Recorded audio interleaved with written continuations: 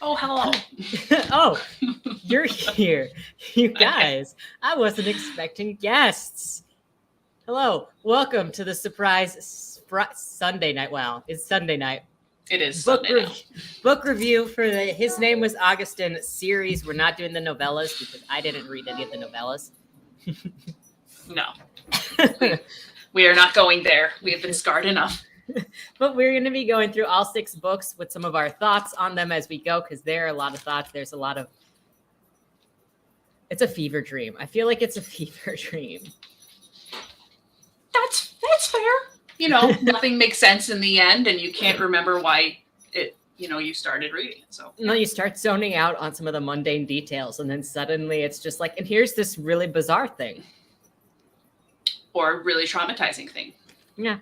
Mm-hmm. So, but before we get into the book, I am your host, Ian Kirkpatrick. You're on my channel, so I'm not going to say anything about myself. And then this wonderful person here. Hey guys, I'm Hala from Halo Moon Studios, author, illustrator, Disney fan, and future X-Men. My 2 books are back there, Tower of Dogs and Den of Sparrows, and then the 3rd book in that trilogy will be out in the fall. Best case scenario. So yeah, I write stuff. I try to read stuff and like express my thoughts coherently. So that's why we're here. Do you think that you made it to coherency land with this? You know, at this point, I can't blame myself if I can't make sense because the book didn't make sense.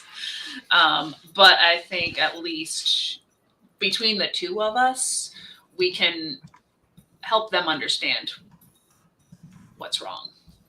Yes, we're trying to help you guys get a sense of this situation. I read this book. I'm going to give a very brief history of this because I found this book like in 2021 when it came out, and I followed it as each book was released. I actually read the 6th book last summer. I remember reading, I think it was it had to be book 4 when Sam was here because I made him read part of it with me while we were in a hotel room. And that's pretty much it. Is I've been trying to get somebody else to read this book for me since it came out. Since I experienced it, because I was looking for book reviews to discuss what I went through, and they were not there. Did it really just come out in 2021, the first one? I think so. Because she was doing rapid release every 3 months. Then she must have had everything. Oh, that's even worse. Yeah. So I think the first one came out in January. Let's see if it's on here. I'd have to go and check. I'm gonna pull it up. I got the Kindle here. Where's your dates, yo? Because we were just talking about how like it changed over the couple books, and the fact that she rapid released, and she had access to all 6 of those books probably. And she did that to it. She was actively editing them like a month at the same time, like 1 to 2 weeks before they came out. So they weren't really done super ahead of time, according to her social 2021. media. Ew. Yep. like, why are you rushing this? Why? Don't do this. Your book deserves better. You guys, your books deserve better. Absolutely. But oh my gosh. I have thought of rapid releasing just so I could have the whole series done and ready to go, and then boom, boom, boom, so people can just binge it. But I would probably spend years and years getting them to the point where it like is cohesive and stuff. This feels like a lot of it was not planned or thought of ahead of time, and it just became a thing, and we can just plot hole everything that doesn't make sense because some feelings in here are not being shared by other people, specifically those key holders. The one thing that does follow through, that it does keep its word on, which will come up in here, it's in book 1. You get the random reference very early on with just the girls talking about how to get your power levels. And then in book 4, they're like, yeah, you basically gain 1 power level every time you do it. Yeah, or like a percent. Yeah, 1%. So, like, why Swanee doesn't just do it 4 or 5 times in order to get 100%, I'm not really sure. Yeah, and how Augustin is not 100. It's like, do you tap out at 100, or can you go over 9,000? Like, I don't know, because Augustin is 99%. 99.9999999. Yeah, probably. Unless that's also a German, like, play on words there. It could be. But. So we're going to go ahead and start. The first book is Arcane Gateway. Yes. And the novel opens... Do we need the cover pulled up at all? We could. Do you have it up still? I got you. I pulled it up yesterday, then I was like, I don't know if I want to pull the cover up or not. I never stayed on determining that or not. Okay, well, if you want it, I will pull it up on Goodreads. When you do that, I'll answer Jonathan's question here. There are 2 ways in order to gain powers. One way is through the ritualistic blood transfer. Like, we're going to go through this when it comes up in the book anyway, but it's through the ritualistic blood transfer, blood ritual, whatever, where they basically use magic to smash their organs together, and it gets one Teuton's blood into a non-Teuton, or raises the blood percentage rate of the lesser Teuton. The other way is if you have anal sex, your blood purity goes up 1% every time you have anal sex. Right. It's there if you want it. If not, no ways. There we go. Here we go. So the novel opens with a prologue where Swanee is in a tower with her beloved final lover, the dark priest Augustin. She's being urged by him to sit down and tell the story of her life as the Lady of Munich, because she has lived such an extraordinary life, especially for a Teuton woman, because they're all oppressed, as we're going to find out. She's basically sired the modern society of Munich Teutons, by the way, because she had like 5 children and they became whatever they became. Mm-hmm. So the way she bent time, through the way she bent time, and then left those 5 children back in the day, that she eventually returned, like she sort of returned to them, but I feel like she went back in time, but then never was going to visit them. She's in a tower. I think she visited them the one time because she like went to visit Joel. Yeah. And then because she like spoke to her daughter. And of course, her daughter forgave her because we forgive Swanee for everything. But otherwise, it wasn't like, oh, I'm going to live with my family. It's like, no, y'all do your thing. Yeah, it's Joel is going to stay there and be a dad to his children. And Swanee's going to go over into the tower and just live in the tower. Mm-hmm. What eventually convinces Swanee to write her history is knowing that it will inform her son, Max, who lives in the current day, which she went back in, she abandoned him, and we'll get into that in book 5. I feel like the way she treated Max is the worst thing in the book. Top 3. I love your opinion on that when we kind of get around to stuff. Oh, we're getting there. And so someone needs to tell him what happened. She also had a very strong sense of he needs to not be a misogynist, because every Teuton man is a misogynist. So I'll write my story, inform him, and he can lead the Teutons in a better way than they have been led up to this point. So she starts journaling her life. Now, as a preface, because I didn't put it in the notes, but each one of the 6 books opens with a prologue of her talking about how she's getting ready to write the books. Mm-hmm. Or in process, and like Augustin's with her reading over some things, and like book 3 or 4, she was like, he didn't like that part. He was like, why'd you have to write that? And she's like, I have to tell him everything. Even about the abuse. And so this will be especially important to remember the framing of. This is for her son, when she details literally every sexual assault scene in the book. Yes. You don't need to do this for yourself. Explicitly the assault scenes, but not like the regular intimate ones. So that's another kind of warped presentation by the author there, in my opinion. Yeah, I didn't even notice that. And then you said that and I was like, you're right. Probably because I read these across a year and a half and you read them more instantly. And so then I didn't notice that pattern. Yeah, there's patterns. Like even the way that she writes each book, it'll be like boring for 40% and then wham, either abuse or what she thinks is a plot twist. And then you got some drama that's really like soap opera drama. And then you get another wham. This one's definitely abuse and or like doing the do, and then a very unsatisfying lead out to the next book. So we're going to see that with all these. All of them except for book 6. Book 6 is a special. We'll get there. It's a creature. So after the prologue, we're brought to Swanee being 13 years old. It's 1985 in Germany, and Swanee's father is going to throw an autumn party. Her mother is dead, died during childbirth. This is only important to know because since her mother died in childbirth, Swanee is afraid of hospitals. Mm-hmm. I think that only affects like 2 places. She's told that she can't come to the party, not even to get food, but he'll have her nanny bring her food upstairs in her room and they can hang out together all night so that she doesn't feel left out. During the slumber party with her nanny, though, Swanee gets too curious, and then the nanny is like, oh no, you know what? It's fine. Totally. Just go out there. Right. Just don't get caught. Go see what the adults are doing. It's fine.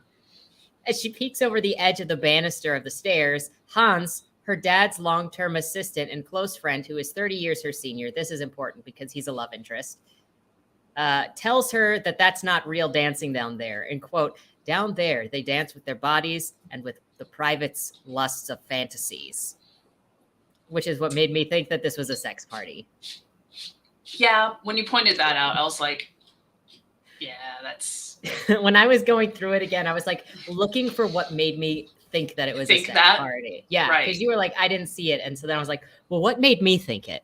Right. I was probably just seeing it more of what Swanee was allowed to see and being like, why can't I go down to the party? And then it's like, okay, hidden message. I gotcha. Yeah, and then you kind of see these weird sexual vibes at every single one of the Teuton parties that happen in this book. Mm-hmm. More so like his house parties, because I feel like the festivals are pretty standard, like a beer fest. Yeah, the Oktoberfest is just a normal Oktoberfest, but the Teutonic parties that are at their houses are sketchy. Are they Teutonic parties though? Or are they just his dad's? Because like I know her dad couldn't really like sleep with anyone because of his power being too much for a non-Teuton.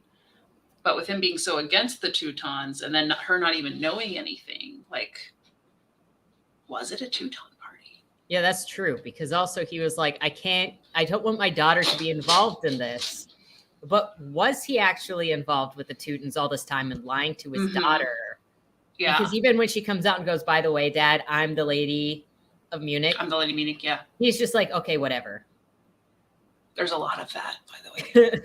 Like everything is just, she's like, this isn't going to be a problem. I'm so stressed out about this. And then it comes out and it's like, it's fine. Mm-hmm. Yeah. Yeah, I didn't even think about that if it was Teutons or not. Yeah, I didn't either. Well, we don't know because it was never stated clearly. Hans continues by saying that real dancing is done with the soul and the heart, and then he invites Swanee outside to the gazebo in the backyard for dancing that is real. And this will be a moment where her elemental abilities awaken. Yeah. And again, it feels even more sketchy because it feels like an illusion to a sexual awakening. Definitely. Especially since Hans is a love interest and he knows that girl is going to be his wife in the future. And I think it was immediately like within or after the scene that she's like, I love him. I think you're right. So that was definitely an awakening of sorts. But they never really explain the difference between like when they go into their spirit form and do stuff versus the elemental dancing. So another just not totally explained thing because they do the elemental dancing sometimes at the Oktoberfest. Sometimes. You mean the concerts? Maybe the concerts. Because when she's traveling around with like Erica very soon here and the other girls, they're doing the road trips for the concerts and then they're at the hotel and then she goes outside to the lake and dances on the lake. That was in their spirit form, I thought. Yeah. Because she also did that when she got lost on the gorge. Is she went outside and then just started dancing by the river in her spirit form and then just kind of got swept away. Yeah. Yeah. But then what's the difference between that and the spirit like going into the dream world and this? Yeah. Like all these different forms they seem to overlap Because like if she was in her spirit form, how could she get swept away by the river? So. Because there's a version that has a physical form and a version that doesn't have a physical form, but then where's her body in the one version? Because there's also, she talks about when she goes and threatens some of the husbands that are beating their wives, and she has a physical form that they can't touch, but she can touch through. And that's the same thing that she goes and attacks the rapist that she pushes out the window. She has a physical form that he can't, or a form that she can push him with, but he can't see it. So those are probably spirit specific. And then maybe the elemental ones are when she like becomes an ice queen. Maybe. But then how does that affect the river where she gets lost? I don't know. Like, why did you, it's plot reason. I didn't even think about it this hard. I kind of just accepted where it was. Sorry. No. It's all gonna like... Because you're more of a fantasy reader anyway, and I'm a magical realism person. So I kind of just accept when something is done and I don't think about the mechanics of the magic. Fair. So it's just two very different ways of approaching it, which I think is interesting. Yeah. We're gonna rip this apart. So they're outside and they're doing their little dance. And what is it? Never comes out through the 6 books that it was messed. I don't even know what I'm doing. So in the gazebo, they're dancing and it's creepy. And he awakens Swanee's powers behind her father's back. Because all this time, Daddy has been giving her pills to suppress her powers because he doesn't want her involved in any of this stuff. Also, he tells her that the magic is in her bloodline and he keeps calling her Ice Princess. Though we don't ever learn how she's a princess. It's just one of those creepy, affectionate ways. Little girl.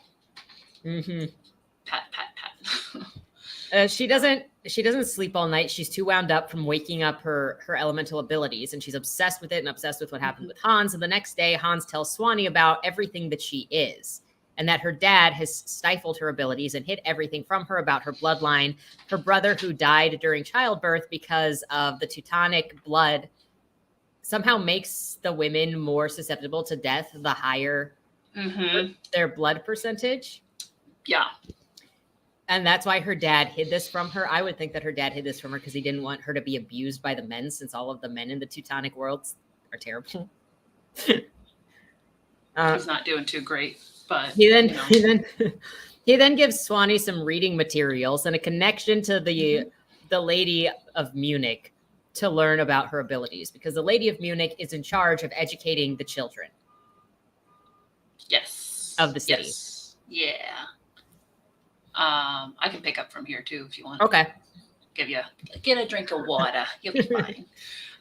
So when Swanee's off with the Matron of Munich, which is actually the Lady of Munich in the book, but we like Matron better because isn't that a better name? It does sound. It sounds more like a title or like a revered role than just Lady of Munich, because you could be a lady for a lot of things, but Matron has that more esteemed level to it, I think. But she does meet other Teutons, including her cousins, and she learns more about the Teutonic abilities, including how her magic strength is tied to her blood purity percentage, as we were talking about. With the higher percentage, the harder it is to have a successful birth. She also learns about the Dark Priest and that they serve a demon, and that's kind of where the Teutons get their abilities from. So despite it being a very Christian-related society, as far as they know, the Teuton magic comes from a demon or devil equivalent. So that's also a very interesting thing that I think was not dealt with as well. But we'll get to a lot of that clashing coming up here. But we're also told that we talk about that childbearing stuff. Yeah. Don't have babies. Just don't have the babies. Which is, it's kind of a choice, because you're saying that you're kind of dooming this society to die. Because it doesn't want to perpetuate itself, because the demon keeps killing the women when they try to have babies. So like, what is the point of this society? Why did the demon give them these powers? Yeah. Why did the demon give them these powers if it's just going to keep killing the women so they can't propagate and take over? Because you'd think that the demon would be like, take over this country with these powers that I gave you so we can rule. Right. It should be the opposite, where like the higher your blood, the more chance it is to be successful. So then the demon influence can continue versus like it being, watered down through regular people blood. And that would actually make a lot of sense too, because it would encourage people to have the higher blood percentage so that their spouses didn't die. Yes, which everybody wants because they want the abilities which they can't use openly because society. But also very patriarchal, like make the baby kind of society. So it doesn't make sense. But changing that one element could have made a lot more sense for this. But no.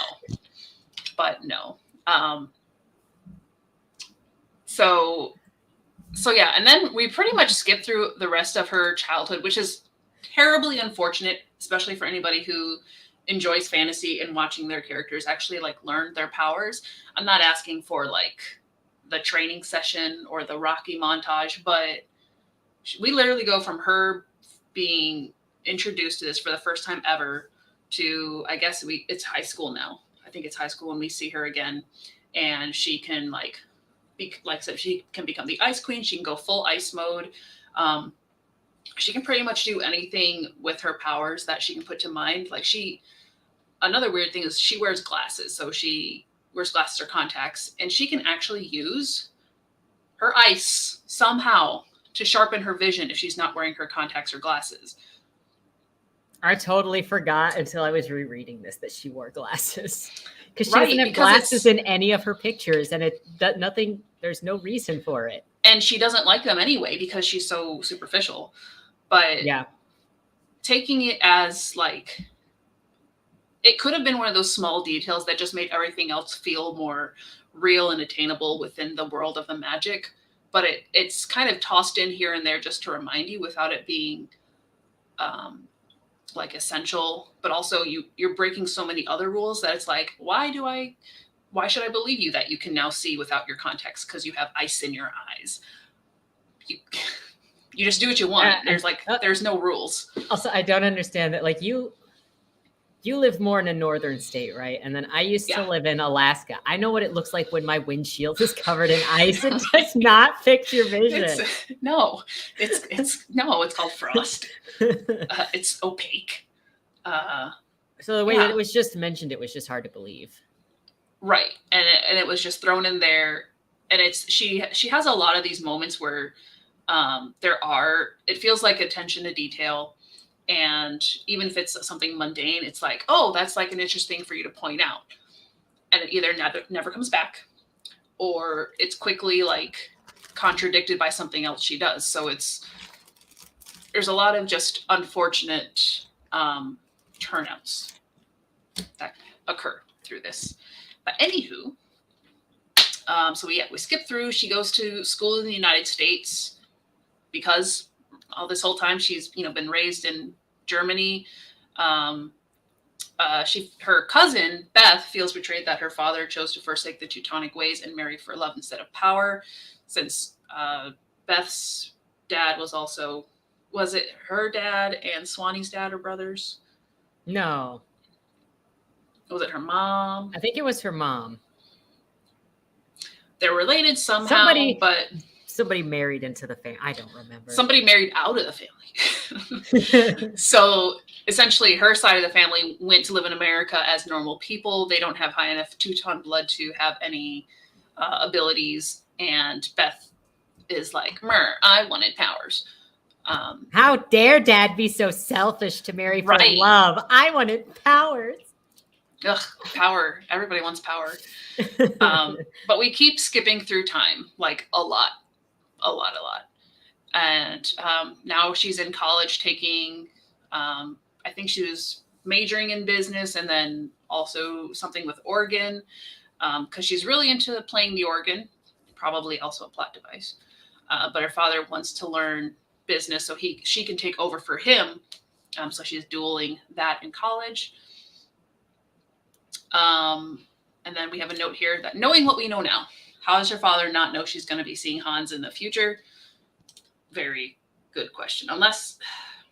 Because did Hans remain her dad's assistant for 30 years after dating the man that that Swanee's dad married. He had to have known about Hans. But everybody be cheating. He married Hans's ex. So and they were already friends at the time. Mm-hmm. So then how did he not know, by the way, I love the woman that you're about to marry, but I can't marry her because I'm going to be a key holder in the future. And my wife is your future child. I could see him not explaining that far because maybe they have some sense of like boundaries. But who knows how much he even said to, or like how much of it all that Swanee's dad does know, because if their relationship was a secret, because he was the key holder that entire time they were together. Him and Hans and Swanee's mom, or did he become the priest? I think he became the key holder because the other key holder had to die first, and then he became the key holder, and then he had to dump Swanee's mom. Yeah. Which is also weird because he didn't even get with the Lady Munich anyway.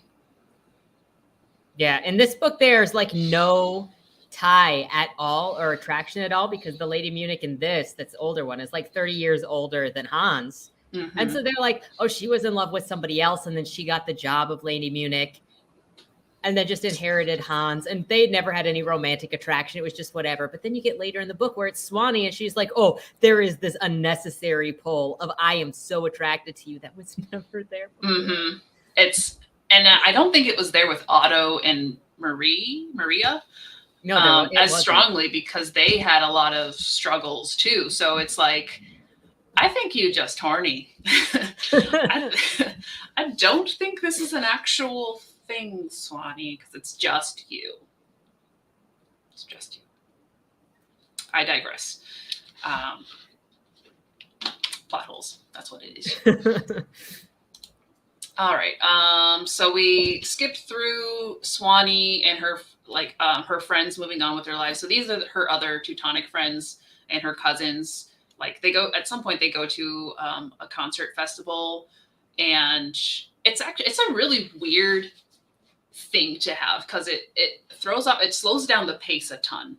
But also like the whole time Swanee's there, she is judging I think it was either her cousins or one of the friends for like just meeting these random guys and going up to their hotel room to get jiggy with it. And we see this throughout the books, that she's always judging other women for their like promiscuity. And yet she's the one who's cheated on all of her husbands and is literally just constantly thinking about sex. So that was weird, but she does like hang out with Erica a bit.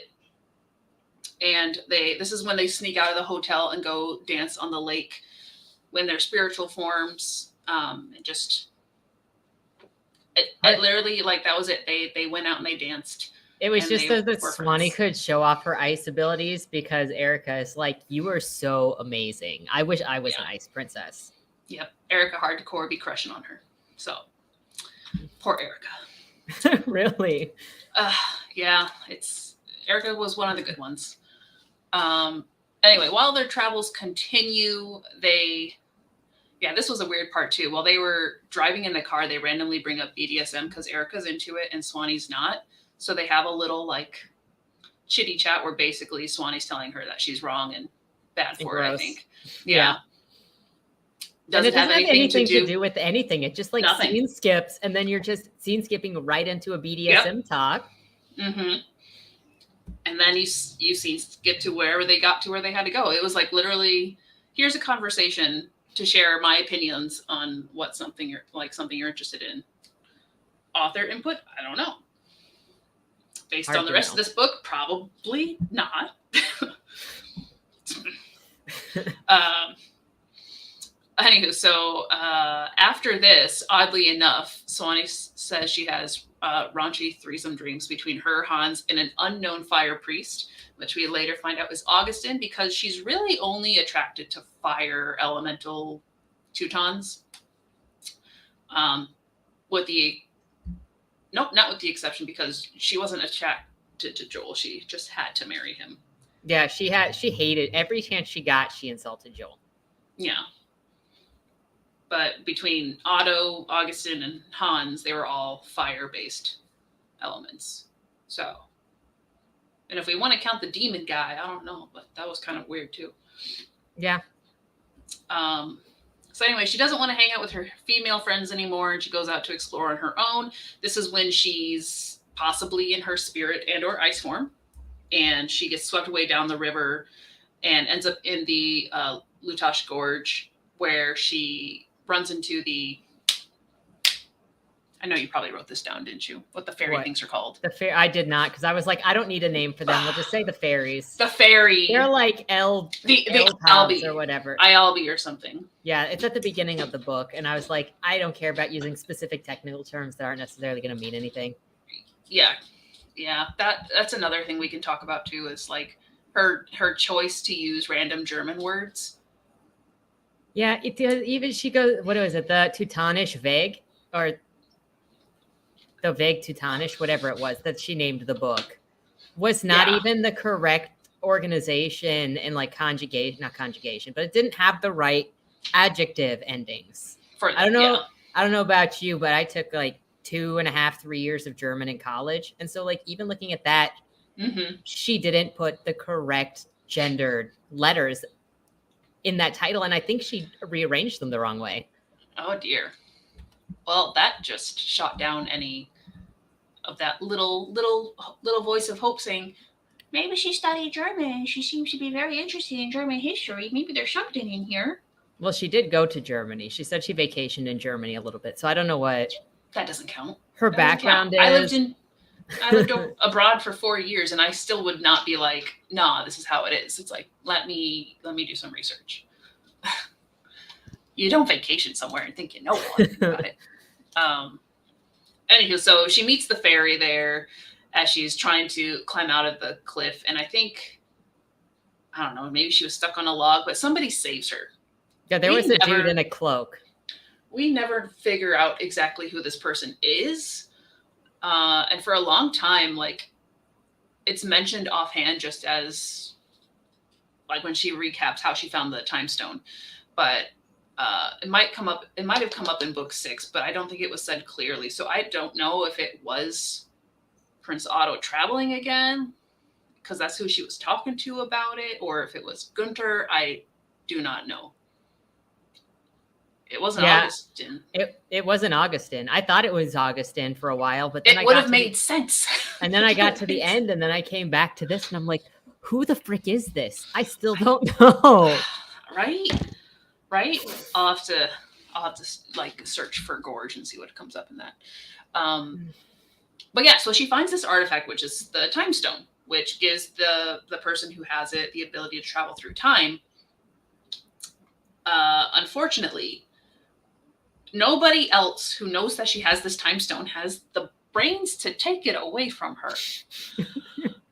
It's the weirdest thing. They're like, it's so dangerous for you to have this artifact. Nobody should have this artifact. Mm-hmm. But okay, 18-year-old girl, you know what? Keep this artifact. It's right. Fine. Exactly. So Swanee gets out of the gorge. We can just trade off every page. Yeah, you're good. That'll work. Pages are good. I'm going to look for Gorge while you're talking. Okay. So Swanee gets out of the gorge and then gets back to with her friends. And this is where Swanee's thirst and obsession for power really starts to build. Because she's like, I have it in my hand. Though she is warned to respect the price of the time stone, you will notice that she never respects the time stone. And then by book 5, everybody around her is the one paying for everything that she's done. She never pays for it. So Swanee later calls Hans to tell him about the finding of the stone in the gorge, despite knowing how dangerous the stone is and that it shouldn't be in the hands of a random 18-year-old girl. Hans tells Swanee all of the details about the stone, what it is, how to use it, how rare it is, and that she can keep it. Of course, Swanee wants to test the powers out so that she knows that it works, and this gets her thinking of what time she would want it to go to. In order to get more information about the Teutons and to create a community with people like her, she makes an exclusive website for Teuton membership. At night, she sneaks into Hans's house that is right outside because he basically lives in like a little boathouse thing on the estate of her family. And she asks him about Teuton things. And to show her, and she shows him the stone in person now that she's back from the concert trip. Despite telling Swanee how messy things can get if you go jumping around in time, he's still like, yeah, you can go and do whatever you want. You have my blessing to jump back in time at some point. So Swanee's whole excuse for using the time stone is, I found it, so I'm probably supposed to use it, right? If I wasn't supposed to use it, then I wouldn't have stumbled across it. Nothing's a coincidence. It's funny that she says this and then does nothing to change history. The history of her people. She still lets them all die. It's just, what? Things are supposed to be consequential and inconsequential at the same time. Going through the Teuton history books, Swanee follows the history of her people and the breakdown of the Munich clan in the late 1000s. Swanee eventually determines that she wants to go back in time. Oh, that's going to be later, so I can skip that because I think she learns from the message board. I just wasn't sure where that was coming from. She does decide that she wants to go back in time to visit her parents' wedding. Mm-hmm. Going through all of the information again, one random morning, Hans walks into breakfast area with a newspaper in his hands and sets, I had to write this note down because I was like, what is this? He sets a newspaper down on the table for some random Asian tourist that went missing around the gorge area that Swanee and her friends had been at. And she wonders if this is human trafficking related or a stranger that she saw on the cliff. Going through this again, I'm like, what? Did this ever get connected again? I could not remember that. I was like, that was there? Yes. What is this? That was. I was skipping through the stuff and I just. So Swanee determines the first place that she's going to visit with the time stone is her parents' wedding. Hans tells her not to mess with anything because it's dangerous to go jumping around in time and messing with time. She still does that though, even though it's in a little way. She's like, I'm going to put some sheet music for Hans to play on the piano. And then it's later a song that she hears him humming. So she still did that. Yeah. And then she just admires her mother walking down the aisle. Swanee's also preparing to head off to college in the United States and is talking randomly about birth control since colleges are wild and dens of sexuality and drunkenness. Which I don't think she ever got on the pill. And well, she didn't. She also didn't do any of the sexuality or the drinking. Like even in the chapter that is about the drunk guys in her dorm, she never implies that she was drinking or doing any of the parties. She was just studying. Oof, y'all get ready for this. You know, the good thing though is because she took a couple of chapters, the author took a couple of chapters from book 2 and inserted them in book 1. The assault doesn't happen at 61% now, or 69%. It was at 69% before. Small victories. So Swanee goes to the Lady of Munich to ask what she should do with the time stone now that she's tested it out. And the lady says, you know what? Keep it for yourself because the Teuton elders are all sexist pigs and they would take this away from you and use it for themselves. So you know what? Keep it from the men. Then Swanee goes off to America to live in the United States with her cousin Beth and eventually the boyfriend, though he's just kind of there at the moment. She also meets she meets Beth's boyfriend Joel, which this is the justice stream for Joel. Here Joel stands. Poor Joel. Swanee returns, and that's all just kind of skipped over. It's like now we're at college, and now it's the end of semester, so we're going back to Germany for some special Teutonic parties at the end of freshman year because nothing exceptional happens at freshman year. Yes, and quote. The rest of my freshman year at college passed in an unremarkable fashion. And I'm like, dude, this book is passing in an unremarkable fashion. Are you kidding me? Nothing, like, it's literally just mundane, day-to-day life stuff. Like, here and there, you get her using her powers, but it's nothing, like, if, you know, as a fantasy reader, I'm just like, I don't care what t-shirt you're wearing. I want you to explain your powers. You have all these friends in Germany who have different abilities. And we're not going to talk about them. We're not going to go over the training and the stuff that we did with them. We're going to go to this rock concert and make fun of people because they have their own sexual ideas. Like I don't care. So we're getting very close to the part that I remember I was walking the dogs and I was having my Kindle read this to me and I stopped. That's what a lot of the book is like. You just have it read like passing through 3 years and then all of a sudden, Oh. Out of left field. Oh my gosh. All right. So, I don't think I get to that part, but we're going to get through whatever else comes up here. So, at the party, she's catching up with her Teutonic female friends. So we're back in Germany, and some of them are already like getting engaged to high-blooded Teutonic men. And then as they're chit-chatting, they're dissing on the men who just want to have babies and, make me a sandwich, give me all the babies kind of family situation. But some of them are having a little bit of drama. And again, it's like that soap opera stuff where Margaret wants to date someone. Don't worry, she pops up a few times, but you don't have to remember her name. It's fine. No. And then Swanee also meets up with Lady Munich at the party to say she's picked her cousin Beth to go back in time with her, and Lady Munich approves. So this is another of those instances where Swanee has an idea. It is terrible. Mm-hmm. And the adults with not only the power, but someone that she essentially looks up to, instead of tweaking that idea even just a little bit, they're like, you smart. You go, yeah, let's do that. Let's send your cousin with you, who doesn't have any Teutonic abilities and has been living in America her whole life. I guess she speaks at least some German. Back in time. Oh, it kills me too when they decide to take Joel. I don't think I put it in the notes, but they're like, you know what? Joel knows some German and he can shoot a bow and arrow in class. Like, that'll be helpful in 1066. Right. They don't speak the same German in 1066. Yeah, and I the few things I remember about Joel before they surprise him on this time travel journey is that they were like at the beach and he was surfing. So I was like, okay, surfer dude. And he's allergic to nuts. That's the two things I know about Joel. And I think he's in the band at church. Possibly. We got to connect the church somehow. I mean, he and Beth are just like typical Christian teenagers. Yes. As far as we know. We know Beth is at least written to be more of the innocent, pure, gonna wait for marriage child. Whereas Joel seems like a pretty stand-up guy, even from what little we know. But he gets the way Swanee tries to villainize him is very frustrating. Very frustrating. So justice for Joel. Anywho, so you go through the Teutonic May dances. We're speeding through the rest of summer, and in a routine, and we have to know what the routine is because this is a drama book. And nothing interesting happens.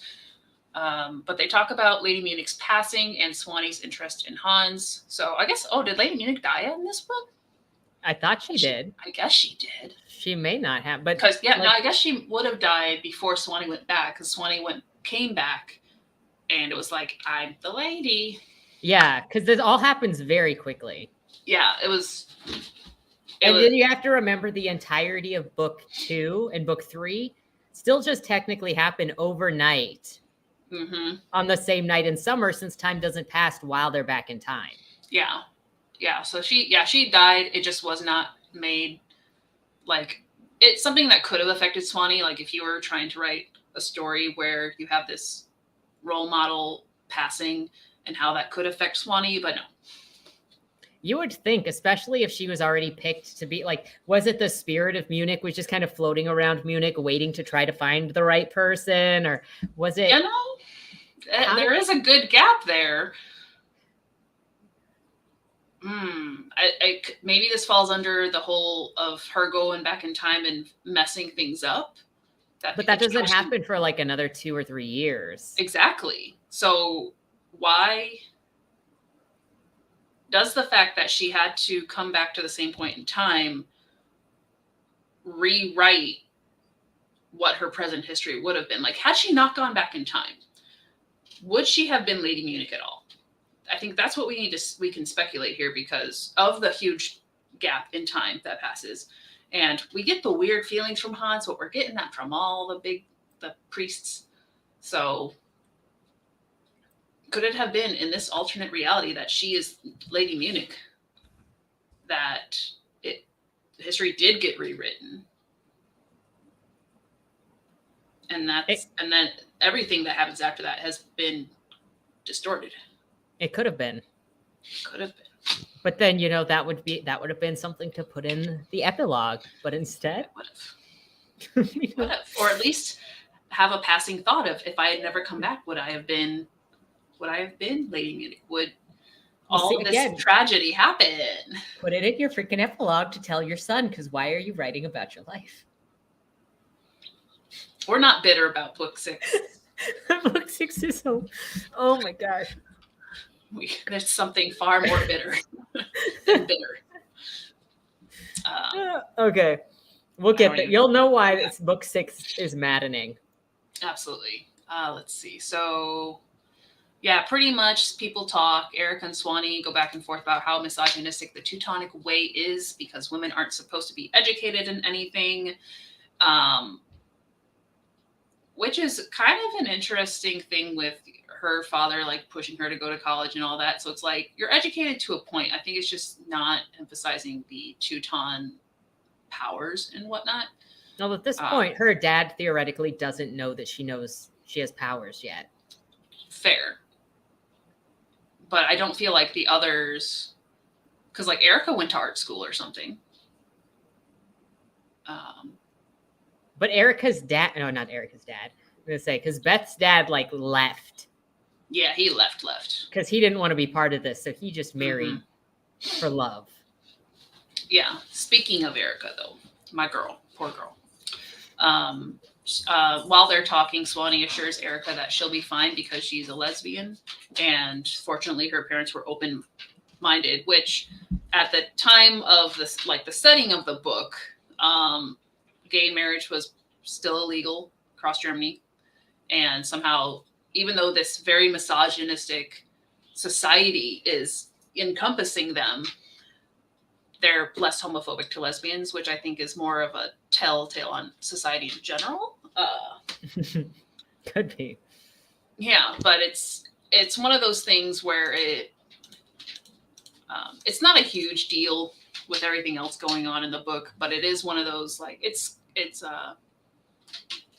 out of its time. Hi, I'm telling a story. Did you have to come say hi? Did you have thoughts on Augustin? Did you have thoughts on Augustin? Oh, he doesn't have good thoughts. He's like, right, I heard you when we were walking. Oh, good. I'll have you in this hand. Which I don't remember if it was in this first. It had to have been in this first book. But Swanee totally throws Erica under the bus because it's still a secret that she's a lesbian. And they're at the dinner table. And Erica and Swanee's dad were talking about, I think about like art and travel or whatever. They're talking, right? Swanee gets jealous and decides to call Erica out in front of her father, ruining dinner. And this is supposed to be the girl that's like her best friend in Germany.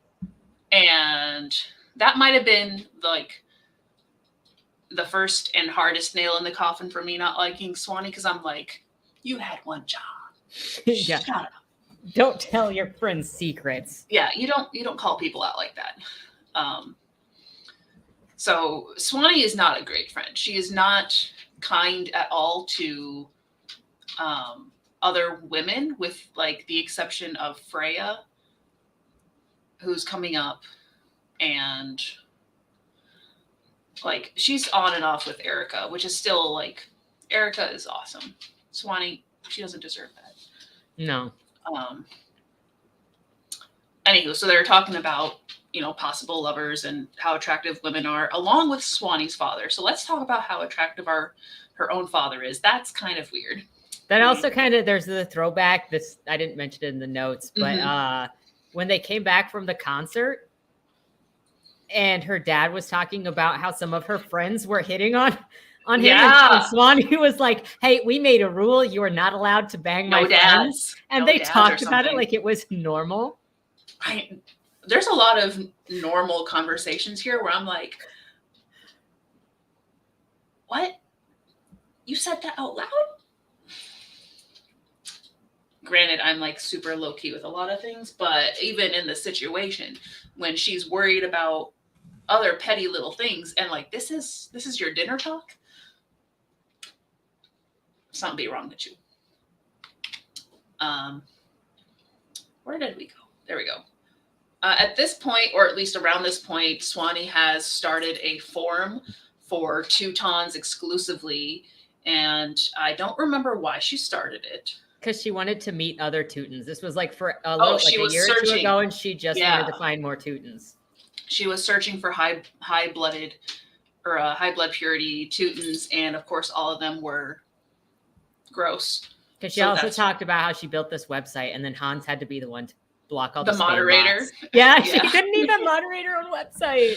Yep. So let's just give him another job. Why not? He's just wearing socks with his sandals anyway. Not a fan.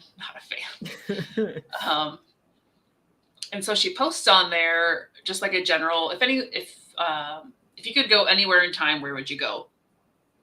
And she's doing this to kind of get ideas for herself where she should go with the time stone, because she can't have an idea on her own until it's not her idea and she steals it. And of course, Hans is like, you shouldn't be doing that because you don't want people to start thinking like you have the time stone and what. It's very dangerous because this whole thing is powerful and dangerous, but we're going to let you keep it. We're going to let you keep it. She's also obsessed with Hans and wants to stop loving him, but we cannot be certain if time has changed or not, and that's because he's the key holder, and she's the next, or she should be the Lady of Munich at this point if time doesn't change. But she's not sure how he feels, and it's kind of her like, I shouldn't, but I will continue to love him. If it just leaned into the fact that she wasn't obsessed with him when she was 13, if she'd suddenly gotten obsessed with him now at whatever age this is after Lady Munich died, and then it was connected to her becoming the Lady Munich, and then she's like, yes. I have no idea why I am so obsessed with freaking Hans right now, but freaking A. That would have made so much more sense. Yes, and she had all the books, so she could have edited that. But no, we have to talk about how hot this 40-something, 50. He's 30 years older than her. He's 30 years old, so he was 43. Well, he's like 32 years older than her, but 45. he's in his 40s and 50s during the time of her being a lusty child. That was a weird thing to say. But anywho, through all that forum stuff, she decides that going back to see the fall of the Teuton people is where she wants to go back in time. And she'd already picked Beth to go with her, and she does decide that it's not that it is a great idea to bring Beth or Joel along. So this is Beth's boyfriend. Why? Because as we mentioned, he can shoot an arrow. He can hunt, I guess. He's like, he shot an arrow. He shot a squirrel with an arrow one time. Okay, bring him. That's a skill. Yep. And all this time, Hans is like he sneaks into her room through the balcony. Also weird. To warn her about all this dangerous dark power that she's getting into, and then he gives her this book written by the dark priest Wolfgang, and tells her like, sometimes to fully comprehend mystical things, one must step into the darkness. I don't know what his intentions were. That whole book setup it feel like it got tossed aside. Mm-hmm. Aside from how do you say something like that and then assume that the Teutons are good people?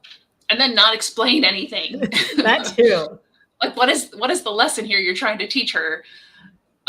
Because like we learned really quickly in book 2 that Wolfgang is Augustin. But we still don't really know like what he wrote about, because I think she read the book. He was a chronicler, which also I'm thinking of this now because after he got banished in book 2,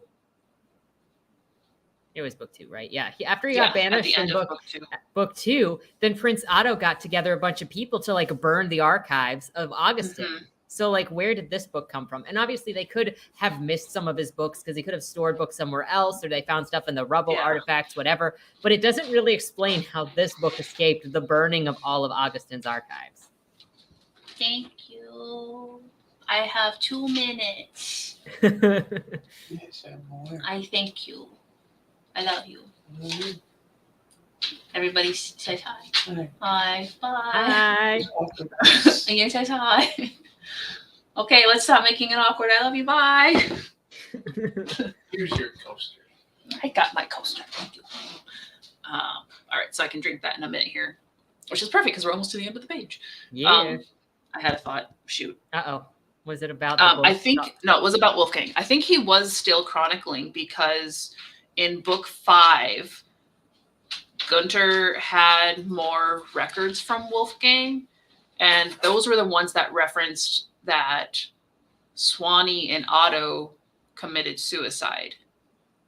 Oh yeah, he was still chronicling. Yeah, so it just must have been because he might have. Maybe he stopped chronicling after he became the key holder. Right. And it would have been nice if, like, because he became the Dark Priest and he was fighting his Wutan's influence and how much of a good guy he's trying to be, I don't know. I guess he is, like, out there trying to save people at some point, but it would have been really interesting if those chronicles that he wrote of his struggle were what they gave to Max. Yeah. Especially so because Max had to fall in the footsteps of basically Augustin, but in a different way. Yeah. But that's not at all what we got out of that. We just had some interesting connection to make Swanee find Augustin, and so on and so forth. Anyway, later that summer, Swanee's father holds another annual summer party. And Swanee mentions that she dreads the parties because people get drunk and flirty with her. So all these businessmen, I believe they were pretty much hitting on her throughout her teenage years. So in this one, she decides to dress in Gothic Lolita because it's a subculture that the wealthy generally despise, even though I feel like it's also there's plenty of predators who are into that because of the whole, like, age gap and, like, young, pure, innocent thing. So maybe hit the mark there. But at this party, she and Hans end up alone, and they go, and I think they have an elemental dance sesh outside, maybe in the rain. Picture it how you want to picture it. And Swanee advances on Hans and essentially kisses him, which the kiss lasts long enough for it to be questionably consensual. But then Hans is like, I can't, child, this is a dream. I have to leave now or I will do something wicked. And it's like, what are you, from the 1800s? Sir. Yeah, his dialogue was very weird in that. So essentially, like, he runs off and leaves her, and she's upset that he doesn't feel the same way for her. But it's also like, I don't even think she's 18 in this yet. No, she is, because she's in college. She did freshman year. So she was after. She's at least. She just 19, turned. maybe 20. Yeah. I feel like she was 20. Maybe she was 22 when she. I don't know. Doesn't matter. She's young. He's got issues. We don't know if it's because of things. So, and I got it. Yeah. Since we're gonna switch now as well, I gotta go because Effie's like, my only exposure to the series is through me. Look, I'm spreading the word of this series. I think somebody has to, because it is a while. I saw somebody else say this book series seems wild. It is. It's not, and it is at the same time. Yeah, it's poorly paced. It punches you in the face with something wild. Oh, it's like you're taking a leisurely stroll through a maze, so you have no idea where you're going, but it's pretty nice out. And then as you're turning a corner, somebody takes a wooden board and slaps you in the face. Yeah, because like we go through, you'll see the build up to the assault in this, and you're like, where did this come from? Mm-hmm. So anyway, with kissing Hans, and then the way that Hans freaked out at that moment, one, Swanee is legal. Like, putting aside the age gap, Swanee is legal, so I don't know why Hans is freaking out as much as he did. But the question becomes, he knows that this is his future wife. This chick is college age, so him acting like this just makes it really weird when he marries her literally 2 or 3 years from now. Yeah, that's why I'm starting to think it must have altered their history. or like her future. It could have, and that would have been an interesting way to take it if we actually got to see some sort of reflection at some point of like, oh, maybe I did change things and I didn't notice, but like. Swanee is now upset that our perfectly beloved Hans has run away from her when she kissed him. She confides this in the servant Sebastian, and his name, he doesn't really matter. He kind of comes in and out of the story. There are so many characters that just come in and out conveniently. And she tells Sebastian what happened with Hans and is sobbing the whole time. Swanee is now worried because her father will be upset by their romance, but don't worry, when he actually finds out, her father has no reaction to it whatsoever. Swanee says that she can't find a man her age because Teutons all want children and Germans her age all want sex, money, and beer. So she likes older men for that reason. Sure, that's why.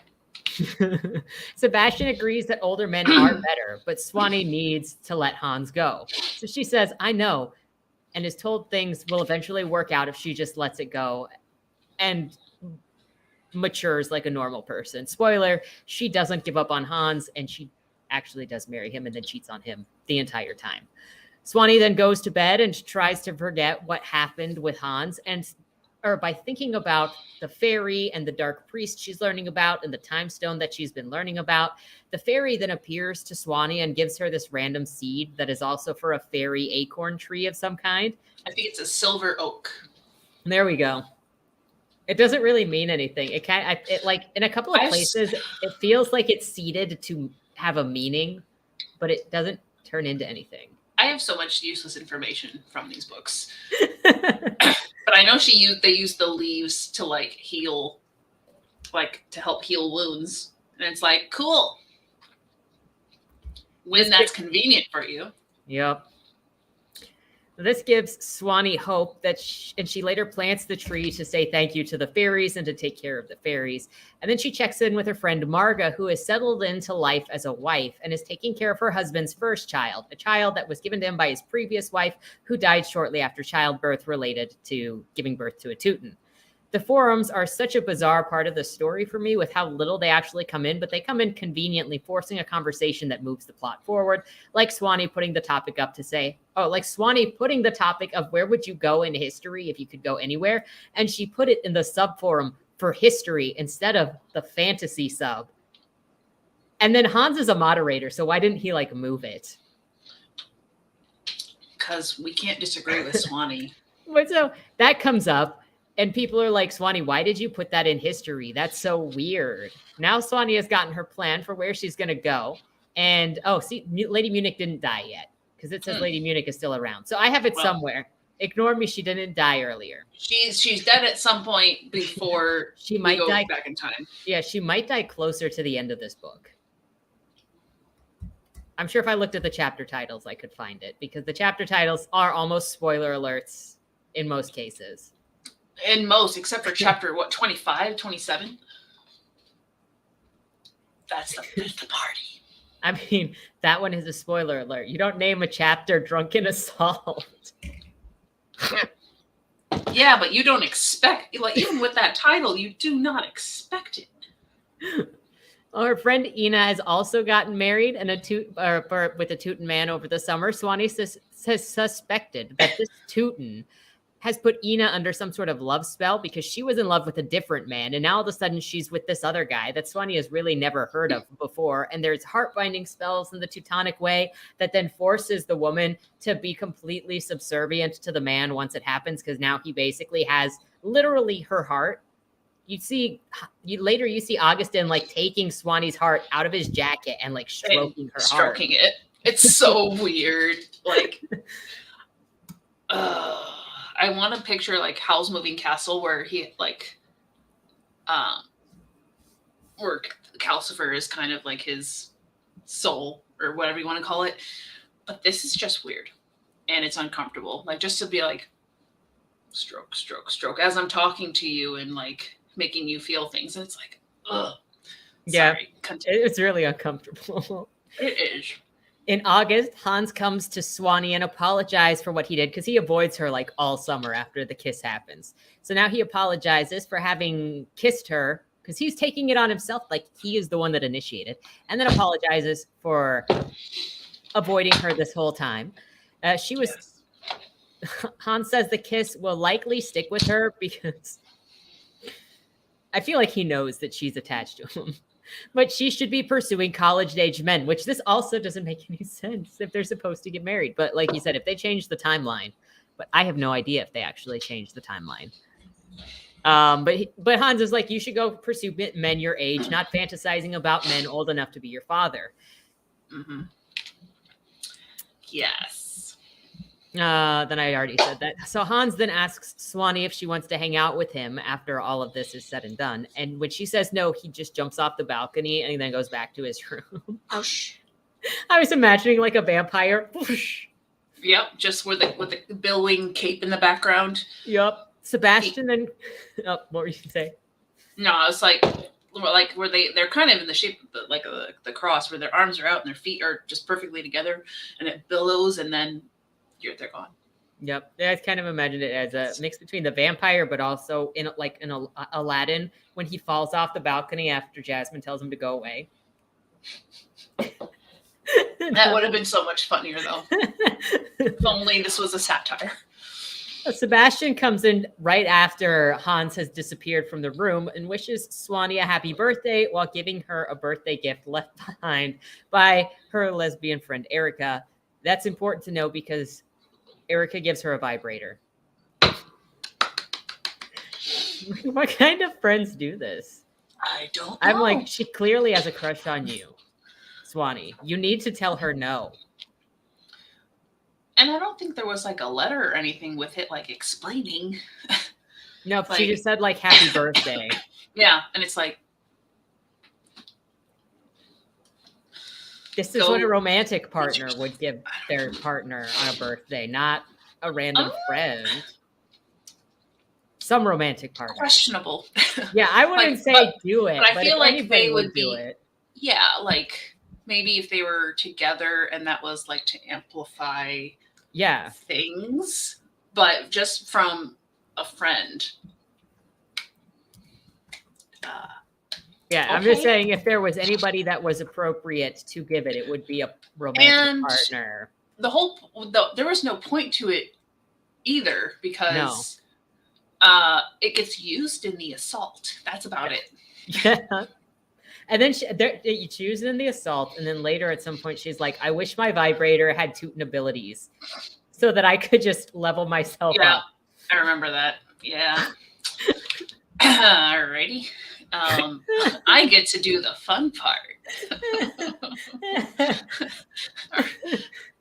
the if anybody's sensitive, come back in like 5 minutes. I don't know if you should come back to this because they're just going to be...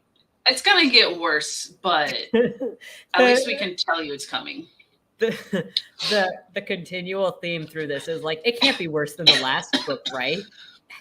And then every time it smacks you with something that you're like, why? Yeah. It gets worse in different ways.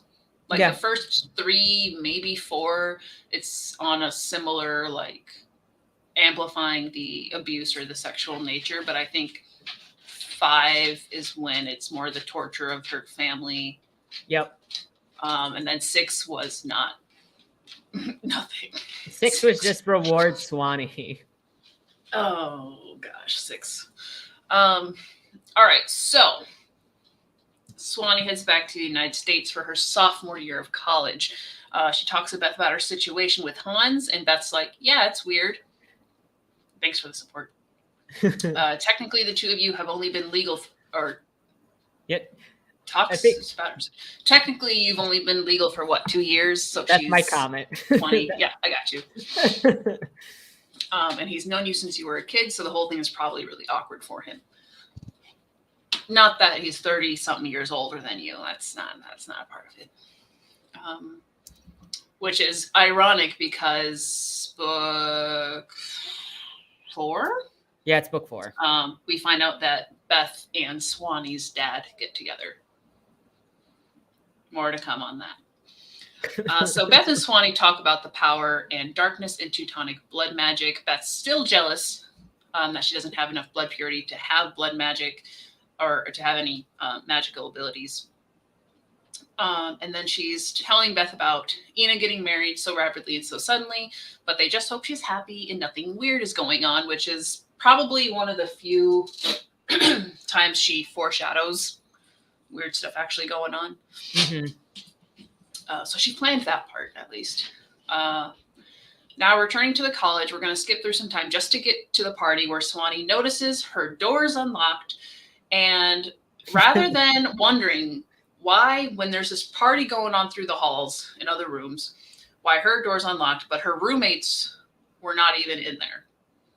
So she goes in, and I don't know how many of you have lived in a dorm, but I've been in enough dorms and apartments that you've got a pretty good view of things from the door. Yeah. She not only goes all the way in and closes the door. Well, she notices them too before she closes. And they're just hanging out. Yeah. And her, like I said, her roommate isn't there. I think he was making Jello shots. Well, she has at least two roommates, because I think Beth is also her roommate, and then it was Beth, and then some. Yeah, the Asian guy. Yeah. Who was making the Jello shots, but I don't think he wasn't like in their kitchen. It sounded like he was in like some other buddy's room. Yeah. So anyway, she noticed these guys, and I think she's just planning to go to her room, and then they start accosting her, and it literally just goes like whoosh, and now they're like they're sexually assaulting her anally, so she's still a virgin. Because Augustin has to get that. Right. Yep. Almost every time. And there's like 4 or 5 guys there. And the one guy who's like in charge, who we later are told was possessed by Wooten, the devil demon guy. Soul, whatever. Like he's basically just calling out the commands for the other guys to like start drugging her, force her to drink, and then he does the sexual deed there. And then they leave her. No, Minho comes back to barge in.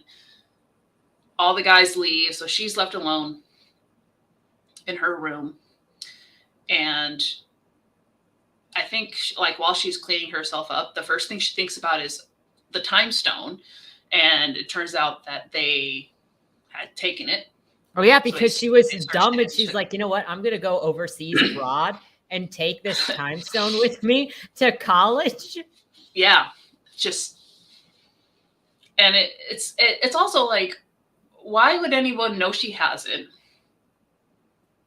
Like also, there's nothing leading up to this before where we had anybody possessed by Wooten following her, asking questions about the time stone, or her like accidentally revealing it, aside from the forums. But the forums themselves were not like, hey, I've got the time stone, where should I go? It's like pretty open-ended there. So this, not only in its very descriptive desecration of Swanee, but it literally, there is no lead up to it. Yeah, there was no reason for it. We did not skip a lot. And then if you look at, this is done by Wooten. If they are actually possessed by Wooten, why would he attack? Why would he attack his own person? Mm-hmm. Because Swanee is part of the clan, so there's no reason why. Even when you go to Augustin, and Augustin is sacrificing people for Wooten, it's the Saxons, because you don't sacrifice the Teutons to Wooten. So then why was Wooten possessing people? Yeah.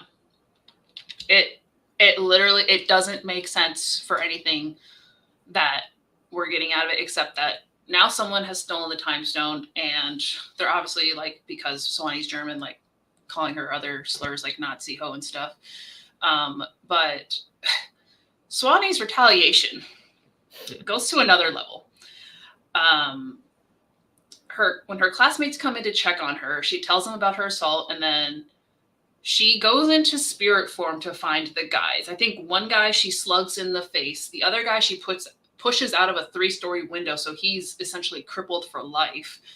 And then the others, she's like, they didn't really do anything. They were just being told, because the guy that she pushed out was the one that was possessed, supposedly.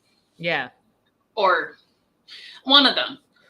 Because it was pretty weird. sure she shoved the guy out the window that actually raped her. Because the other guys just stood around. I'm starting to think, like, the ones that she went after, the ones that insulted her, but it was the guy. It started with an A or something, and I remember thinking, you literally attacked the other guys, but not the one who was possessed and not the one who assaulted you. Like, I remember having that thought because it was she went after the guy in the party room first and slugged him in the face, and then she pushed the other guy. But I was like, "Are you done?" If she didn't go after the guy. Then if she didn't go after the guy, then that's what her dad did later. Yes, and I think that's what her. I can't click on Laura's thing, but I think her reasoning was because he was possessed, she didn't go after him, and I was just like, I don't think you should have gone after any of them. Then, like, this is clearly, like. So to answer this, and keep that, like, take this as a grain of salt that it is, because I don't have it anywhere. I used to be in a writer's group with this author, and so I don't have any evidence of anything anymore. So, but just know that I believe that I recall the reason for the rape scene was because she didn't want this book to be recognized as YA. So she'd said that if she inserted a graphic rape scene, then it could be excluded from the YA genre. That is what is in my head about why it is there. Take that as a grain of salt, because I don't recall if she said that or where that comment came from. Right. But that's what I know of it. Yeah. With the way that it's inserted, like I said, without any setup or, like, even you thinking that Swanee could be in danger at any point, it feels like it was an add-in. And it did not change anything, like, with this plot, quote unquote, except she can tell people that she was raped. And it's actually, it feels kind of insulting when she brings it up, because it's like, she not wearing it as a badge of honor, but she, like, it feels like she's saying it in a very haughty way. And I don't appreciate it. Oh, Vlad says, I was in it for a moment there, but was it mentioned that the whole possession thing was a retcon or a rewrite? Because it is. Yeah, when I initially read it, when it was fresh released, there was no possession in that scene. Those guys were just drunken guys in that room. And then she did change the book after release, after some time, which includes she took a couple of chapters from the beginning of book 2 and inserted them at the end of book 1 to change how it ended. Yeah, it messed up the flow of the whole thing anyway. It was already poor pacing. It just got worse. But then I think she added that in. Yeah. Yeah, I would not be surprised. So let me catch up. Yeah, there we go. Because she gets the time stone back and finishes getting her revenge before she goes, before she returns to her room. And then she's cleaning up her dorm before Beth gets back and taking out the garbage and scrubbing the floor, only leaving her vibrator out, which was used in the assault, which is very, very, very odd, because I'm sure most of us have seen some form of rape depicted in media, and you can all assume, like, if you have been violated like that, you're not, I'm not going to say it's not 100%, like some people would want to clean up everything, but the way that she was assaulted was so violent that she should be in pain and at least not moving around like she was, probably not having such an immediate backlash with going against the guys. I cannot speak on that too much further, but it does seem odd that was, that she just kind of went on with it without actually having any damage. Beth judges Swanee as being not a Christian. Yeah, for having the magic stone and using it with the whole, like, influence of Bhutan and everything. And Swanee says, what's the point of having the stone if I don't use it? And says she wants to go back to the fall of the Teutonic Empire. So we're back on track with the plot. Nothing has happened. Nothing has changed. And she calls her father at this point. He flies from Germany when he hears, I think she told him over the phone, But essentially her father shows up and she wants to move out of the dorm, and he's totally cool and supporting her with that. And he wants to go to the hospital because obviously you need to get checked out. But because she's afraid of hospitals and doctors, she won't go. So that's the first instance where this is like a thing. And she's afraid of that because her mother died in there. And then her brother died. Was her mother dying in childbirth? Because her brother died separately. Her brother had an illness. Yeah. Regardless, they both died in the hospital. She just associates hospital with her dying family. Yeah. Which is odd because she doesn't care about her family dying at all later. Because she's mean. Yeah. But while Swanee's dad is in the States, he takes a little bit more revenge out on Swanee's rapists, and takes it out personally before Swanee goes off to his cabin to relax. So she gets to just step away from it all. And then at this point, Swanee, Beth, and Joel have moved into an apartment complex together. And then Christmas comes, they fly back to Germany, spend the holidays with the family. And Joel and Beth eventually come along, but this is where we start initiating the whole time travel plan in motion. Yep. Now they have a full plan, and Joel knows nothing about it. Beth is like, I am so ready to go back in time. And they're like, how about we bring Joel because he's a big, strong man and like he can do some things, right? And Beth is like, that's a great idea, but also let's not tell him what we're doing. Let's just give him this vague idea of like, think of Middle Ages, because when you're using the time stone, you have to imagine where you're going to go in order to get there. Well, he thinks of the Lord of the Rings because they don't tell him anything. And I feel like that there was some mention of the Lord of the Rings, like in their movie theater in the house or something. Threw out a couple random references, and I'm like, I don't like you using this because I don't like this. Don't you dare mention Tolkien. So they go into the yard in the middle of the night when it's time to go. They get Hans to kind of officiate there. I don't know why he's really there because they can use the stone without him, but he's kind of there. And then they just think about it, and then the portal appears, and then they jump in the portal. And originally, this is where book 1 cut off, and then book 2 would start once they landed. But after publication, after some time, some of the chapters from the beginning of book 2 were moved into book 1. So this is not the actual ending anymore. Mistake. Yeah, because this actually just gave it a nice actual ending of current era over, and then start new book in new era. Yeah, because I think I had messaged you when they had jumped back in time, and I'm like, why did they do this? This is the worst ending. And you're like, that wasn't originally there. And I was like, I think it was, and this is again just supposing, because since the first book is perma-free, it wanted to leave it on a cliffhanger. So it got the plot of the second book started in the first book to try to get you to read the next book. It was a fine cliffhanger. Just them jumping into time. If you still wanted to read after all that. Yeah. So unfortunately, because of the lack of preparation, there's results in teleporting not to the time period that Swanee wanted to go to, but 20 years prior to that. They don't know it yet, and we'll find out when they figure it out. It's when they're talking to Prince Otto and the council.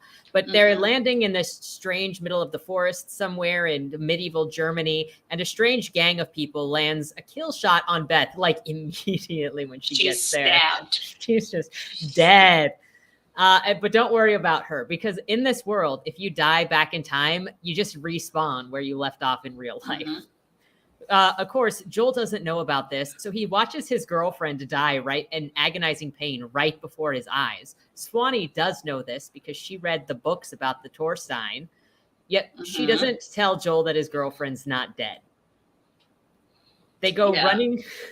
They go running from the gang of the bad people, and she uses her ice powers to help them fly away. During their getaway, she drops the time stone accidentally and has no idea where it is. It just so happens that they jumped over the gorge that later she would find the time stone in. And while they're running, they also stumble into this woman named Freya, who's been a victim of these bad people and has been like a slave and trafficked for a bunch of years. This is how they find Freya. Which Swanee likes Freya because she's passive and she's thankful for Swanee's help. Yeah. So I did just check because I was like, I know she tells him something. So the only thing that she tells him after Beth is stabbed is that her body vanished. So technically, no, she's not dead. She's back in the 21st century, but she doesn't explain the concept. There's a lot going on. But that might have been edited in as well because it's like Joel acts like he doesn't know that for a while. Okay, so then that may have been edited. It's hard to know when it's when we have different versions of it. Yeah. Now that we're away from the attackers, Swanee and Joel head toward Munich and Freya because she's hanging with them now because she's got nowhere else to be. She was a captive. And they meet Count Helmut von Meldorf. They ask him if they can have a place to stay, and he agrees eventually because Swanee has Teutonic blood and is like a top citizen. Well, a top candidate for citizenship.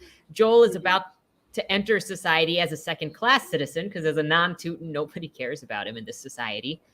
And the stay is only temporary unless they get approval from the city council. So Swanee is very casual about telling Joel that he needs to watch out for almonds in this time period because it's very likely that they'll just randomly put them in stuff and he needs to watch out for his allergy. I'm surprised that she feels like she needs to tell him about his own deathly allergy and he wouldn't be very aware of that. But maybe it has to do with German food. And she's like, I know German food and you don't know German food. I'm not about to look up how many times they use almonds. So still not, he just goes, I think I just talk about more about why she didn't just tell him that her buddy is still alive. They kind of just are hanging out around Munich now, and Joel comes home talking about how he just saw a public execution while he was out walking around the town. And he mentions that girls were standing around the execution site and squealed at the beheading. And Swanee takes offense to that, being insulted that the girls were grossed out by death. And Joel says that the execution looked like the executioner enjoyed the kill. We're soon going to find out that the executioner is Augustin because Augustin does the dirty job. He is the executioner. He's a midwife / delivery doctor. He's an archivist / chronicler. Is there anything he doesn't do? Except for not kill Swanee. Except for not sacrifice people. Right. They talk to the council about getting to stay, and at the end of this book, they are granted stay in Munich because of Swanee's blood. And that is the end of Arcane Gateway. Now we get book 2. Yes. On to book 2. I gotta pull up book 2 cover here. Book 2 cover here. I don't even know if we need the covers. Nobody needs to look at them, but well, it helps if people wander in and they're like, what are you talking about? That's fair. Let's open that and then tab. Are you a good size? Oh, you're a good size. Yeah. German has a lot of walnuts and other tree nuts. That's fair. I present it and I shares it. Mystic Passage. Here we go. Book 2. So going into book 2, the two of them, Joel and Swanee, get to meet with the council, and because Swanee's blood purity is so high, they'll get to stay in Munich. Joel's going to have to become a manual laborer, though, because he doesn't speak the language of this place since it's Teutonic and medieval German, which is kind of going against Swanee's whole plan to bring him since he can speak passable German in college. After being granted stay, this is when Swanee finds out what year it is and how they're 20 years too early for the event she wanted to experience. Do the math. I remembered what the year was, and I'm like, it's 1044. 1044 instead of 1066. Yeah. Yep. And for whatever reason, they're at like a big party, and she gets a chance to speak to Prince Otto alone out in the woods. And I think he's suspicious of her because he can tell she's like out of time and out of place. He does time travel, so he would be aware of that. He's a little bit aware. So he's asking her essentially like what's actually going on. And she won't tell him about the stone or anything initially. But she knows that he also wrote the organ song that could get them back through time. And she wants to know it since at this point, she lost the stone, I believe. Yeah, she lost it when they were fleeing from their attackers. Yeah. Yeah, so she lost the stone. The only way back to their present time is to die. Or I think ritual suicide was the other way, which is still dying. So she wants to learn the organ song so that essentially she doesn't have to like deal with the 20 years. And she doesn't want to go back in time, go back to her time period now, because without the time stone, then she couldn't come back to the correct time. And all would be moot. Yeah.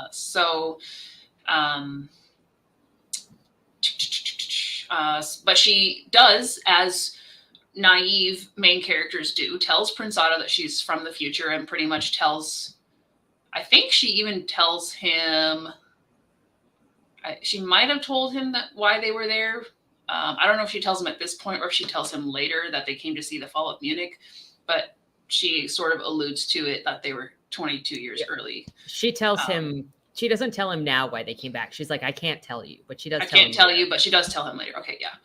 All right, we talked about her dying instead of sticking around. So the answer was, since they can't just go back and have a failed mission, she and Joel are going to stick around for the next 22 years to see the fall of Munich. And she doesn't really explain the full, like, he could die and go back. And I think there might have been a line in there where Joel was being a bit chivalrous and like, I'm not going to leave you. And I was like, no, leave her. he's too good for her. Just go. Just go. Save yourself. So Swanee copes with this failure on her part and the realization that if she wants to see what she wants to see, then she'll have to suffer through those 20 years, which means she's probably going to have to get married and have children. She hates children so much. She does. She hates everything about it. This is when Swanee finally tells Joel while they're there, is that they want to see the fall. And I think this is when he's like, well, I'm sticking around and I guess I'm going to need somebody to marry. So Joel's kind of already jumped on the train of, I'm probably going to get married and have kids and have a family, I guess. Except Joel is so excited to have a family. Yes, he's a family man. And the real mess that this book and 2 and 3 make with Swanee and Joel living through 20 years as a married couple, which it takes a good chunk for them to actually get married. But they live for 20 years together. They have kids. They go through all this. And then they go back in time and they're essentially 20 again. Yeah. And so it's back to the same point where Joel and Beth were together. So it's very, very weird, even looking at it from this distance, to be like, that is a lot for you to go through and then go back to the same time period. And obviously things don't just smooth over and continue as normal. But we will get into kind of the fallout of all that for Joel. So especially unfortunate because Joel had this emotional connection and investment in her. And he shows it in all of the ways that he interacts with her.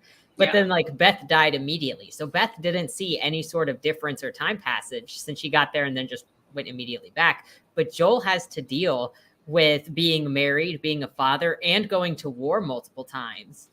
And then going back and being 20 and acting like nothing happened. Yeah. So he goes through it for sure. And Swanee's pretty terrible to him throughout the whole thing. She resents him for even thinking about having kids and a wife so casually at this point. And her comment is, he doesn't even know anything about the dangers of childbirth for Teutons like me. So this is still an issue. just switch things so it makes sense. Anywho, so they're wandering around town for the first few weeks of their time in medieval Germany. Joel essentially, I think he works like a metalsmith or something. Yeah, he becomes an apprentice. At a place. Swanee becomes friends with Freya, and so they're hanging out more and they visit the town square. And this is eventually where they find the executioner known as Augustin von Bayern. So the von Bayern name is the same as Prince Otto. And he's actually Prince Otto's older brother. But as she kind of like sneaks in to the city records, she can't find his name anywhere. And she couldn't find it through all the like her history books. No, that's what it was. She didn't recognize the name from her pre-game back in present time. So she breaks into the city records to try to figure out who Augustin von Bayern is in relation to Prince Otto, and maybe figure out why she's so insta-loving him. And then they start tutoring each other in languages. Because because she's so insanely attractive to him. It's a very weird transaction. He's the city outcast. Like, everybody is scared of him because he takes pleasure in killing people. It's like a couple of them say it looks like he takes pleasure in the execution job. He is considered the city freak. He was already outcast as the prince because his younger brother, has taken the throne. So there was some ousting there. So he is the black sheep and the reject of the family. Mm-hmm. And everybody is like, we need to stay away from this guy. And then Swanee is immediately in 1044, being a maiden, an unmarried maiden, going and spending time alone with the city outcast that is also known for hiring prostitutes and gambling and all of the dirty business. He has a reputation. Mm-hmm. And he's also a doctor. He's also because he was studying. He went to like Italy or something for years, and he had studied like doctor stuff, like medical. So it's, he can wear all the hats. So while Joel is out there working so hard on his physical laborer job, Swanee's over here shacking up with the random executioner and starting rumors. Swanee snuck into the records office to learn more about Augie. Is that how they first ran into each other? You just said that? Yeah, that's because she was in her spirit form. Okay. You're right. And he was in there, and he sensed her, and she was like, oh my gosh. Oh, he's powerful. My spirit trills are trembling. Spending time around this guy, it makes her so curious because everyone else keeps away from him. He's dark and he's mysterious, does the dark jobs in the city that nobody wants. People gossip about him in the darkness, all of the terrible things. Meanwhile, Joel is up top working hard to then buy Swanee gifts and warn her against being around that dark, crazy-looking guy who's got evil in his eyes. He's like, that guy is a demon, Swanee. You need to stay away from him. He will corrupt you. Mm-hmm. Joke's on Joel because Swanee is heavily attracted to evil. Yes. And fire. And fire. Mostly fire. So Swanee, I don't know. She kind of brings up how evil Augustin is right before saying how attractive he is a lot. Yeah, because she keeps trying to justify, like, he does all these terrible things, but I love him and God will forgive him and he's hot. Yeah. And his eyes. Just like, he might have just raped and murdered that woman, but have you seen his jawline? Oh my gosh, that part is coming up. So Swanee wants to know more about Augustin, the mysteries surrounding why he's not in any of the history books and why Prince Otto won't even talk about him or say his name, which this is before he's even been cast out. So Prince Otto is just... They're just brothers on the outs. Also, It turns out that Augustin has turned down being the key holder because it was his stepmother who was Lady Munich, and he didn't want to have that relationship with his stepmother. The one sane thing. Why is that the line for him? He does so much worse. Oh. I think he hated his stepmother more so than not wanting to be attracted to her. I think he hated her for coming in and when his mom died and everything. That's fair. So you need to know with Augustin, everything is mommy issues. His entire dark past is just mommy issues. Mommy. Prince Otto took the bait for power, though, when it came to, becoming the key holder. And Joel keeps asking Swanee, if Swanee thinks that Prince Otto has been intimate with his mother. There we go. That's what it was. They're like, you're going to have this relationship with your mom. So then Joel is like, Swanee, do you think that they've had sex with each other? And Swanee is like, you are disgusting, Joel. Get your head out. Do you really think she's not asking that based on the conversation she's had with her dad? She's thought of it. So now Joel's not only telling Swanee to stay away from, or is not the only one telling Swanee to stay away from Augustin. Freya is also doing it because everybody is like, this man is evil. He's going to drag you down. Look at him. And Freya is Swanee's best friend, so hopefully it means something. But Swanee prefers following Augustin around and learning more about him over having anything to do with her best friend. So now as they go on living, Joel is talking about getting married to Swanee. Over time, he's falling in love with her and really thinks that she has affection for him, even though she's ignoring him the whole time. You can see him falling for her. Yeah, like at the dinner table and stuff. And he is ready to have children with her. And if they have children, those children might not have abilities because he doesn't have Teutonic blood in him. Swanee also laments the fact that Joel wants to have children at all because it's dangerous for her. And he sounds defeated at how much she hates the idea of children. But then he says, so starting a family isn't the best way to become a part of history, I take it? And Swanee says, is that ever the best way? I'm pretty sure that having a family is a good way to become a part of history in like a historical moment. Yeah, and this is like it's a terribly sad, if you want to even call it a relationship, because there's really no qualities of Swanee that I think Joel is attracted to. I think a lot of it is that they have that connection that they're both from a different time and they're living through this and going through this together, and they can kind of lament and talk about things. But Swanee's not likable. I think he knows Swanee only through his cousin. So he hasn't really spent a whole lot of time with her.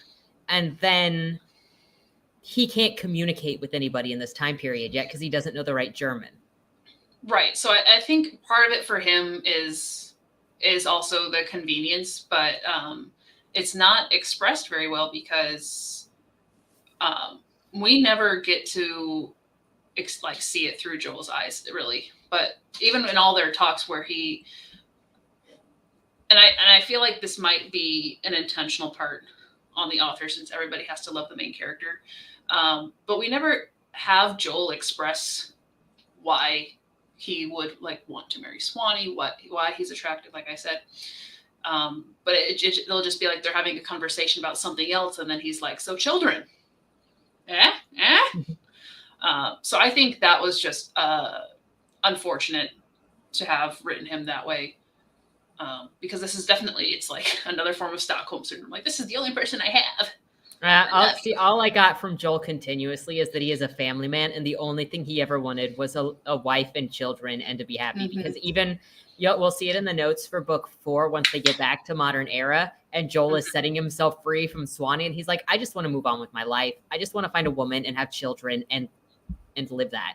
And then even in the end, when his family dies, he goes to Swanee and is like, I want to see my kids one more time. Can I go back in time with you? Because I just want to see my kids. It's all that he cares about. Yeah. So, justice for Joel. For real. And Swanee is just like, ew, children. Disgusting. Oh, I'm not really sure. Let's see. Does Beth have any clue about this apparent longing for offspring? Oh, yeah. She is so disgusted by Joel's desire for children. She's just like, does Joel ascribe to the biblical view of children and wanting a quiver of them? Does Beth even know that he wants that he has this apparent longing for offspring? I mean, if they were both really against the meaning church-going. of marriage, true. Yeah. What were you saying? If they were both apparently church-going? I mean, a lot of the people I know who are more into the traditional church life, they're fully embracing the we're gonna have kids, because it's more of the way that we were brought up is you have more kids and they follow your religion and then you spread the religion further, so that's how it works. So I wouldn't be surprised if they, at least Beth and Joel, were at least on the same page of let's have a family, because we don't get to see that with Beth and Swanee's dad when all that happens, because it's a very, very short-lived relationship. They do. Beth does have 2 children. Right. She has 2, but it could have been more. It's true. Many more. You forget that they even exist because Swanee doesn't want anything to do with being involved with them. Yeah. She's like, and I set up their the accounts uncles. and then they just go away. Yeah. So. Yep. She sends him off to America to live with Beth's parents. So yeah, there's that. It's just Swanee not wanting more kids. So. Swanee insists that she's going to find out the truth about the Teutons' defeat. Just watch. They're going to stick around and see it. And now I'm just thinking about how we only see the fall of Munich's control, and I don't feel like we ever got a full picture of the Teutons actually being fully defeated, because her kind still exists in the year 1979. So, like, what were the Saxons doing, and how did some of them escape to then propagate in the future if this was a full defeat? Like, you can't call it a defeat of her people if they still exist. Right. And it's the only way that I was able to translate all of that was because in the modern day too, we still have the Lady of Munich and the key holder, but it's not the designated control power from Munich because, you know, more modern German states and all that, I don't know, mayors or whoever they have. So I guess that is because they don't have that full, like I said, the full control of their cities and that influence and presence that they had in this time period. They still exist, they're out there, but it's in a much more closeted community, is my assumption. Man, you know, what I really wanted to see with this is that Swanee pulled Joel back, and Joel saw like this demonic ability and the way that Augustin is. And so then he went back to modern era. He was actively trying to stop Wotan and the Teutons from taking over Munich. Wotan and the Teutons. Because they ruined his life. Right, yeah. But no, we can't have any more conflicts. That would have actually made Swanee an actual bad guy. The book we wanted. So yeah, basically Swanee continues hanging out with Augustin in the archives, and they're learning about the history of her people. She finds out that the chronicler Wolfgang is Augustin, more so because he will take that name very soon at the end of this book. But she kind of pieces it together. And, you know, Augustin makes a comment when Swanee reads Latin, and it was his birth certificate that she read. Right. And she gets insulted, as she do. And she's like, oh, yeah, well, what would you think to learn that someday men and women would be equals because of this whole, like, misogynistic society? And of course, Augustin's like, hey, your Teutonic is pretty good. And this is Swanee leaves because drama. But yeah, she's 1044. What does she think that men in 1044 are going to be like? Exactly. And even then, it's like, that was probably like a legit compliment. Yeah. Don't, why are you acting like that? You crazy girl. Sorry, it's not commenting on your looks. I don't know what you want. So one morning, Swanee hears the people in the house she's staying in talking about Teutonic blood transfer ritual. And this is where we get to that other way that you can up your Teutonic blood. So aside from sex, if you do the blood transfer with a Teuton of higher blood, you will get their, or like most of their percentage. So like, it's kind of like a copy, but it amplifies whatever Teuton ability you had laying in. Cause like Freya's was light, and she did her transfer with Swanee, which is not light. It was ice. Anywho, it's another way to do it. So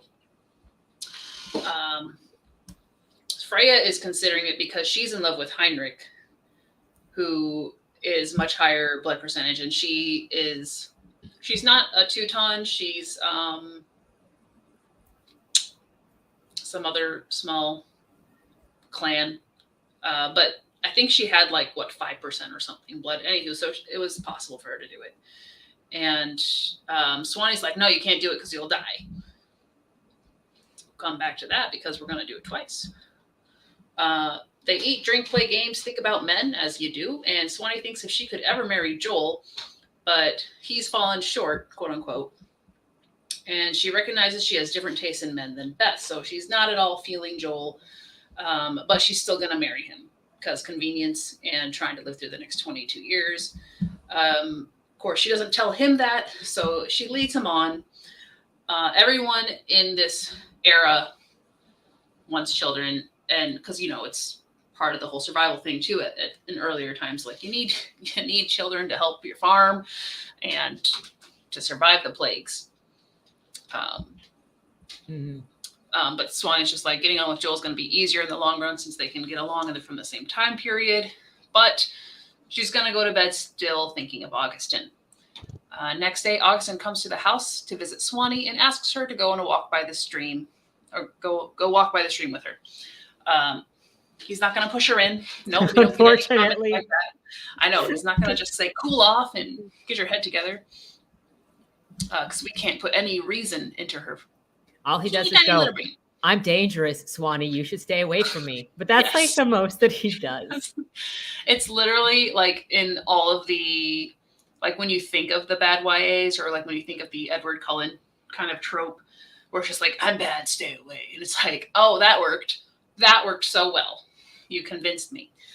Not that I don't like the bad guys, but that's a different argument.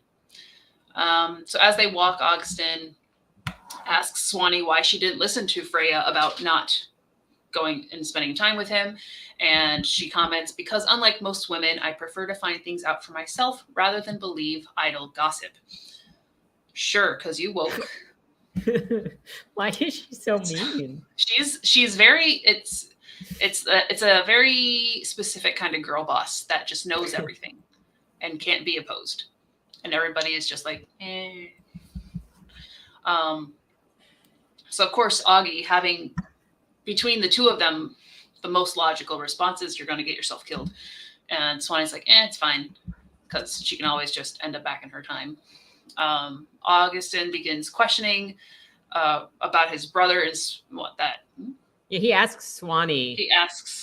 About what Otto is saying, because he hasn't talked to his brother in a while. Right. Okay. So he wants to know why Prince Otto has been interested in Swanee and has been talking to Swanee. There you go. That. Yeah, I didn't put great notes in there for that stuff. It's like, I know what I'm talking about. You got it. So he thinks that she's hiding some information from him, and if he doesn't give it to her willingly, he's going to bleed her, which is basically he's going to turn into a vampire, bite her neck, drink her blood, and that will give him access to her memories. Of course, if he does that, he might not be able to stop himself from killing her, because Teuton blood is so much better than any other kind, which is great because it's another way to kill off women in society. So yeah, given all that, it's not a surprise, or can't exactly say it's the Saxons' fault that the Teutons were going to go extinct. So anywho, Swanee tells Augustin about her time traveling and desire to learn Otto's Song of Time. And she tries to get the song from Augustin, but he doesn't know it. So Swanee considers other ways to get the song, and none of them work. Great plans. Augustin asks the very valid question of why Joel was brought along on this adventure. And Swanee's like, I don't know. He's betrothed to my cousin, even though she isn't even there anymore, and we won't let him leave. There is a very valid, I don't know if I put it in the notes, but I'll say it now, because there's a very valid moment where Augustin is watching this between Joel and Swanee, and it's like, I can just kill him in his sleep. I control blood. I can just give him a heart attack while he's sleeping, and he'll get sent back to modern day, and everything will be fine. And Swanee is like, no, don't do that. I would feel bad if you killed Joel. I remember that. You don't feel bad with what you're doing. For who? For who? Ugh. The sense of righteousness is so skewed in Swanee's head. I just wish that she was meant to be this evil character that doesn't understand she's evil. So here we learned that Swanee, age 20, knows 6 languages. Though I think it's more like 5 languages and 2 dialects, because Bayerish didn't really make any sense. Like 2 of them were just locations in Germany. So it sounded like they were just dialects. Yeah. At this point, she also makes the deal that if he teaches her the proper way to speak Teutonica, then she'll teach him 21st century English and also High German. I'm not really sure what the benefit of 21st century English is in Germany in 1044, but Augustin is like, that sounds good to me. So starts the time skips of language learning and hanging out, and Swanee being turned on by Augustin's bloodthirsty face Swanee is very interested in the dark magic that he practices. At home, Swanee is thinking about how attracted she is to Augustin because of his evil and the murder and his handsome little face. She talks about this. It's like important to tell you how thirsty it was because it came up very randomly. Yeah. And very intensely. So she talks about how her friends tell her that he's dangerous, but she's not worried. And Augustin will rightly question her sanity for hanging out with him. Swanee is warned by Freya against her interest again and asks if she's told Joel that she's been hanging out with Swanee so much. But Swanee seems mildly offended that Freya would even think that Joel needs to know anything about Augustin. Also, Augustin's not a bad guy in her mind. Augustin later suggests that Swanee talk to Prince Otto again about the time travel song because she seems so dissatisfied with how things are going right now. They're heading to the castle to go and talk to the prince. It's because of Augustin somehow that they're actually able to get into the castle, even though he's kind of been cast out because they're on the outs.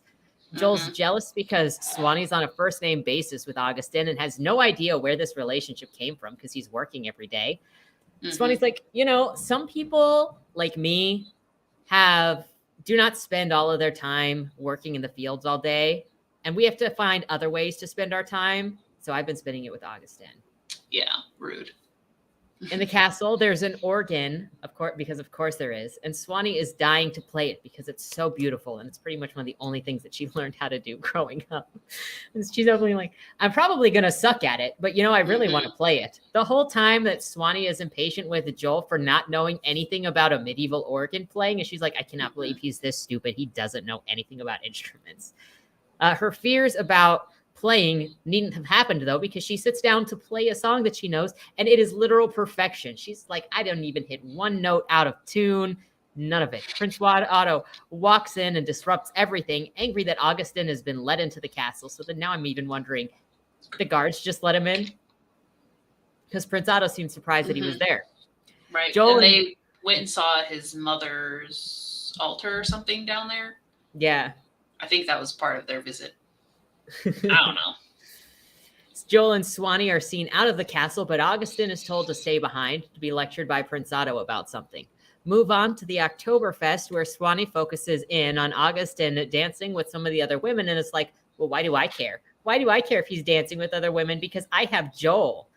Some random iron worker is stepping all over Swanee's dress. Joel tries to save her from that guy, but Augustin steps in first and warns Swanee that there are worse dangers out there than this man, and then leaves, probably referring to himself. It doesn't work. Augustin doesn't know he's just turning Swanee on every time he says something. Everyone's traveling back home together after the Oktoberfest. Oh, look, you get the next assault again. I know. I get them all. So Swanee is thinking of her feelings for Augustin and how his anger at his own brother is rubbing off on her because she hates Prince Otto now too, and she has no reason to hate him other than Augustin hates him. Maybe it's her fluctuating hormones, she thinks. Because let's see, and then before she falls asleep in the tent, because everybody is just traveling back from like the capital or something, she hears something in the woods, and she goes out looking for the source of that sound and finds Augustin raping a woman. Swanee is like, oh gosh, he wants to do that to me. Her anus puckers. I know that. Oh my gosh, it was one of those things where I'm like, you're being ridiculous. It's so awkwardly written. She decides she can't run away because he would hear her running away and pursue her. So then and double the sacrifice. So she's like, I have to sit here and watch the whole thing. The whole thing. All the gritty details, which we all get to experience as well. And this is that second scene where you're like, oh, it got worse. Okay, we're not going to put this on speaker anymore. Which I think this is at like 40% as well. It's like, because you got all of this random stuff where nothing is really happening. And then all of a sudden, oh, here's a graphic rape scene. Thank you. Yeah, it was, and this I think was when I pointed out to you, like all the graphic assaults are super in-depth, super detailed, but when it's like, I kissed the guy, the end. I mean, there's like a little bit of play more, but it's not what you expect based on what we're getting out of the assault scenes. Which is how you know that Joel never assaulted her, even though she pretends that he did later.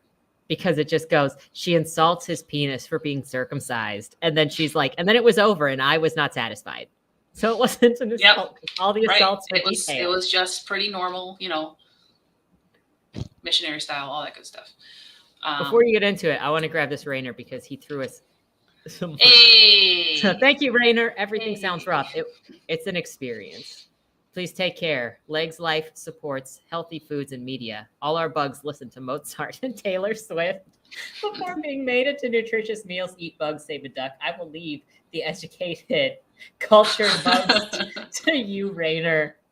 I was talking to family earlier that was like talking about the giant grasshoppers that are outside. That are literally this big. And I'm like, bro, I have no idea what color the grasshoppers are that I see because I see them and I go, whoa. I look away. It's gone. They're startling every time. Anyway, sorry. Yes. Ahead. Well, here we go. At least you got to read the intro to that. So despite her fear and panic that Augustin, who has, I think at this point, threatened that he could kill her, or that he wants to, but he won't. He's letting her live. Not sure if that has come up yet, but she's watching this, and I have another fantastic quote. Despite the grotesque ritual to which I had become an unwilling witness, the solidness of his thighs and the curvature of his muscles impressed me. He looked so magnificent. Let that sink in. Let that sink in, because I think getting out of there was still the best option. Yeah, I don't understand how you can be watching a man rape a woman and be like, but look at his ass though. Right. So yes, Tris, exactly. So she basically watches him finish the sacrifice, and he knows she's there. And I think he approaches her, but she passes out. When she wakes up, though, she is in Augustin's cottage with him, and Swanee asks if he's going to kill her, and he's like, not today. So he may have already had the threat out there. For no reason, he says, "You are the woman I cannot truly kill. Where lies the thrill in giving you what you want?"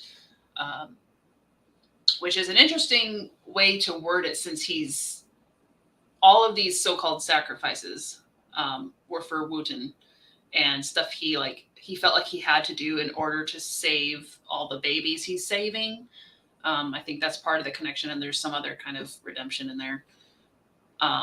So the fact that I think he's putting on this mask of like the executioner mask, where he seems like he's enjoying it for his own wanton needs. Even though that's not the case. So let's just pretend we're the baddest of the bad boys. And that's because she'll regenerate in the modern era if he kills her now. So it's not like she wants that, or she would have gone back at this point. Anywho, so Swanee asks about the victim, learns that the woman that he sacrificed was a Saxon, and so she doesn't feel so bad about it anymore. She's just like, oh, cool, he won't do it to me. He's only going to do it to Saxons, and Saxons, I hate them anyway. Yep. Saxons are evil. They destroyed my people. So, sorry, Swanee, but the Saxons are not the bad guys here. I think if the priest of your society is kidnapping and raping and murdering children and women, they're not the bad guys. Yes. So it gets slightly more convoluted. Yeah. I was gonna say, I don't remember. We're gonna find out exactly what his the types of victims that he gets. I just can't remember if it's book 3 or this book. I think it's book 6, because he. Oh, it's not book 6. You don't think so? No, because I remember, because I wrote more details and stuff that maybe it was book 6. I don't know. We'll just get the breakdown of his victims eventually. Yeah, let me give you the breakdown, but I'm decently sure it was book 6, because that was when they had confronted the demon, and for whatever reason, Augustin was confessing exactly what he did, and it's like, oh, now you're going to tell us. Guess you're trying to make yourself in a better light, but whatever. So yeah, I feel like it was book 6. Anywho, so they're still together doing a lot of flirting, and he talks about the Saxon woman that he just assaulted and killed and sacrificed, essentially. She meant nothing to him, and he could do it to 1,000 women like her, and it would never affect him. He would never feel anything, and it's not because she's shallow, but Swanee is interesting. So when he kills Swanee, he's going to take great pleasure in doing that. Which is the weird part where she once again, Swanee's insulted because she's not called a high blood percentage, even though she's 95, but it's compared to his 99 when it's like, after all of this fancy Teuton sescapades, why are you not 100? I don't think he could be 100. That's true. He could be, and they could just lie to us again.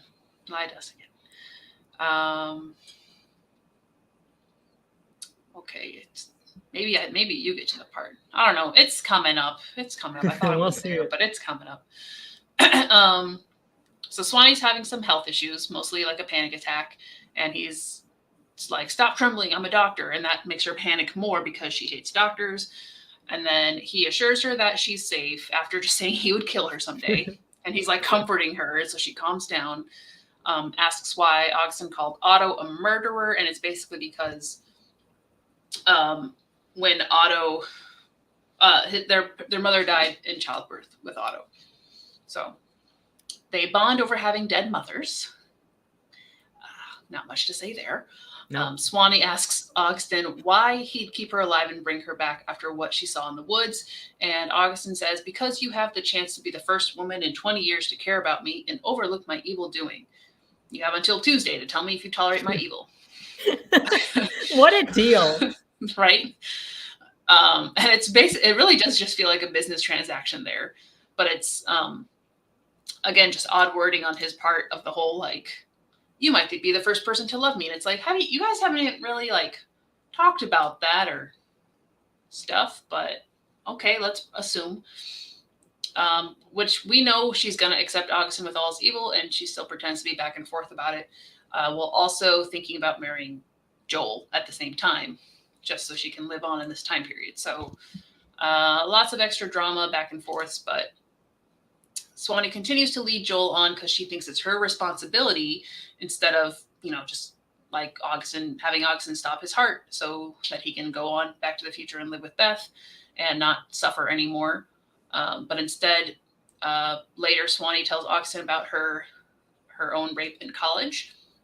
Just kind of comes up out of the blue, and we have to clarify that I'm still a virgin, though. Yeah. Just so you know. Not me. That's not okay. Augustin tells Swanee she wasn't supposed to have seen the ritual that night. Duh. Once Swanee knows Augustin has no interest in raping her, only murdering her, she relaxes and asks him about his mother over tea. There should have been tea. Might as well have gone there. So he's very much a mama's boy, and the death of his mother made him hate everything. And after Angston, he asks Swanee about her necklace, which has the picture of Hans in it. And now Swanee feels silly because Augustin thinks that Hans is Swanee's dad. And she's not going to tell him that it's the priest that she's in love with. Because he looks old. He looks so old. Swanee cries about being unable. Oh, I was going to say, thank you, Nightmare, because Nightmare also dropped. So thank you, Nightmare. Thank you. And hopefully everybody is enjoying the pain that we went through. Yes. And just, it's going to keep coming. So we're sorry. We're almost halfway through, though, because at least half of it. Halfway. At least half of it is book 1 and book 2. Book 2 is chonky. It felt like it was never ending. Mm-hmm. It was 20 years passing. So Swanee cries about being unable to fall in love with any other man beyond Hans. And Augie is like, "But you have known the love of a priest now. Every other type of man is ruined for you. You can only love priests, especially fire priests." Mm-hmm. And I, fortunately, am actually also a priest and of fire. So I can teach you everything and satisfy your every desire. Lucky you, right, Swanee? So Swanee. Yes. It's like, you know what? I agree with you, but also only if you teach me how to do the blood control magic power, because I want to know how to do blood magic. And so Augie is like, yeah, sure thing. Meeting up with Augie later, he asks Swanee if she's trying to learn the blood magic for Soul's sake to do the blood ritual. He wants to know everything about her in her head, literally anything there is to know, so he bites her neck and sucks her blood to download her memories. She almost dies during this, and he makes sure that she doesn't because he's got the blood control. She trusts him, and now she has 100% fallen in love with him. Continuing on, so much love. So much love. So continuing with Swanee telling Freya about her love for Augustin, despite his crimes, falling for him even harder and exchanging blood for memories and background over time.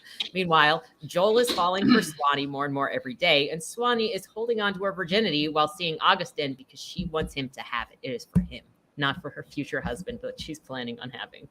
Swanee and Augustin do a heart-binding ritual, which is a special Teutonic ritual, the same thing she was talking about with Ina back at the other thing, where it gives full servitude of the woman to the man. And that he actually has some version, like literally, of a heart. It's not metaphorical, because he like carries it on him. Yes, and strokes it, and it's odd. I never was really fully able to imagine it, because he just like opens his cloak and then takes the heart out. It's like a spirit heart that's connected to hers. I do think he kind of, in a way, sort of like reaches inside of himself or in whatever, and it sort of magically reaches into her chest and then pulls out her heart when he does that. I'll take it. That's how I interpret it. It's just weird either way. Because he loves to stroke it when he's talking to her, and it feels really dirty. Well, Hans did the same thing, though, when they were married. And it's like, oh... And starting at this point also, which is also how you kind of know it's a kink, is because after the blood or the heart-bound ritual, she always refers to him as master. It is part of the thing. Mm-hmm. Augustin. Sorry. I only go Igor when it's matching. Like, how can I help you, master? That's not at all. It's so unnatural in all of the discussions. To talk to him like a regular person and then ... master. Oh, there's so many. Okay. Mini rant, this person loves the ellipses way too much.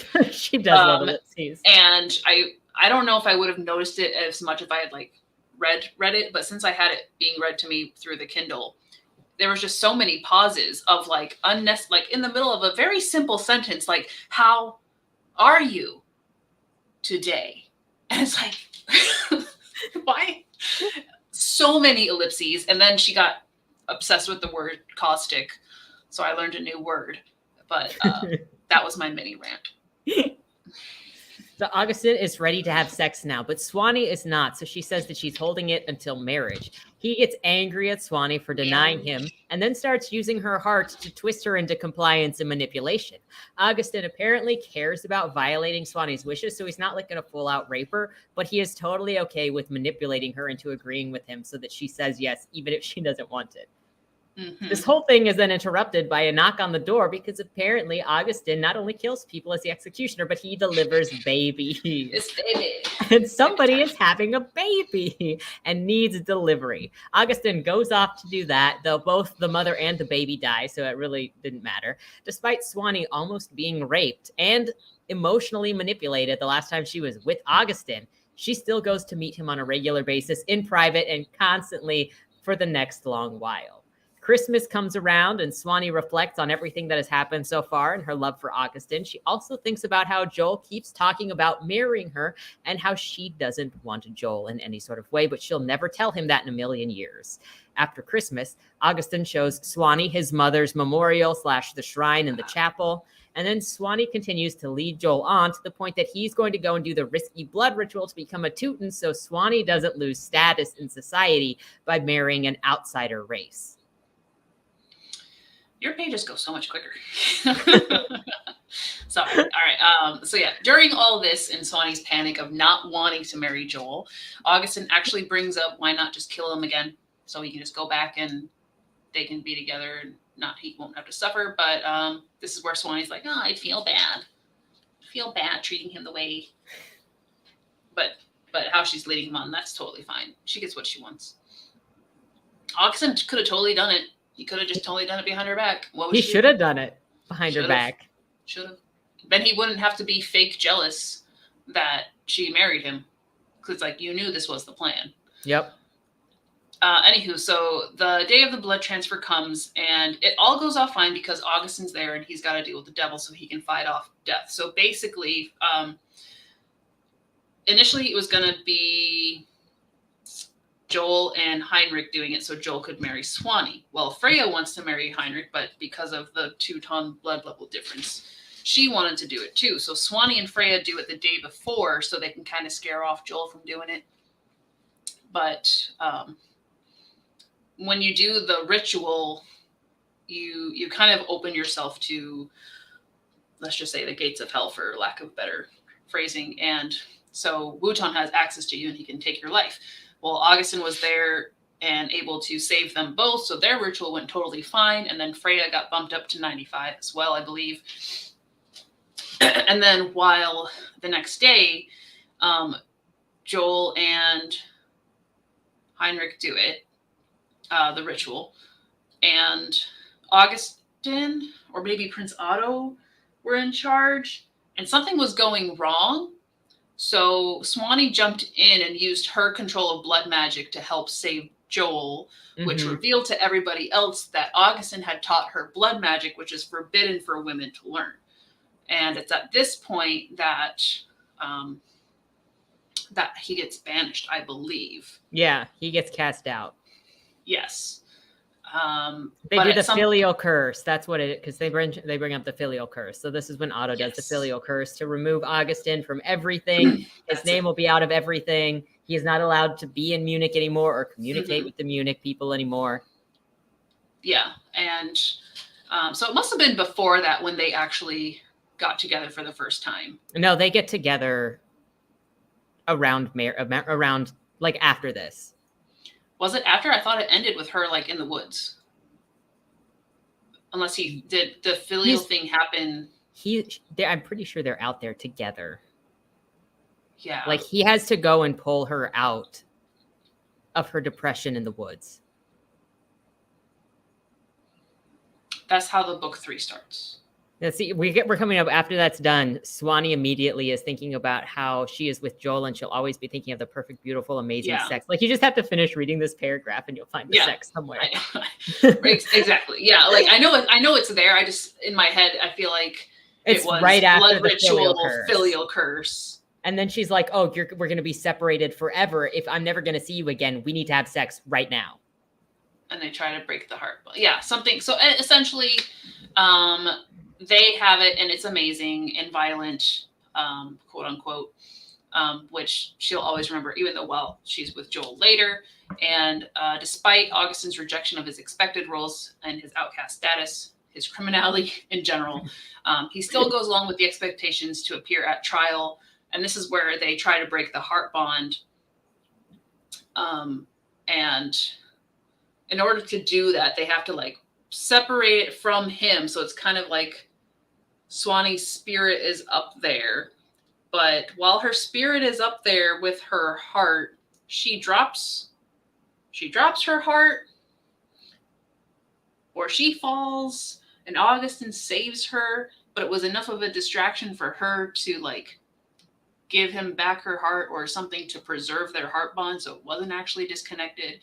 But he's still banished and forced to leave, and Swanee's left alone in the woods, yelling for him, yelling Augustin's name, even though that has now been scratched from the history books and she cannot speak it because no one is allowed to speak that name anymore. Banished. Book 3. And that's the end of book 2. Book 2 complete. 3 is Fantasia. Astral Fantasia. Okay, this one's got an ugly white border, but it's the best one. So we'll just do that for y'all. Keep talking about Christmas and I want fruitcake. When it talks about the holidays, it does feel cozy, which is unfortunate. I know. It's like she writes the mundane very well, and then she throws in a monkey wrench, and you're like, I don't feel comfortable anymore. Cannot listen to this book out loud. That's all I can say. Yeah, because you don't know when something sketchy is going to come up. Yeah. So I'm going to read the rest of this page and run to the bathroom because I I need a vacuum break. So opening book 3, Swanee is depressed because Augustin's been cast out of Munich. She's just laying in the forest, sobbing in the rain as she thinks of Augustin's entire life being removed from history. Augustin meets with Swanee in her dreams and she won't let him go. The two of them say how much they love each other and Swanee will never let him go and she believes that God will save him, blah, blah, blah, blah, blah, blah. And Augustin's like, you can't love me because the demon Wutan will rip you to shreds. He doesn't recognize love. So Swanee says she'll never stop loving him. And Augustin says she'll meet her. He'll meet her in her dreams. Yeah, he'll meet her in her dreams. And then she finally wakes up and gets off the ground and is an adult. No, she's not an adult. She's like, okay, fine, I'll go home. Yeah, I guess I'll go home now. So the doctor is there, ready to bleed her and help her get better because she's a crazy woman in this time. Anywho, the next day, Prince Otto is gathering people together to burn the full archives written by Augustin. So this is when his name is blotted out of all the history books and all of his chronologies stuff. Chronicles are destroyed. I speak English, I promise.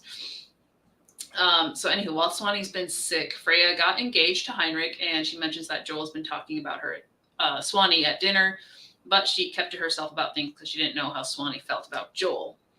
However, at this point, it's still kind of like they're getting married. Yep. And a man named Victor appears with a letter from Augustin wishing to work for Swanee. And this is kind of like, not necessarily Augustin's like inside man, but Victor is definitely loyal to Augustin still. So, you know, Swanee takes him in and it's like their little connection.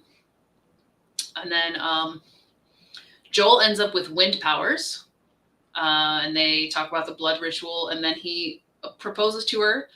She accepts, since, you know, she can't see Augustin, but she's going to think about him and see him in her dreams every night. And they get married 2 weeks later. How jealous do you think she is that she's got a higher blood percentage? I know, because he's like 96%. Yep, and she's 95. Guess you're going to have to do to do. Okay, I'm going to run to the bathroom. Okay, Keep going. I'll be back. Yep. So, before getting married, Swanee finds out that she was made pregnant when she had sex with Augustin. She doesn't intend to tell Joel about it and actually is going to lie to him and say that it's his child that she's carrying. Swanee wants to run away with Augustin, lamenting again how Joel and his possibility that he might even want her to carry his children. Freya knows that Swanee is carrying Augustin's child, but says that Joel is the best for Swanee because he's a caring, gentle man. They're both like, this is such a mess, but things will turn out for the better, right? While she's engaged to Joel, she's meeting Augustin in her dreams with some spirit form, and they're talking about how desperately they love each other. If she's not careful, he'll drag her down to hell with him for 900 years before his death because he still owes it to the demon. Augustin talks about how he has he's the first priest in a millennia to be cursed the way that he was, and how Swanee is bound to a dead man. Pretty much every dream communication with Augustin is about how he's an evil dark man who will bring Swanee down with him, but Swanee loves him anyway. Despite these common communions, Swanee marries Joel, never telling him that about Augustin or her meetings with Augustin or that she doesn't love him, and going into this marriage knowing that he's devoted to her, but she detests him in everything that he is and that he wants. He's a marriage for convenience to her. So that's pretty much that. She doesn't really bring it up to him either, and she never really reflects how she just married her cousin's boyfriend that she was trusted with. Joel and Swanee ride off onto their honeymoon, where Swanee is trying to ignore how much she wants to go and see Augustin and be with Augustin while she's laying beside Joel. She just keeps reminding herself how Augustin's a rapist and that she's a harlot and that she likes it. Now, they're laying next to Joel on her marriage night. She goes into the land of dream communion with Augustin again. And in this dream state, Swanee complains about how bad Joel is at sex when he was literally a virgin. But she also is never going to talk to him about like not being able to please her. Despite how their bond was supposedly forcefully broken, which it's not, because they're still connected. And she Augustin is begging her that you should have let me break the bond in the first place. They talk about demons and the damnation of Augustin because that's dangerous.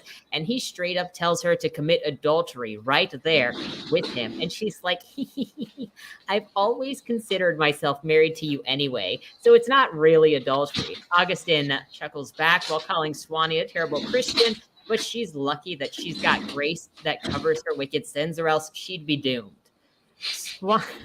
That's how it is. You can just commit all of the sins. You're fine. Just pray and you'll be forgiven.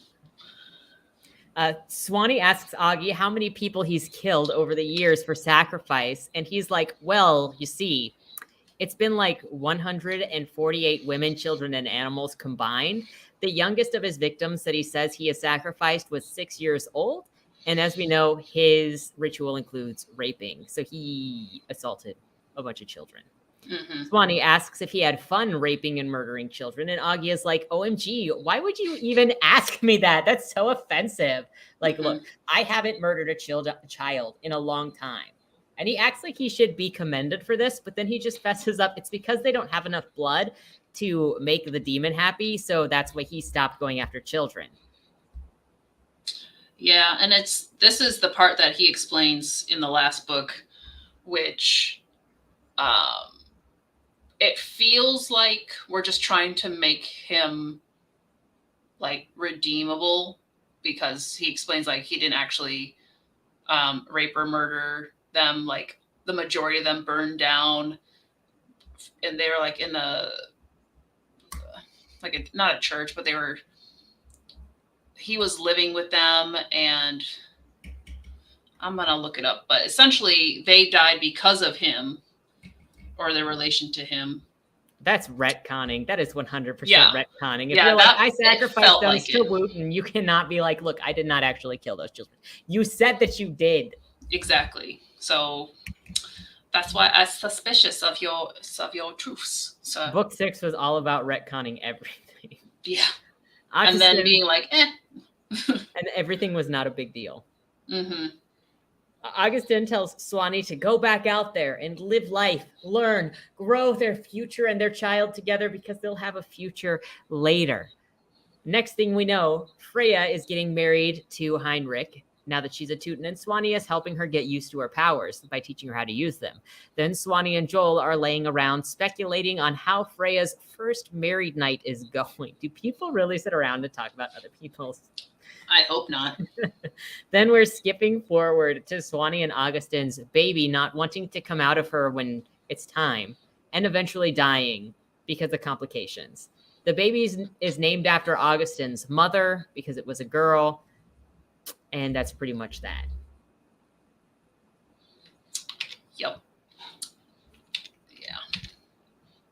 It's going to be too hard for me to find his explanation of the sacrifices, because I don't even know what to... Yeah, I wouldn't know what to look. I know. Like, I can look up the word sacrifice, but that's a lot of references there. So. Oh. Did you find it? I did. I fired. So it was when after they had dealt with the demons down there. As slaves drinking. So they were slaves. Where do you start this conversation, sir? He returned to the monastery. So it was at a monastery that the majority of them died. Oh gosh, it gets so more convoluted. Now this lady's pregnant. Oh no. Yeah. So one girl was pregnant, and was like her unborn baby, and her were the first sacrifice. But they were like already dying, I guess. There was no way to save them. Everyone in the city was complicit and ensorcelled by what? Do I have to keep going backward? I don't believe it, because in this scene, I remember he breaks down exactly how many of each he killed. He was like, it was 73 women, 43 whatever, and 13 animals. Yeah. So he knows it. That is not true. Yeah, and I remember listening to his explanation later and being like, why are you lying to me now? Like, it's because it's not presented with the same emotion at all. It's just very like, this is what happened. And he tells you a very elaborate story, which I kind of hate when they do like recap stories that are very detailed in the POV, and it doesn't feel like you would recap something in conversation. Like, we're not saying every single word that goes on in these scenes because that would feel unnatural and just like reading it. Whereas like when they do recaps, it's very scenic. No, you didn't miss it yet. We're getting there. Yeah, it's in book 6 where it's at the end. It's at the end. It's in the worst book. It's for many reasons. So while mourning the loss of the infant, Swanee meets with Augustin in her dreams and tells him what happened. Augustin says Wotan came and claimed the baby because Augustin's life belongs to him. The next chapter is called Years of, is it Tritium? Tedium. I just misspelled that. It's tedium. Okay. I was like, maybe that's a different word. Years of Tedium, which is exactly what it sounds like. It summarizes what happens for the next 20 odd years. Because it's literally the summary of the time passing while Joel's working. Swanee's pregnant and continuously cheating on Joel with Augustin. There's illness going around. They're managing their farm and learning all these. She's like applying her business degree in 10,000 or 1,000 whatever to help the estate grow. Two of Swanee's children, two of the children Swanee's pregnant with die. And she has 4 or 5 other ones that survive. And then it's 6 years into marriage, she has 3 kids. But Joel confronts Swanee. I think this is right before he goes to the war. About finding pictures of her and Augustin kissing and in very suggestive poses on the picture she brought back, because somehow the batteries have lasted that long in the camera. She brought spares. She brought a couple of She brought some spares, but it's still kind of odd. Regardless, he decided to go through the camera, found the pictures, and now knows for sure that she's been cheating on him. And he says he didn't want to believe the rumors going around town since the day they got married, that she didn't love him, but now that he found them, he knows for sure. Swanee's in disbelief that Joel could know anything until she sees the pictures, and then she's mad because he took the camera. Let's divert. It's your fault. Let's redirect and gaslight. But Joel is so unbelievably patient with her in this scene, especially as she tries to manipulate him into saying she doesn't love Augustin anymore because they are married, despite the whole time being used to cheat on Joel and insult Joel every time she's with Augustin. But even though she says this, it's immediately dispelled that it's a marriage of convenience and not love. Swanee is pretty sure Joel wants to keep making her pregnant so that she won't be forsaken. And essentially he presumes that if she's literally pregnant all the time, she can't possibly go and have an affair with Augustin, or at least not have his baby if she's already pregnant with Joel's.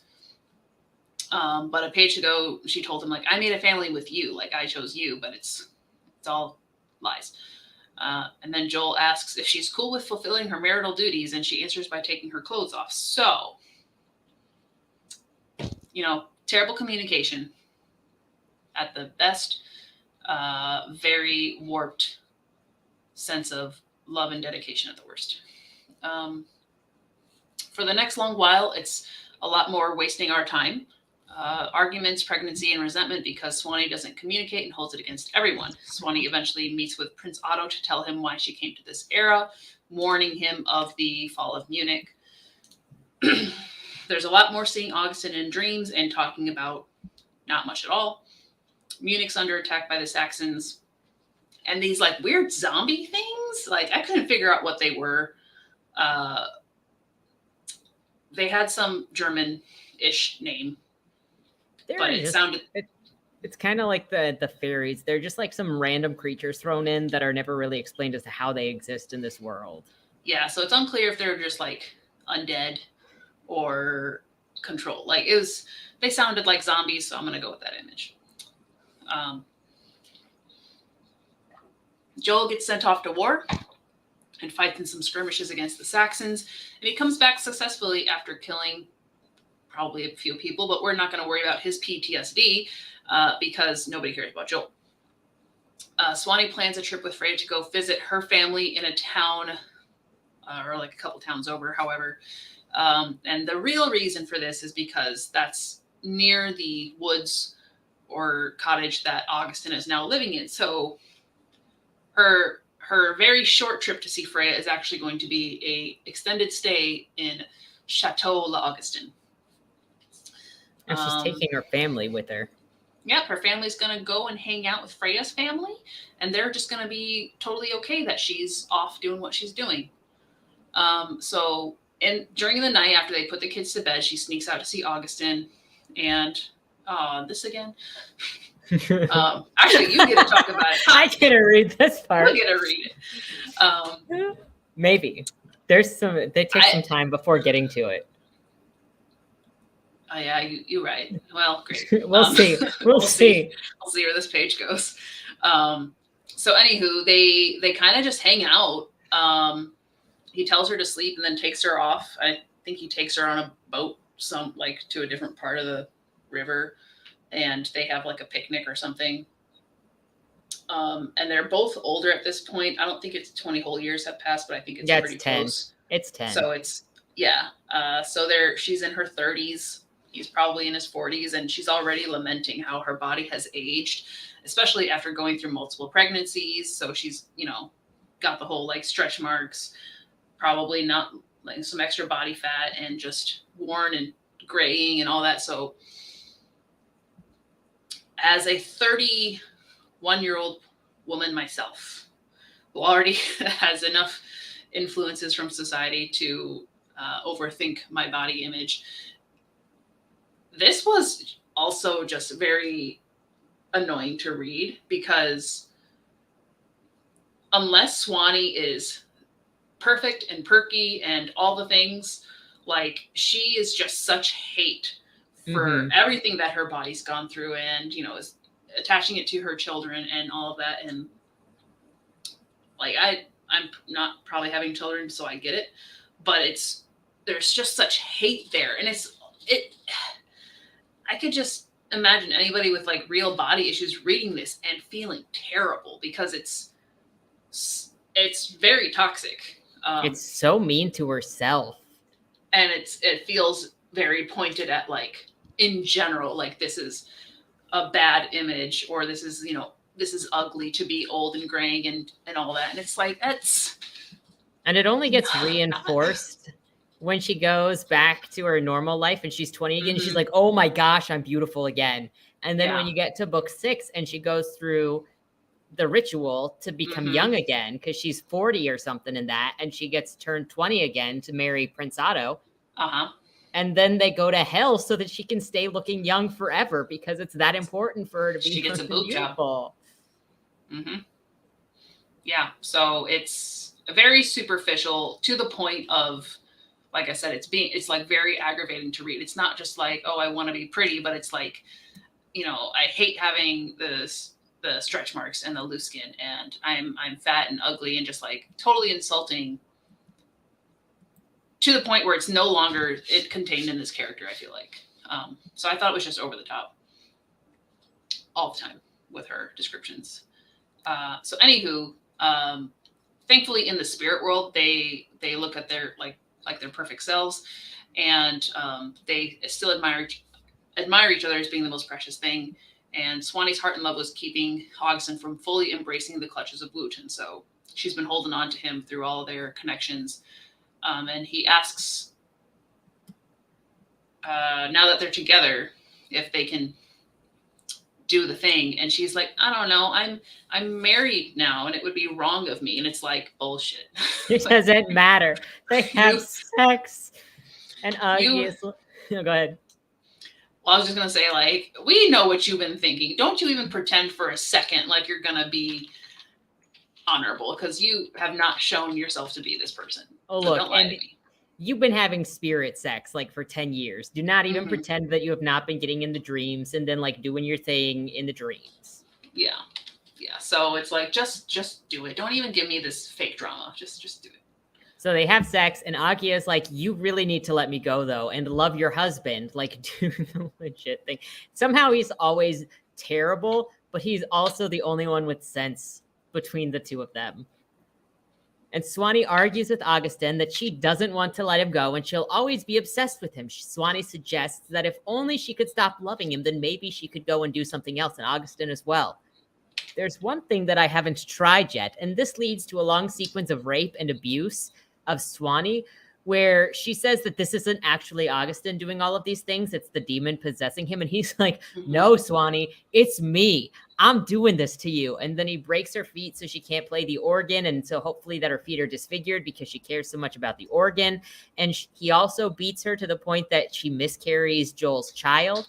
Augustin demands that Swanee never forgive him for mistreating him like this, which this also gets retconned by going, it was Wooten. Wooten doesn't have, it goes, Wooten has this control and did this, but also later it goes, I don't think Wooten has as much control over Augustin as he wants you to believe. So there's like, I don't really know. Swanee returns to the village all beat up, obviously, and tells the people that some random pirates or whatever, some trait had attacked her. And abused her. And so Joel rightfully tries to get a group together to go and find the abuser. And everyone fawns over Swanee to take care of her to make sure she's okay, because she's obviously an attack victim now. Swanee tells Freya that it wasn't actually a thief or a bandit or bad guys, but it was Augie who did this to her. But she loves him anyway, and he didn't mean it. Yeah. And I can't, like, I'm not getting into the details of the assault scene, but that assault scene was very intense. Yes. It anything you can think of went on in it. And of course we got the full detail because we only care about the assault. And yes, Triss, Swanee can do magic. This is one of my, like, least favorite. I don't even know if it's a trope or if it's just a flaw with these. Like, you'll have these strong characters, these girl bosses who have the ability to kill people or use magic or do something, and then they get put in these situations and become the total victim without even trying to fight it. I think anybody in their right mind is going to fight it. Even if, they can be overpowered. That's fine, but you have to actually try, or else why do I believe that you can go kill 20 people without blinking an eye, but you can't stop someone from pushing you up against the wall? Like, so from Triss, I mean, women in real life do stay and make excuses for people who harm them, but it seems so disingenuous in this book. Yes, one of the problems is also that post this book, like, some of us that reviewed it mentioned that Augustin seemed like an abuser, and this seemed like a Stockholm Syndrome relationship where Swanee was the, what was the beaten woman syndrome or whatever it was. That's what she seems like, because she's defending this abuser. But then the author went on social media and tried to make it seem like Joel was the abuser and Augustin was just a poor soul that needed forgiveness. Yeah. So that's kind of where beaten wife syndrome. Thank you, Monty. I was missing the word, but that's, it wouldn't be a problem if it was recognized in that way. But outside a character, it was not recognized that way. Yeah, it's like I said, it's a lot of things that feel very mishandled in their level of seriousness. Like, people getting assaulted is not a joke. And the way that Swanee just casually brings up, well, I was raped. And it's like, and you're saying this because you want sympathy points? Like, you can't really just talk about those things. And then, scenes with this where there are people who are put in these situations and they are trapped, so they can't escape, and they kind of put the blame on themselves. Swanee is not doing this at all. She's literally kind of putting the same veil on herself where I can do whatever and I'll be forgiven and I'll be okay and no one can stop me. So when Augustin does these things and she's telling him that, like, he'll be forgiven, I forgive you, I still love you, she's really not making anything tangible to the situation. So it does feel like these situations are, come on, Word, you were right there. Put out lighter or like dealt excused? with in a lighter, excused and not dealt with properly for as much as they're in these books. One of the other things that really lightens it too, that really doesn't come out in our synopsis, is how much it's woven into the narration that God loves you and God forgives you for doing all of this stuff. And it's the power of God that allows you to do these things. But Augustin never once asks for forgiveness. He never really says, I did these wrong things. He kind of just denies and says, why are we talking about this? I don't want to talk about this. And so then that looks like Swanee making excuses for Augustin and constantly saying that Augustin deserves God's love, but then tormenting Joel. Like even later when you get to book 6 and Joel is like, my family is all dead, I just want to die. And Swanee is like, okay, go kill yourself. Yeah. And he has done nothing. Quite heartless. Yeah. So Joel and Swanee keep their family planning going, thinking about 1 or 2 more children, because that's just how much time they have before the fall of Munich. There are still 10 more years. And they're like, well, we don't want to have anybody too close to the fall. But we don't want them to be an infant. Like, we want them to be able to walk and so we'll do like 1 or 2 more children. And then Swanee, oh, go ahead. Ridiculous. No, I remember laughing at that point because I was like, why are you having more babies? you know what's coming. Yeah.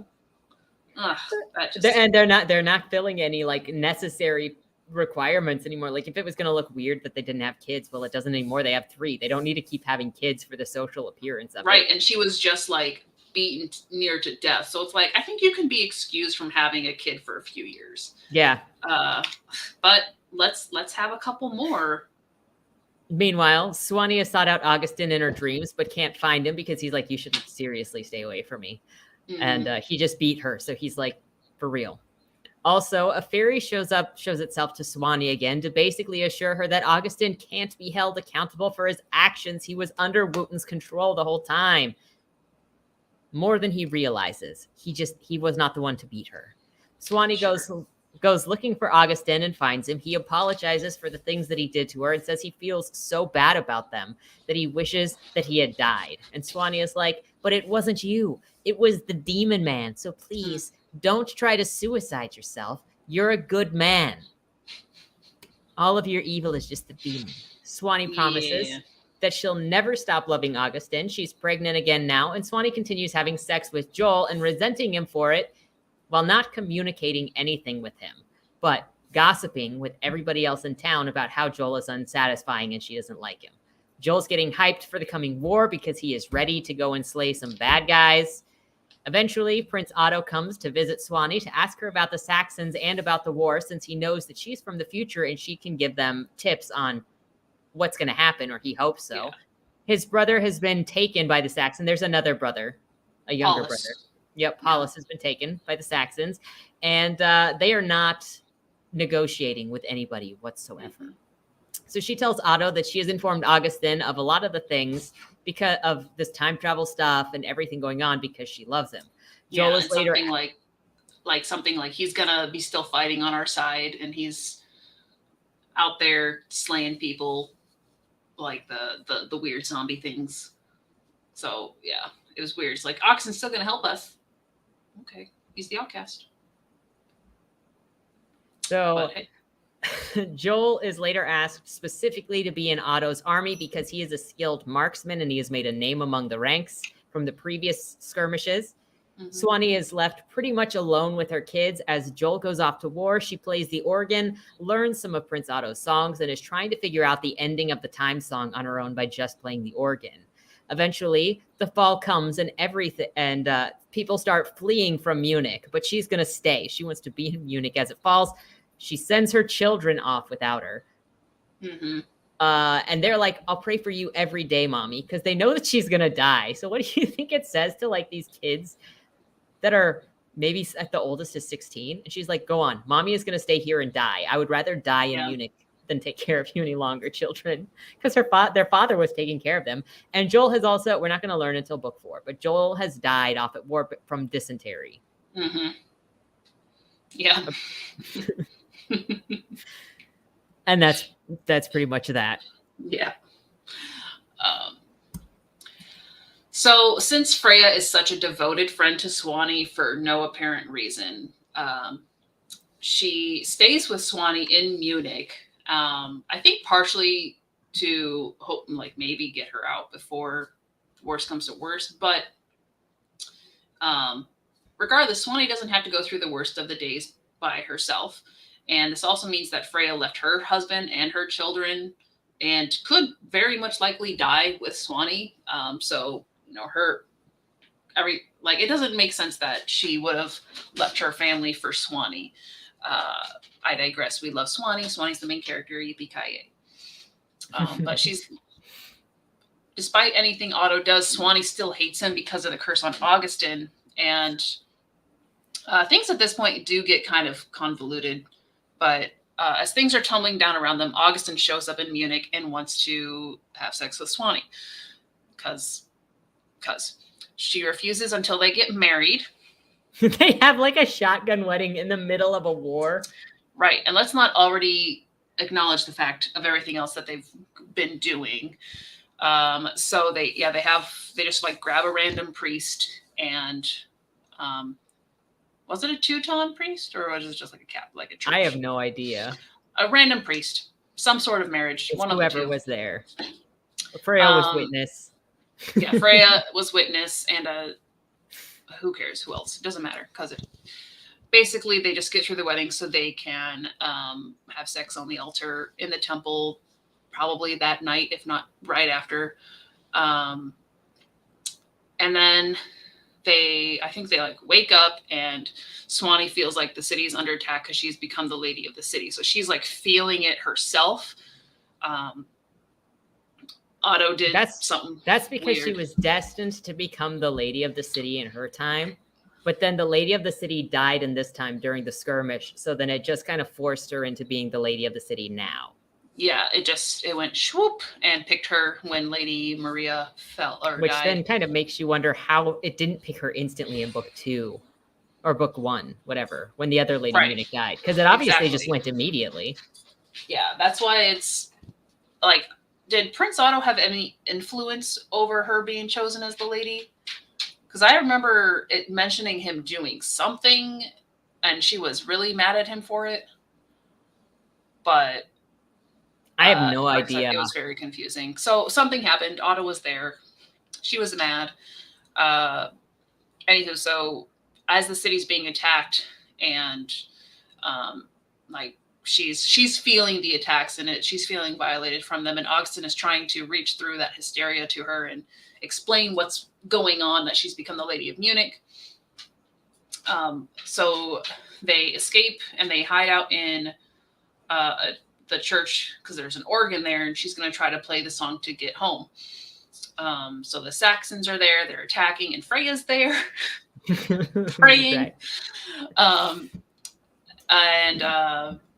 Swanee finally gets the information from Prince Otto, I guess through a letter.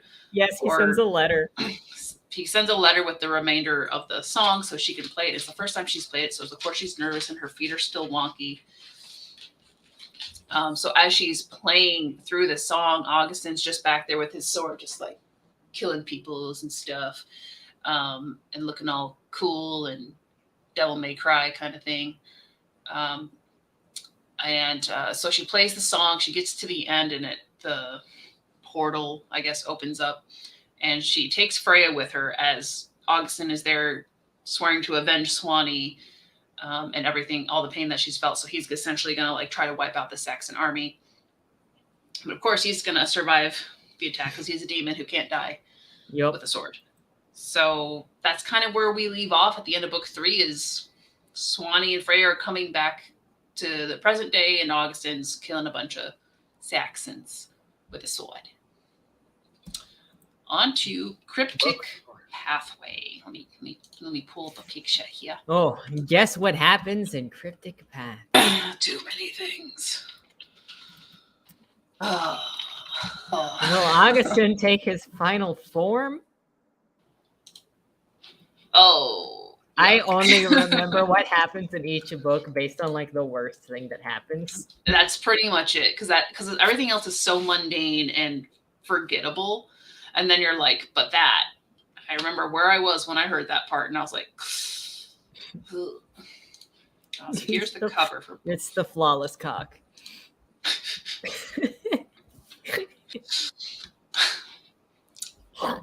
And the dead and moldy everything else. Yeah, the description of the corpse. Yeah. But that is perfection. Yeah, because that's how anatomy works when you're decaying. You know, the demon knows what to preserve through time. Exactly, that goes last. So returning to the modern era here, starting book 4, things are a bit messy. So Freya's there. She has no idea what's going on.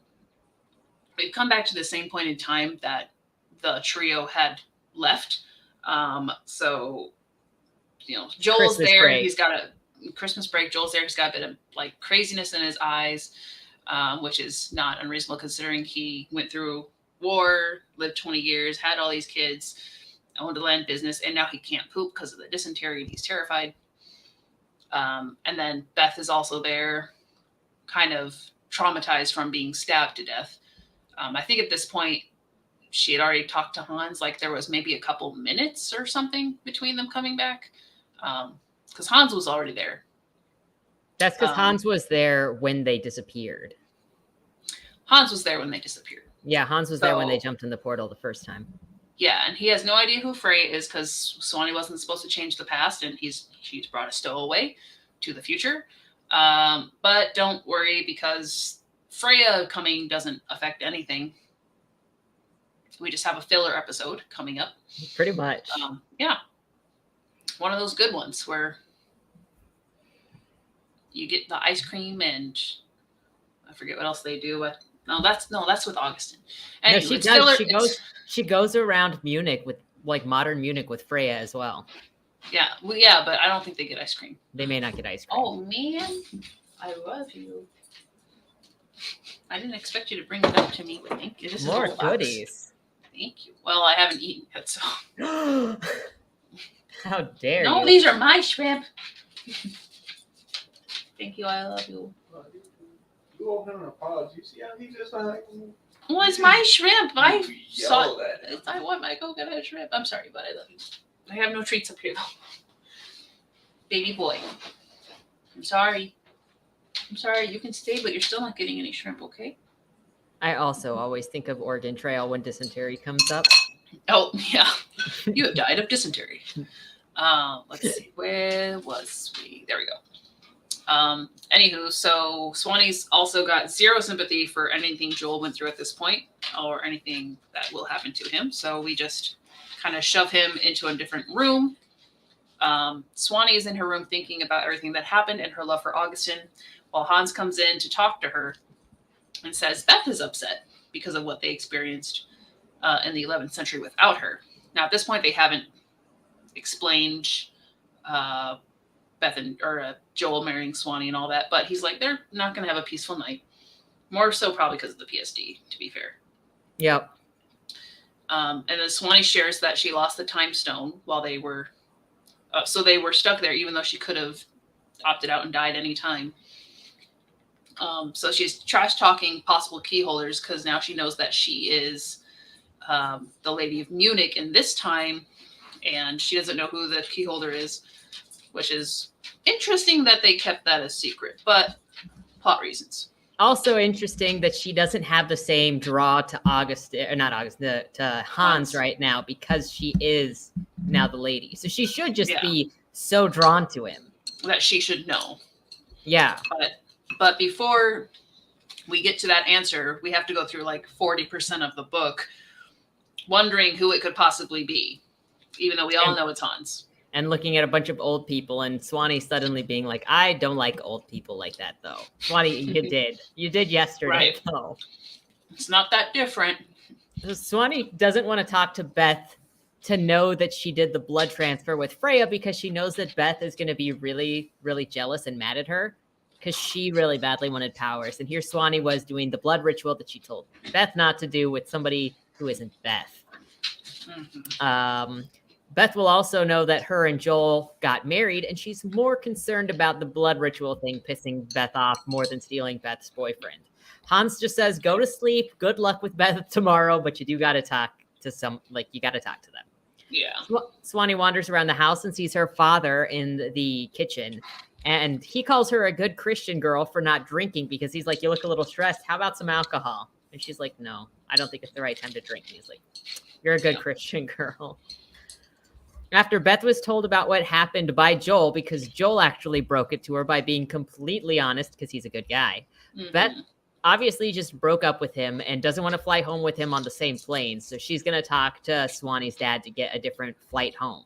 Swanee returns to her room to find Joel outside of it sobbing and needing to talk to somebody about what happened because he is emotionally distraught. He can't talk to anybody about time traveling and none of it. But Swanee just demands that Joel marry somebody of Teuton blood now, that he's a Teuton and that he can't just go and live a normal life.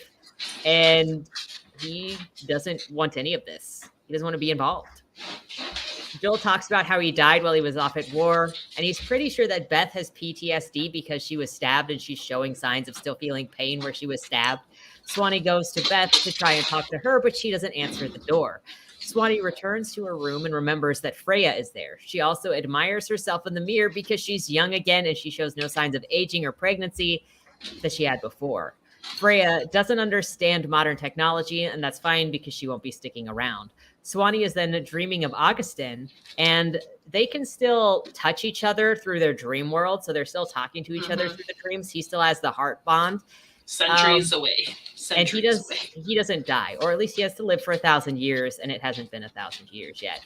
She laments being the Lady of Munich now because she doesn't want to be married to a man who is 50 years old or more, and she's attracted to Augustin. To be fair, he was less than 10 years older. Yeah, he was less than 10 years older than her.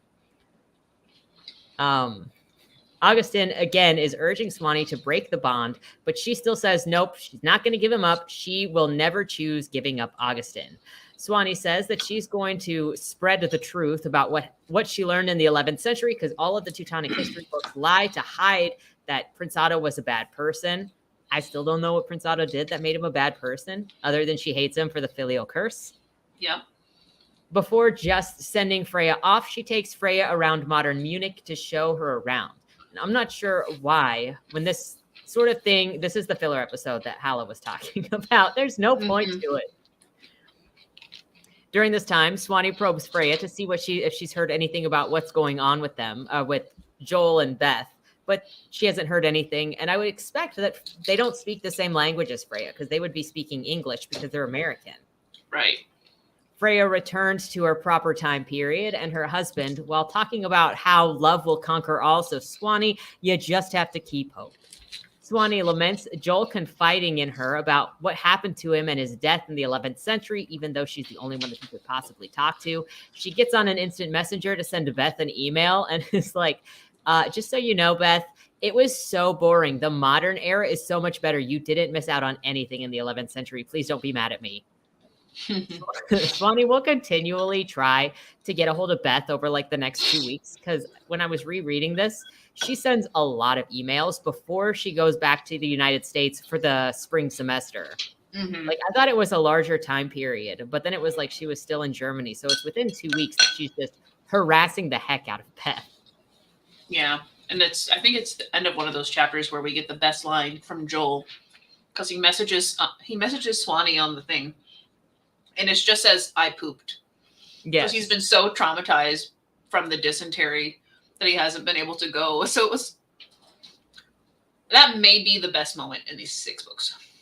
I don't know. I think the best moment for me is when Joel is like, Swanee, I don't want to be a part of any of this. I am leaving. Fair. But like, that's my best moment. The purest moment. I pooped. Did you want me to keep going while you eat? Oh no, I can go. I was waiting for you to get to the page. I don't want to distract you. Oh, come on. But now this is the casual fruit plot of Swanee and her friends trying to figure out which old man is the key holder. Oh yeah. So we're on the next page here. Yeah. Yep. So when talking to Hans, Swanee states her goals as the new Lady of Munich. That's to talk down blood purity, destroy Otto's positive legend, and tell women that they don't have to have kids, and then tell men that they can say no to being key holder if they want, which is clearly an option anyway. Yeah. She's going to be in charge of the children's education, so she's going to do what she wants, and that includes, just teaching them more, I guess, more about women's rights, but going to be like, go to college, you don't have to have kids. Prince Otto sucks. That's pretty much it. Pretty much going against a lot of their traditions, but we'll see how that turns out. So Hans also notices the jewelry that Swanee's wearing and asks her about it. She eventually tells him that Augustin gave her the jewelry and they shared a heart bond. At this point, she's still planning to stand before the city council to announce that she is the new Lady Munich. But she's also not going to assume the mantle of ladyship until she's done at university, which I think is another 2 years. Yep. So Swanee continues to try and make contact with Beth, even though she's not responding. She goes around Europe, meets with Augie more in her dreams, tells him not to break their bond again, even though he's persistent about, you should probably do this. You should do this. And so while she's traveling around, she's also investigating her friends' marriages to make sure they aren't forced or abusive. And this is when she finds out the truth between the marriage of Ina and her husband, where he is very abusive and possessive and threatens. And so she threatens him in her spirit form to stop mistreating Ina. Meanwhile, she's still continuing to look at the Teutonic men and look into the Teutonic men of the council and ask, snapping? I don't think snapping's supposed to be the word there. Where are you at? I am right down here. And snapping if Munich's keyholder wants a passive woman. She's like, if he wants a woman who is passive, that is freaking not me. Gotcha. Okay. Angie. She's just basically refusing to fall into their traditional expectations, which she's more like, yeah, it's a thing, but I think she's taking it to an extreme level because that may not be the case given the fact that the previous Lady Munich wasn't engaged with the key holder. Mm-hmm. But she's got 20 years of the past under her belt, so it's okay. So she's not going to let the men continue to abuse women in their society. She talks to the girls, and Erica wonders if Swanee's going to have kids with a key holder, and Swanee's like, ew, gross, kids. Erica brings up that. Who wants that? Which not to be fair, but I feel like there were plenty of opportunities for, like, if Swanee and Joel had 1 to 2, and then they could, like, not. Yeah. Like, some sort of either backwoods birth control or, like, there's plenty of ways you can excuse if you really don't want to have kids. But the fact, like, especially when they were planning, like, oh, we should have 1 or 2 more, it kept feeling like she was engaged in that process. But then the result of it was the complete opposite. I think sorry, you go. Oh, no, you're good.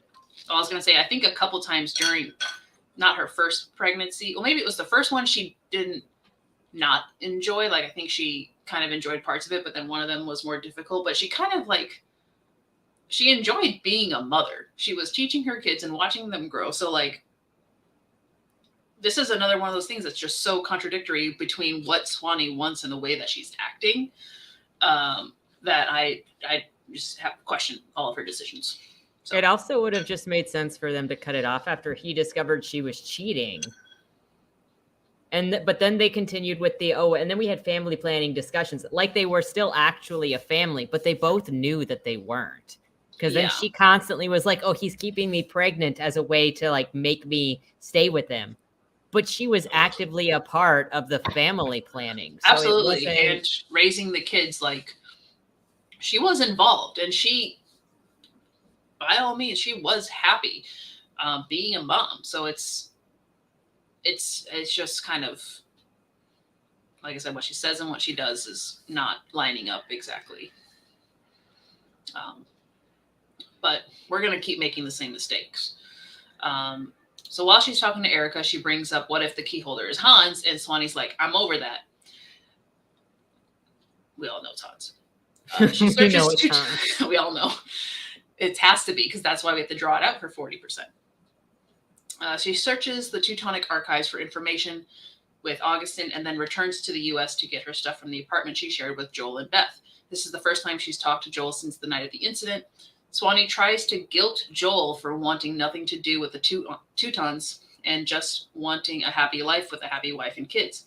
He's literally just a family man, and it's not good enough for Swanee, and she's offended Teuton blood is wasted on it.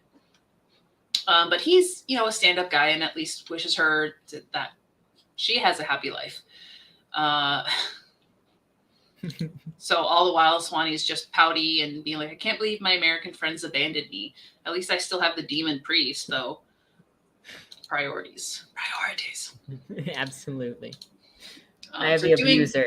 Yeah, it's another level there.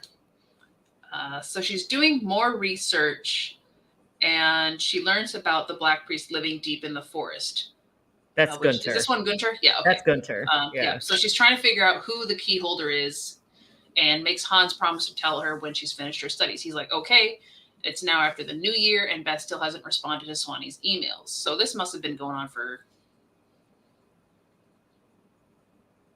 half a year, or no, like a full year. No, because this is still the New Year's. Yeah, that's what I took it as. Oh yeah, you just have it. It's hardly been 2 weeks. Yeah, she's never talked about going back to semester. Is they did the time travel thing initially around Christmas time because Joel and Beth came to Germany during Christmas break. Right. And so then this is between that Christmas break period. Yeah, I think I remember in this book too, like doing a double take at like, wait, I thought we were, because it feels like with everything I just said, it feels like a lot more time has passed. Yeah. But no, it's hardly been 2 weeks. But she, in all of her abounding over the past 2 weeks, she has recovered the time stone again, and it was in the gorge exactly where we figured it was going to be, and now it's. They suggest that she keeps it on her person, literally, and implants it under her skin, because putting it in a safe or a lockbox or with counsel and people to protect it, no, not a good idea. We're going to put it on her. You'd think that the Teuton elders specifically would have like a location where they secure Teutonic relics, items, artifacts, yeah. But no. No, even if they did, Swanee knows best. So we're gonna put it in her. She was gonna tramp stamp it, but there wasn't enough, quote unquote, like skin and fat back there to like sit it. So they put it on her left hip. I don't know how much more skin and fat there is there either, but that's where it ended up. So through all of this of Swanee trying to think of how she's going to change everything, there's a lot of judgment of literally every Teutonic man being not good enough and or abusive. Like one of them was calling someone a hoe, using him to raise her blood percentage. They were calling like Marga, yeah, somebody like that. The guy that Marga was dating. Somebody must have revealed something to him. I don't remember how it went down, but he started calling her out of using him just to raise her blood percentage. But you'd think that'd be a good thing if they were so proud of their blood. You'd be like, you want to be a higher blood percentage to maintain the strong bloodline. Yes, but it doesn't make sense. So I don't know why. But Swanee looks back at the genealogy of her own family and finds her own great ultra great grandmother. Yeah, she sees her children. She sees herself in her own bloodline. Yeah, she notices who her children, like who lived and who like propagated, etc. So it's from a story overall standpoint. It's like, oh, that's kind of interesting to see where they went, but it doesn't matter because we don't do anything with that. And then she asks Augustin if anal will immediately give you an extra point of blood percentage immediately, to which the answer is yes. So for those who are curious, it's like a double bonus if you do it in the back. Business in the front, party in the back. That's what it is. What's your excuse? Why aren't you a Teuton with elemental abilities?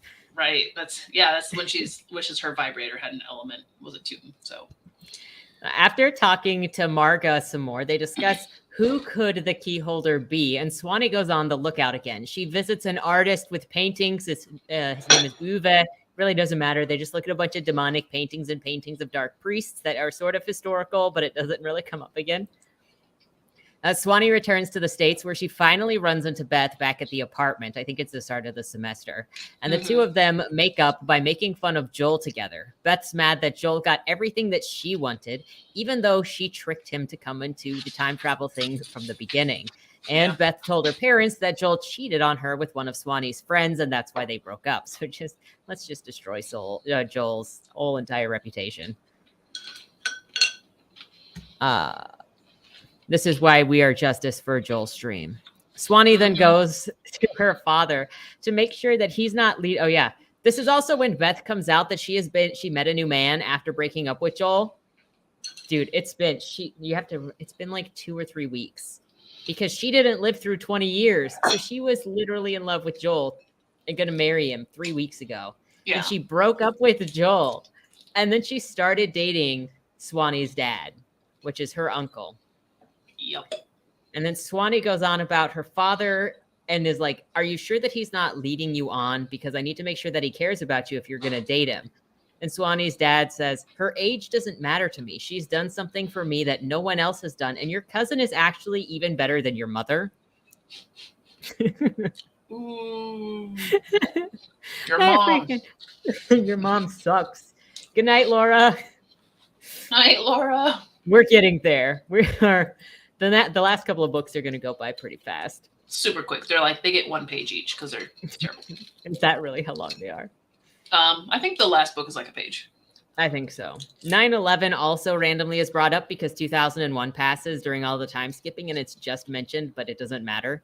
Augustin discovers who the key holder is, and he is going to break the heart bond with Swanee so that she can be with the rightful person. But he's going to come through time first to see her one last time. When he does, he is a skeleton man, and Swanee is still insanely attracted to him. He is described as a corpse with the immaculate cock, the flawless cock, because of course they're going to use it. Swanee is mad, and then after they, have their moment together, Augustin tells Swanee that Hans is the key holder, and Swanee gets mad that Hans never told her, but he said that he didn't tell her because he wanted her to finish college first before he put any expectations on her. Hans comes up on Augustin being with Swanee and tries to wake her up from her obsession with this guy because he's a literal monster, but she's so obsessed that she can't see that he's a corpse. Only her husband. While Augustin's there, Swanee wants to max their time together, so she dresses him in a cloak and gives him some cologne to hide the smell of rot, and then takes him out on the town for some date time. Yep. They go to like an amusement park or something. They do. I always imagine a skeleton going down a water slide. That's all that I see when I think of it.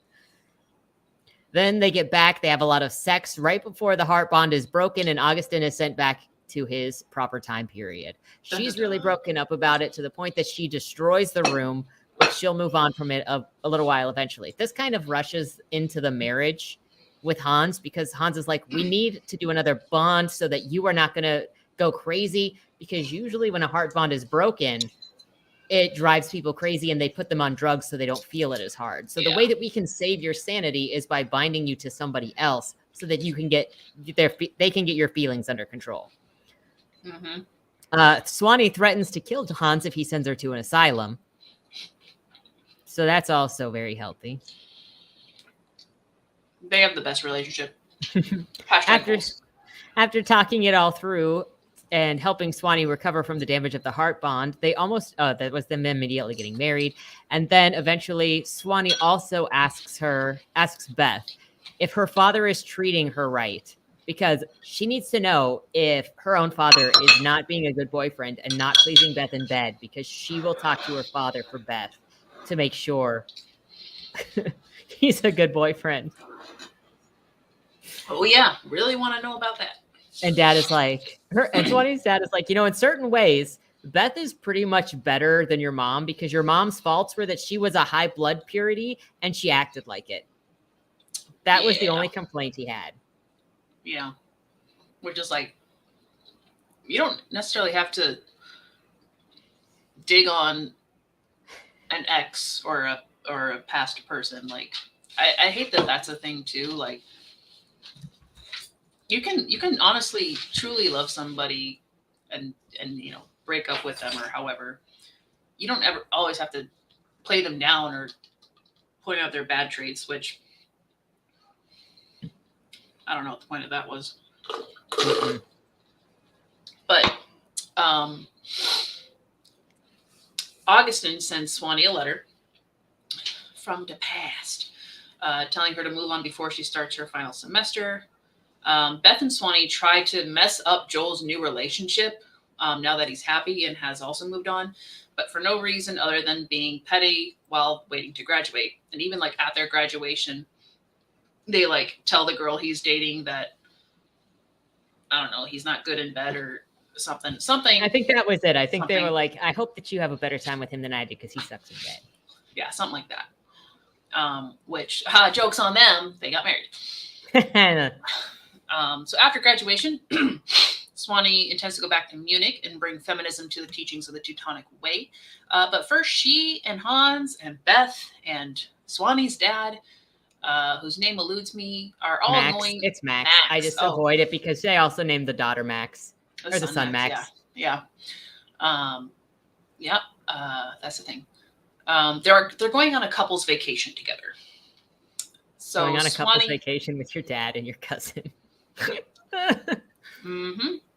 And Swanee asks Beth if she's and her dad have already done it.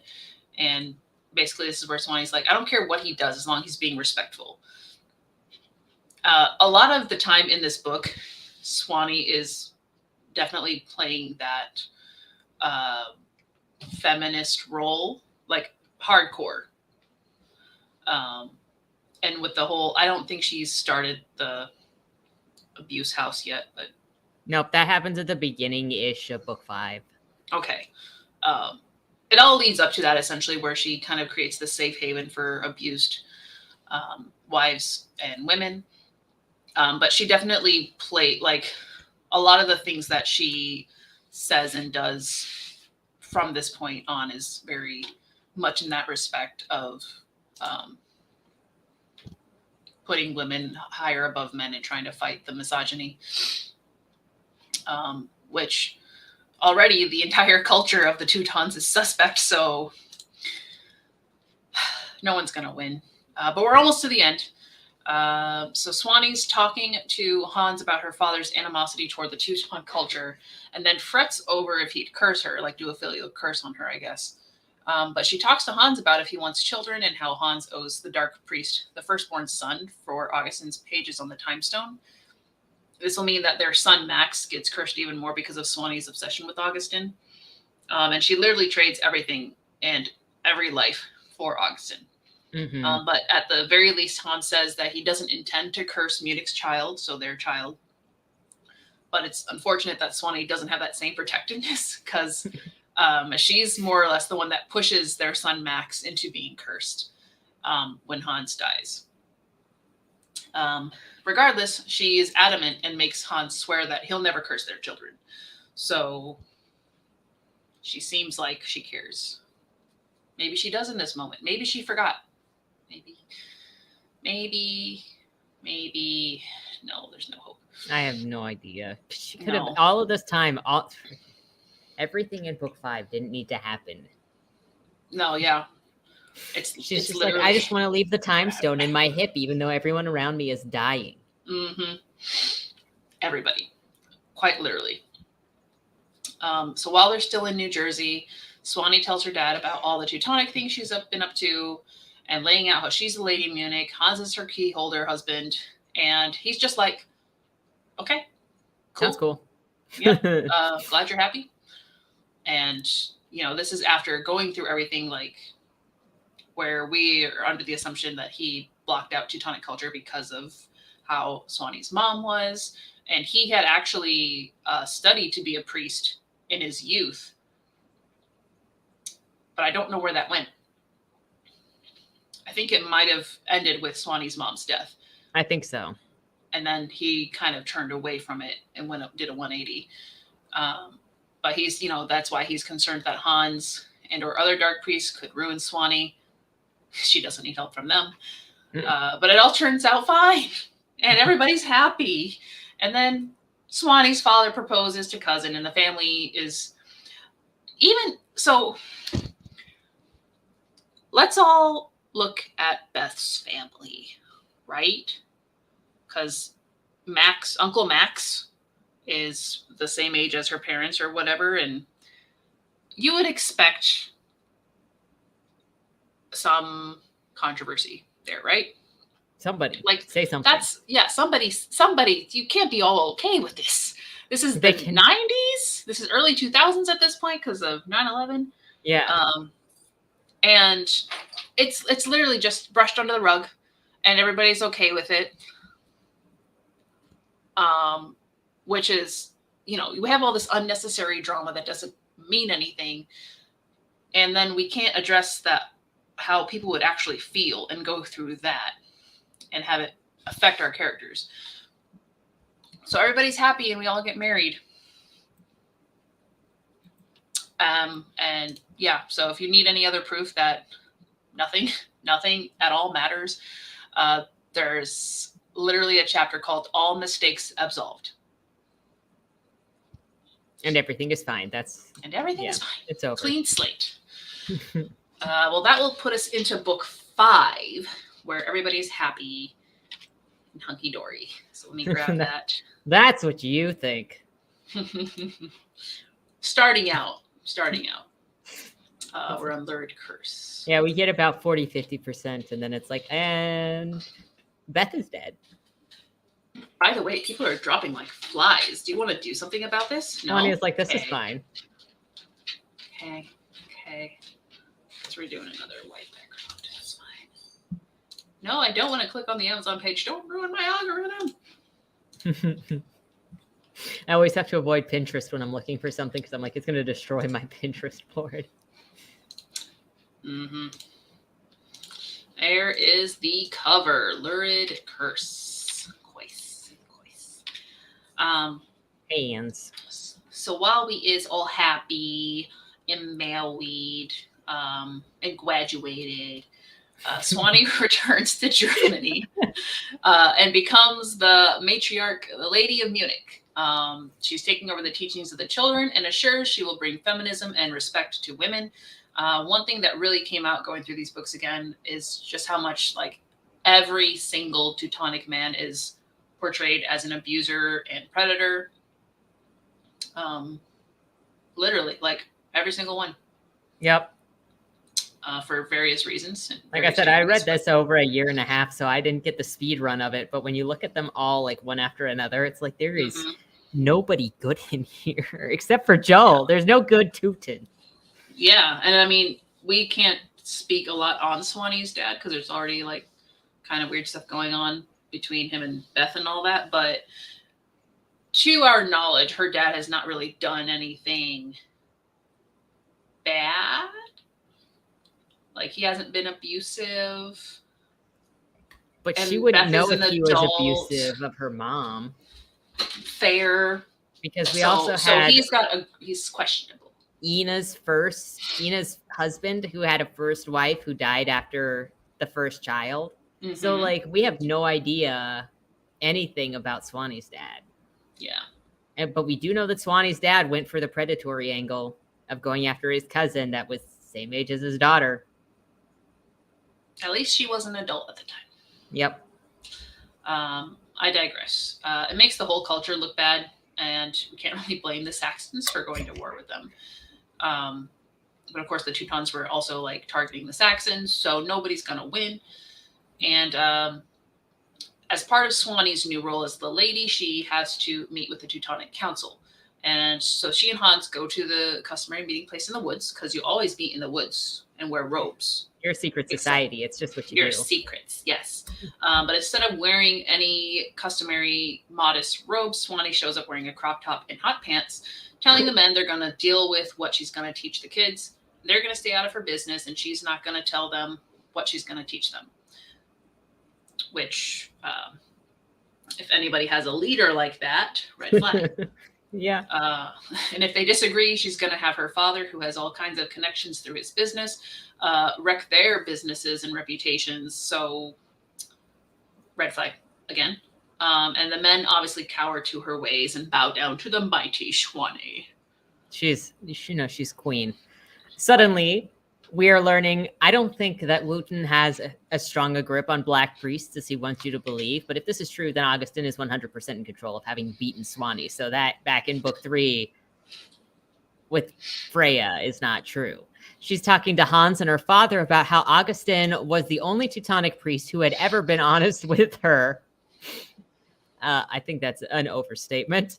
She holds a lot of resentment for Hans, and really, for the entirety of her marriage to Hans, she's always thinking of Augustin anyway. The only thing that draws her to Hans is the fact that he's the key holder and she's the lady of the city, so they're fated to be together, and there's that magical draw that is like intensified now. Like there is a major shift in the book where something shifted in the author's perspective of, oh, this is what I want to do, that was not present in the earlier books. Nope. And it wasn't filtered through very well. So then I'm wondering if the lady of the city is always picked at a younger age, so one that it can give the keyholder heirs, because you would think, because there was that age discrepancy between Hans and the previous lady of the city. So if it was always kind of intermixed, I don't really know. Yeah. Because I don't think they ever clearly explained who was the prior key holder before Hans, that time Munich's husband. No. Okay. Munich loved somebody that was not the key holder. So with that in light, Hans chose to be key holder. Yes. Well then. Because the key holder is something that you choose to be. It's why Augustin said no to it, but then Otto said yes to it. And then Swanee is going to go and teach the boys that they can say no to if they're offered the keys. But it's also, why would you say no to the keys? Like, you need to, it never explains what it means to be key holder, what the responsibilities are of key holder, what authority comes with key holder. It's, because it's such a, not prehistoric. Come on, words. It's only 10:30. An old way of looking at the roles where, like, he literally was opening the gates. He had the keys to the gates of the city. Mm-hmm. That was his job. And I guess Lady Munich was, like you said, the matron. She was the big lady in charge. But she's connected to the city on a spiritual level to the point that Swanee feels it. So how is the lady of the city more connected magically to the city? You'd think there'd be some sort of thing, because the key holder is the key to her heart. Unless this is not actually a patriarchal situation, because the female has all the power. It would make it more matriarchal, which is not making sense because of all the levels of misogyny. Yeah. Which, let's take a second here and let's go back in time. Is it, like, were they actually being misogynistic back then to that like severe extent? Or was it like, we need to have kids, so I'm going to go do the work, you stay home with the kids? Like, it makes sense in the time period. And translating more modern ideals of feminism and how women are, equal and should be able to do what they want. And, they want to learn blood magic, let them learn blood magic. Like, okay. So probably the priesthood itself was more misogynistic. But if the priests in theory were Teutons to a level of like they could protect the city, they could combat. Like there are certain things you don't need to teach everybody. Yeah. So wherever I was going with that. I also wonder because the lady of the city is implied in this as being the teacher of the children. So then why, if you go back to 1044, the entire society is so against teaching women? It should be our women need to be educated because they're the one educating our young. Mm-hmm. So then also, if you look at Augustin got cursed for the blood magic. But why would you not want to teach people, especially midwives, how to do the blood magic to help with birthing, especially when the women have a harder time giving birth when they're higher blood percentage? None of this makes any sense. No. It's turning into Swiss cheese in our hands. Ooh, I really want some cheese. But yeah, and this is where, like, obviously throughout the books, there's been these inconsistencies, but these last couple of books where I guess she's trying to make sense of things or like put her final stamp on it. It's like, this is not at all what you said 2 books ago. So it kind of all starts to crumble. Oh, and the other thing that I could think of that I was going to say with the idea of this, it's the patriarchy that's keeping the women down in the Teutons. If you also go back to that earlier time, and if you were like, oh, the women are the ones that are, especially the lady of the city, is raising our children, but they're also very vulnerable because like, look at what happened with Swanee because of her connection to the city.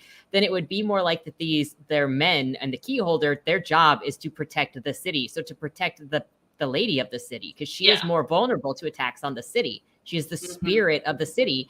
And if she dies, then the entirety of their people are affected. So I feel like it would be a lot less about being a like being an oppressive society and more about their, like, we need to protect our women because of the spiritual connection they have. Yeah. So this could be where her interpretation or creation of the magical sense of the world building is clashing with the y'all gave me some good words, archaic beliefs of the Middle Ages and medieval times. Just saying, I wanted some more magic in here. So. Yeah, and there's so many, obviously, like, just between the discussion about, there's so many different ways that this could have been taken to like build it, and instead it doesn't try. It deflates real quick. So Swanee finally marries Hans. The night that they get together, she's like, Hans wasn't bad at sex, but she also wasn't as good as Augustin. You'll find that this throughout the relationship, she is constantly comparing Hans to Augustin and everything to Augustin. When she gets mad at Hans, she'll bring up Augustin and be like, well, Augustin wouldn't say that to me. This book, Hans takes it, and he takes it. He does. Like, he yells at her, or like, they argue a couple times, but he doesn't do anything to end their relationship or like to really force her to choose. It's all words.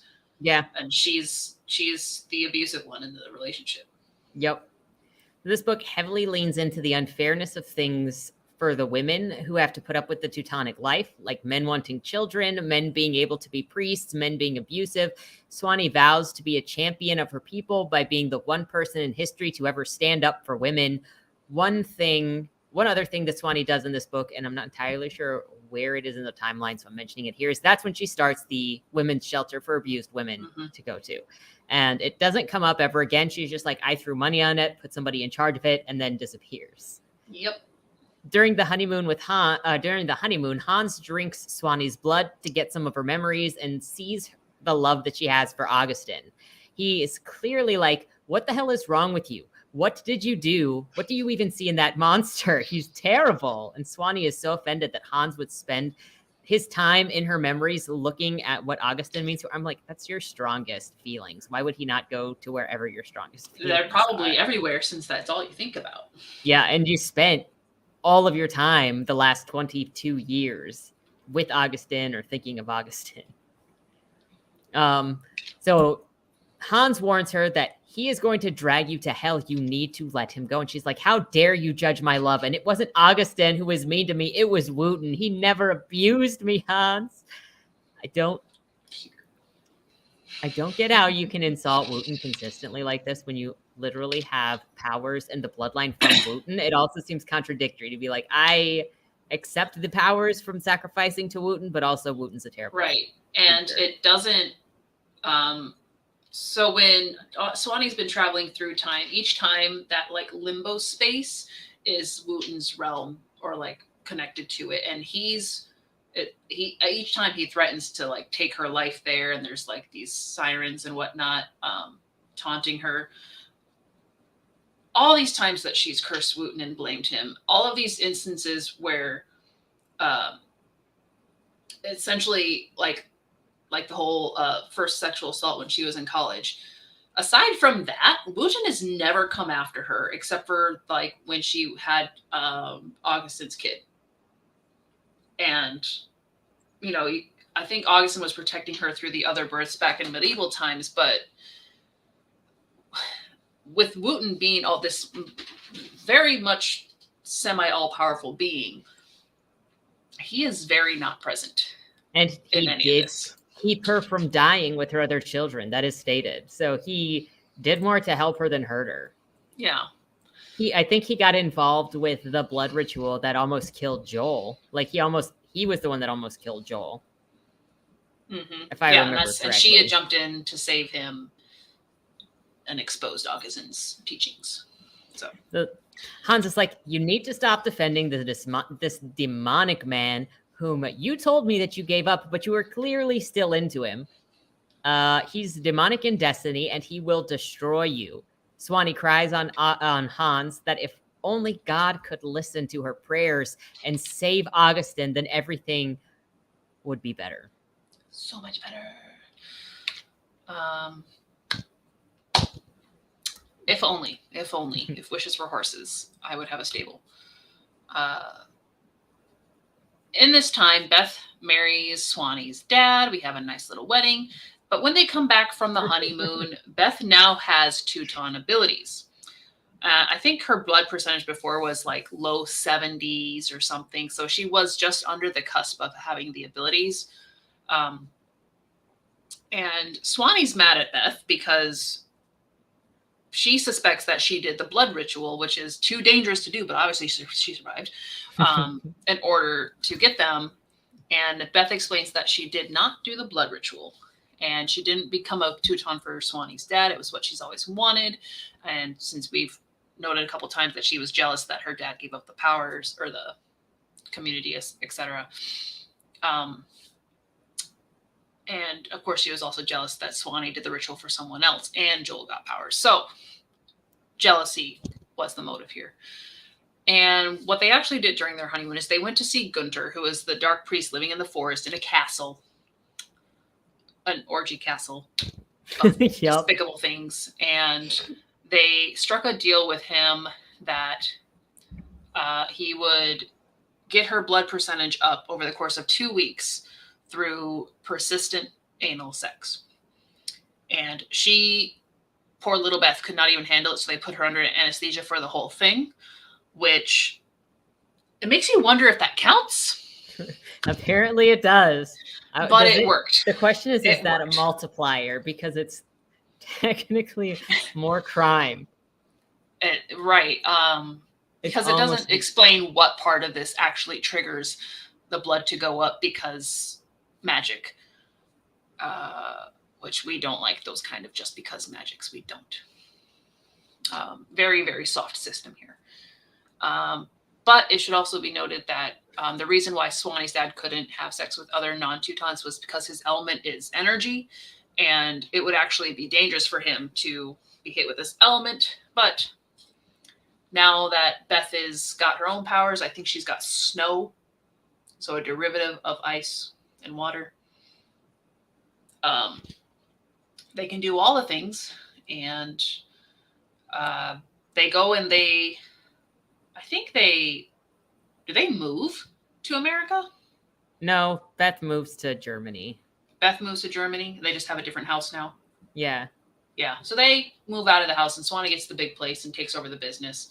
And she's also teaching the kids in private, yelling at the council and or parents as they come in, because she's going to teach what she's going to teach, and they're not going to stop her. During this book, Swanee also decides to use the time stone. I think not the organ. I think she uses the time stone to travel back in time to spend time with her mother while her mother is pregnant with, I think you're right. I think she was pregnant with Swanee because Swanee wasn't alive at the time. Mm-hmm. Maybe. Because Dane was younger, right? But I guess she recognized, yeah, Dane was the younger one. So it had to be Swanee. Did she recognize Swanee because she looked like her or because she looked like her daughter, though? I don't know. Swanee said she has big belly with baby. She's preggers. And they race along the highway, and Swanee informs her mother of who she actually is and where she's from because why not? It's not going to affect time. And then Hans, from the past, this is where it's kind of weird. He senses Swanee as present as the Lady of Munich, Lady of the City. When there's another one, there's two. He senses a second one. So he is like on a hunting streak, like he's hunting her down in the woods. And Swanee and her mother run away, and she distracts Hans while Swanee kills herself in the woods so she can go back to her time period before Hans from the past can see her. I don't know why that matters. She already saw Hans at her parents' wedding. Exactly. Like, before this. Yeah. I don't think he saw her though. I think she just left him the note. That's fair. But it's the weird part is that he sensed there were two ladies and he essentially went like crazy mode. Like it's literally described like he's gonna come out and kill her or something.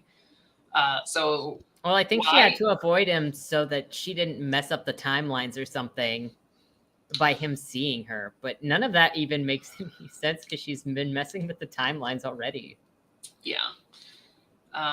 But this is when she learns that Hans and Swanee's mother used to date way back when. But they couldn't date anymore when Hans became the key holder and he had other duties. He tells her that on his deathbed. Yeah. Yeah, he's sick and he's just like, well, I loved your mom. I married you secondhand, but I loved your mom, Swanee. Right. But this is where like Swanee's mother had told him that the baby in her stomach was going to be his wife. So there's a lot of weird things going on. Or is this an alternate timeline from the one we actually left? I don't know. It's the only way it makes sense to me. So anyway, Swanee turns into her spirit self and goes to a meeting of Teutonic men out in the middle of nowhere, really, where she hears about how they're all basically sexist and set in their ways. While she's there, there's like this random other woman also spying on them. And I think she was either another lady or she was some influence, like she had some power of influence with her councilman dude. And so they become like just buddies and allies, but we never see her again. We never hear anything come out of that. Just some girl time. Spying on the men. Spying on the men, and then just there for convenience. Because even like, Erica, her best friend in this time period just comes in and out of the story when it works for Swanee, really. Because at this point, Erica's married to her wife. Yeah. And they did something with Gunther as well. Because they had to trade something. So they made a deal. It's always a child. Yeah. That might have been. Because they don't have Oh! Didn't he make one of them pregnant? Yes. So they could have a child, but then yes, they did. Child. They did. Yeah. He is using his ability to get around in the Teuton neighborhood. Yeah, a lot of these are sub-Gunters. So they did that, and I think that was another reason that Swanee was wary of Gunther. But I mean, the ladies are going to do their things, and she's still going to fight over her love for Augustin with Hans. She gets pregnant twice, having their first son named Max and then a daughter named Camilla later. But she clearly favors Max over her daughter, like especially like with, I think he's like developed a lot quicker, like smart and just things. She dotes on him. Meanwhile, Beth becomes an overnight sensation and a successful romance indie author, I think. Or yeah, because it says she was self-pubbed. Yeah. So for all of you authors out there, it can be done. You just marry your uncle and become a successful indie romance author. Right. Yeah. Living the life. But things turn for the worst, and while Beth and Swanee's dad are on a cruise, they are murdered. This starts the slow roll of deaths surrounding Swanee as the Saxons move in to try and get to Swanee regarding the time stone. They never attack Swanee directly, though, but they do attack Erica's family. They go for Joel's family, who's in the United States, not even in Germany or in Europe, and she hasn't even spoken to him since they graduated. And then they go for other like people she's connected to. Before they actually abduct Swanee's daughter from school. But at this point, Hans can't really do anything because he has brain cancer. He has brain cancer, and he's got memory problems. So Swanee's kind of on her own here, and she's not handling it too well. Like, they have one servant guy. Is it Sebastian still? It's not Sebastian. It's the new guy. They had a new servant guy who was like their go-to man. Oh wait, I remember the name. It was something that made me think of mangoes. Yeah, I think it was like a Japanese name. Yes, it was. You're right. It's Sango. It was Sango. So, yeah, it was Sango. But I don't think he was Japanese. I think he was African. I think later they explained he was from Africa, and I was like, introduce me in the beginning. Anywho, but yeah, he's pretty much the person that they rely on. Like, I think he was their driver and stuff for a while too. Yeah. I was like, he doesn't matter. I didn't say he doesn't. Right? I mean, he doesn't really matter in the grand scheme. He's just there to help Swanee when Hans is unable to like really be there for her. Yeah, that the responsibility and like the kind of the guilt for Camilla being kidnapped falls onto Max because he should have been there and like he promised to keep her safe and all that when all of this kidnapping's going on, and she kept sending them to school and she got kidnapped at school. But let's let our young son kind of feel bad for not being there when he was in a different classroom and stuff. He was like 12 and she was like, so son, your sister is probably in mortal danger. Make sure that nothing bad happens to her, okay? It's your job as her older brother. And then she gets kidnapped. So Swanee informs Max that they're being hunted by the Saxons after the daughter has disappeared, and it's because Swanee has the time stone and has done nothing to secure it in like the 20 years that she's had it. Like, I don't know how you get this far. I don't know how Hans let her keep it. Despite what's happening to her and all of the people dying around her, she still has done nothing. She hasn't sought help from the council. She hasn't gone to sister cities or anything to be like, I need help. She is just keeping it to herself and letting people die. Now, one day, a box arrives in the mail for Swanee, and it contains a bloody body part. Maybe more than one. I don't remember. I think it was a dismembered, like the whole thing. And of course, Swanee, being the number one mother that she is, asks her 12 to 13-year-old son, Max, to come and watch the video with her. On the video is her daughter, who is under the age of 10, I believe, at the time, and is being gang raped by the people who abducted her. And then they cut her apart into pieces and put her in the box. And that is what Swanee was sent. Swanee mourns only for like the first day as she's just getting casseroles. And then she moves on. Like, she goes months with her daughter missing. And there's no emotional response to her daughter missing. And then this happens. And then it's like, I cry for a day. And then it's over. And then I was mad again. And all the while this is happening, Hans has brain cancer and is dying. So she can't rely on him at all and doesn't really tell him anything of what's going on. And she's relying on Max for this because she also doesn't have any friends. That doesn't help that they're all dead at this point. Except for maybe like Marga and Ina. I don't remember if they died, but they're like beaten spouses at the women's center.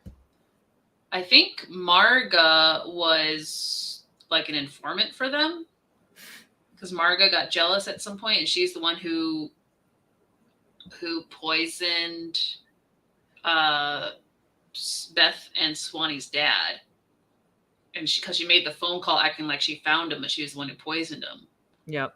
Because she got into the whole Saxon thing since she felt pushed out by the Teutons. See, look, the chat. See, the chat finally gets. I told you the book the series it gets worse. You're like, it's gotten how? so much worse. Y'all, we suffered for you. And then we had to share it with you so you could see what you thought. Okay, so treatment of Max also includes constantly telling him stories about the heroism that is Augustin behind Hans's back, getting Max to admire Augustin more than his own father, and even having a huge portrait of Augustin painted and hanging over the marital bed. How do you get this? Like, so she cared less about her daughter's life than the stone that is still in her hip. She didn't do anything to save her daughter.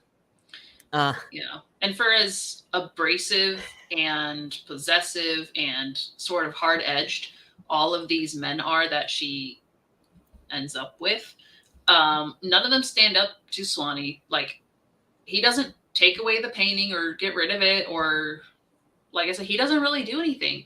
And then later when she goes back to Augustin, like, even he's kind of being a doormat. Yeah. It's like, no, he's simping. At this point, Augustin freaking starts simping at this point. Yeah. Because you're going to have her go back to freaking Gunter after all of this. And Augustin is like, oh, I'm going to fight all of these dark priests in the tower for Swanee. So to try to get a hand on the Saxon situation, Swanee goes to Gunter, the dark priest. Gunter is, of course, super into Swanee's perfect, succulent blood and wants to laugh at it because there's something special about her blood. They're going to go and do a ritual with the dark priest and some demons. And Swanee is like, oh my gosh, is Augustin going to be there? And so Gunter is like, probably not, because for every ritual that I've done since I've become a dark priest, he's never come. But lo and behold, of course, he shows up. Probably because he felt Swanee there or something. Something. Yeah. After being threatened by Augustin, Gunter, because they're all like really into Swanee, but Augustin is there and fights them all off and is like, you're not going to touch any hair on her head. You're not going to hurt her. You're not going to do anything, or I will come after you. I've got Wooten on my side. Gunter is also like, who were you to Wolfgang that he will protect you like this? I have never seen Wolfgang act like this. All of this eventually turns into Max having to pay for Swanee's mistakes by becoming the next dark priest and killing Gunter. This gives him an exceptional power with the connection of Wooten. And this also is powered by Max's desire to get revenge against the Saxons for having killed his sister. So he does all of this because of Swanee's leaving his sister to die. Another thing that happens during this time is that Hans dies. And as he passes, he gives the keyholder status onto Max. So Max is now both a dark priest and a keyholder. And because of this, Swanee is also unreasonably attracted to her son because there's that magic fated mate thing with the keyholder and the lady of the city. Most of the time. But always with Swanee. Yeah. So because he became a dark priest, Max has to forsake his name and he chooses a new one. And the name he chooses for himself is not after his father or anything like that. He chooses Augustin von Bayern, bringing that scratched out name back into history. And he's like 16 at this point, but he goes off and I don't remember how long he's gone. He ages, like, he comes back looking like Augustin. Like, run, Swanee, because you can't control yourself. No. But he's like, he's grown out his hair. He looks like he's in his 20s. It's been like maybe a couple weeks, if not months.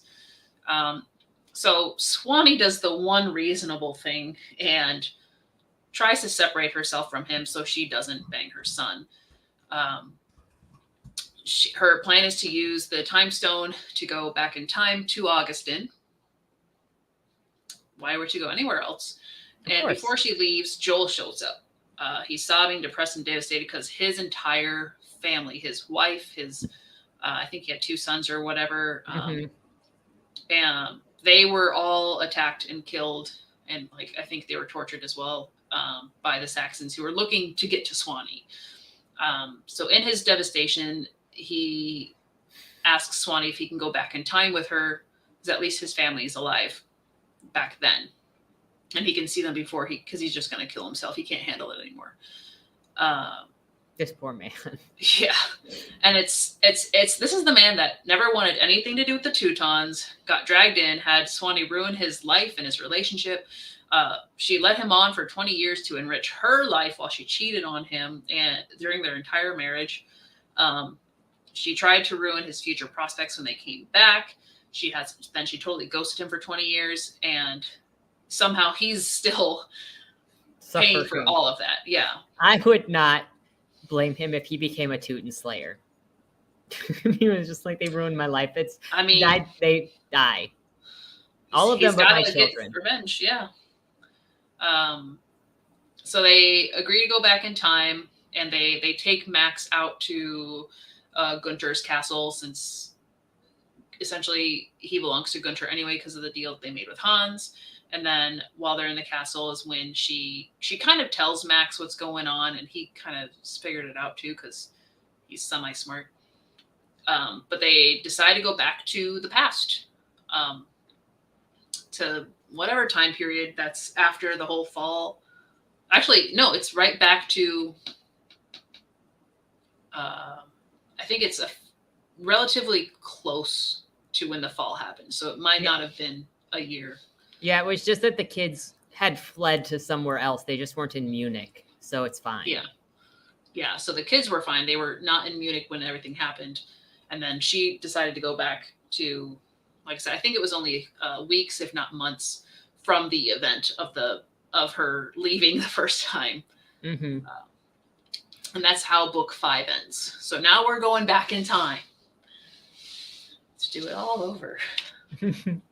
We're into book 6. We've made it. We've made it, guys. Or it's the final home stretch.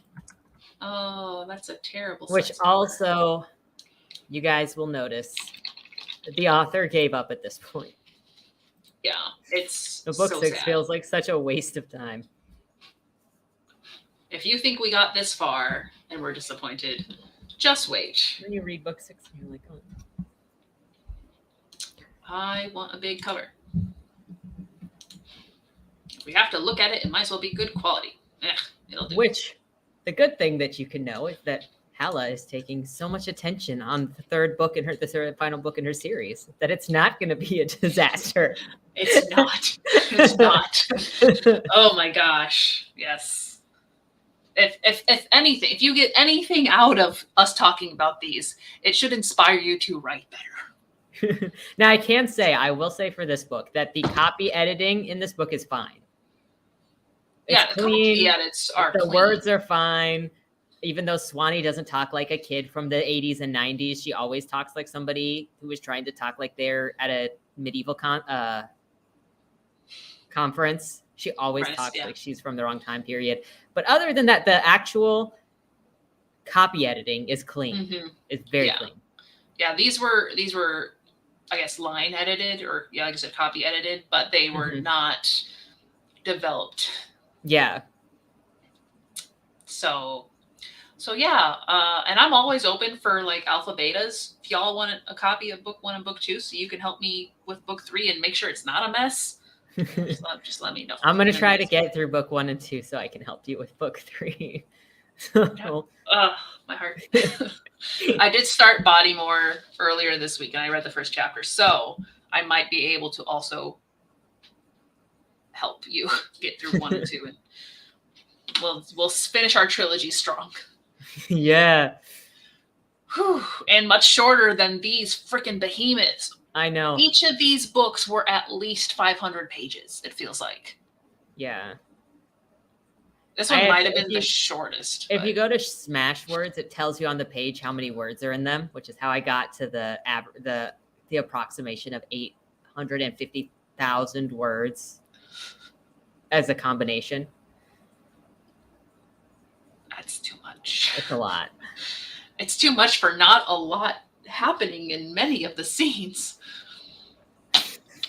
But let us begin so we may end with Book 6, Numinous Fortune. So Swanee goes back in time with Joel, who is so sure he wants to kill himself, even though he's got his family there, but he just can't live with the pain, and I do not blame him. Yeah, it's a lot. Everyone in this time period is worried about Joel because they go back and they immediately go to Freya and Heinrich, who are both trying to stop Joel from committing suicide, but Swanee's like, if he wants to kill himself, let him. Like, it's his choice, blah, blah, blah, trying to sound like a bigger person. But really, she just doesn't care because at this point, she knows that, because when they were in the castle, right at the end of book 5 is when it was revealed, I think maybe Max had found it in Wolfgang's papers, that Prince Otto and his lady would commit suicide like on this certain moon or this certain month or something. So they arrive a month before that, or like 6 weeks before that, so that they can play this out. Continue the scene. But we don't even know like why Joel was really hiding himself from his kids, because he came back as like the 40-year-old adult that he was when he left him. So they should have recognized him. But he doesn't reveal himself. He kind of watches them from afar as they're hunting, and he's like really proud of them. And then when he's getting ready to end it all, Augustin shows up and threatens to ruin his legacy. So essentially tell his children that I'm going to tell your kids that you were a coward and you left them and you killed yourself. And just like one of those good cop, bad cop, mostly bad cop ways of convincing him not to kill himself. But it does work. And Joel stays the knife, or he was going to jump into the river or something at this point. And he sticks around, and he actually meets a woman who's in the house with Freya and Heinrich, I believe. And they eventually have a connection. He reconnects with his kids, and they seem to have, because we don't see anything else with him after these early scenes, but they seem to have like another chance at happiness, which is like, thank God. Yeah, Joel has been through so much. Yeah, so he does get a little bit of that happiness, that he, not necessarily the happy ending, but he gets another chance. And then we don't see him again. But since we know Swanee is the Lady of Munich, she's gone back and she knows what Prince Otto's going to do. She's immediately drawn to him. And she even senses him coming down the road on his horse, and he's ragged because he's been searching for her. Oh, so romantic. Even though she really came back to be with Augustin, right? So they essentially, they have a quick spitty spat, get over their differences, and she's like, well, I'm your lady and you're my man, so let's do it. They get married, and she has Augustin marry them because he's the only like priest around, which he's super excited about that. And so they have about a month from this point before the foretold double suicide in the river. And they, I guess, there's no reason for it. It's just like, this is going to happen. It's, yeah. And then they're like, well, we were told it's going to happen, so I guess we better do it. Yeah, because like Prince Otto doesn't even have a reason to be doing it. Yeah. Except for that, I think she told him like, hey, we're going to kill ourselves in a month. And he's like, cool. Okay. Let's do it. So also to answer Ruth right here, why did the Saxons go after everyone close to Swanee but not Swanee? Plot armor, specifically. And then Swanee has to be the only one that is actually able to cry about victimization, but is not actually victimized, except for by Augustin, but she won't talk about it. Right. Hey, Rainer, we're almost done. You came back for the last page. We're so close. There's a curse over Munich. And also, when Swanee marries Prince Otto, she has Augustin do the sort of spell. He reaches into his knowledge bin of his magical spells to make her young again.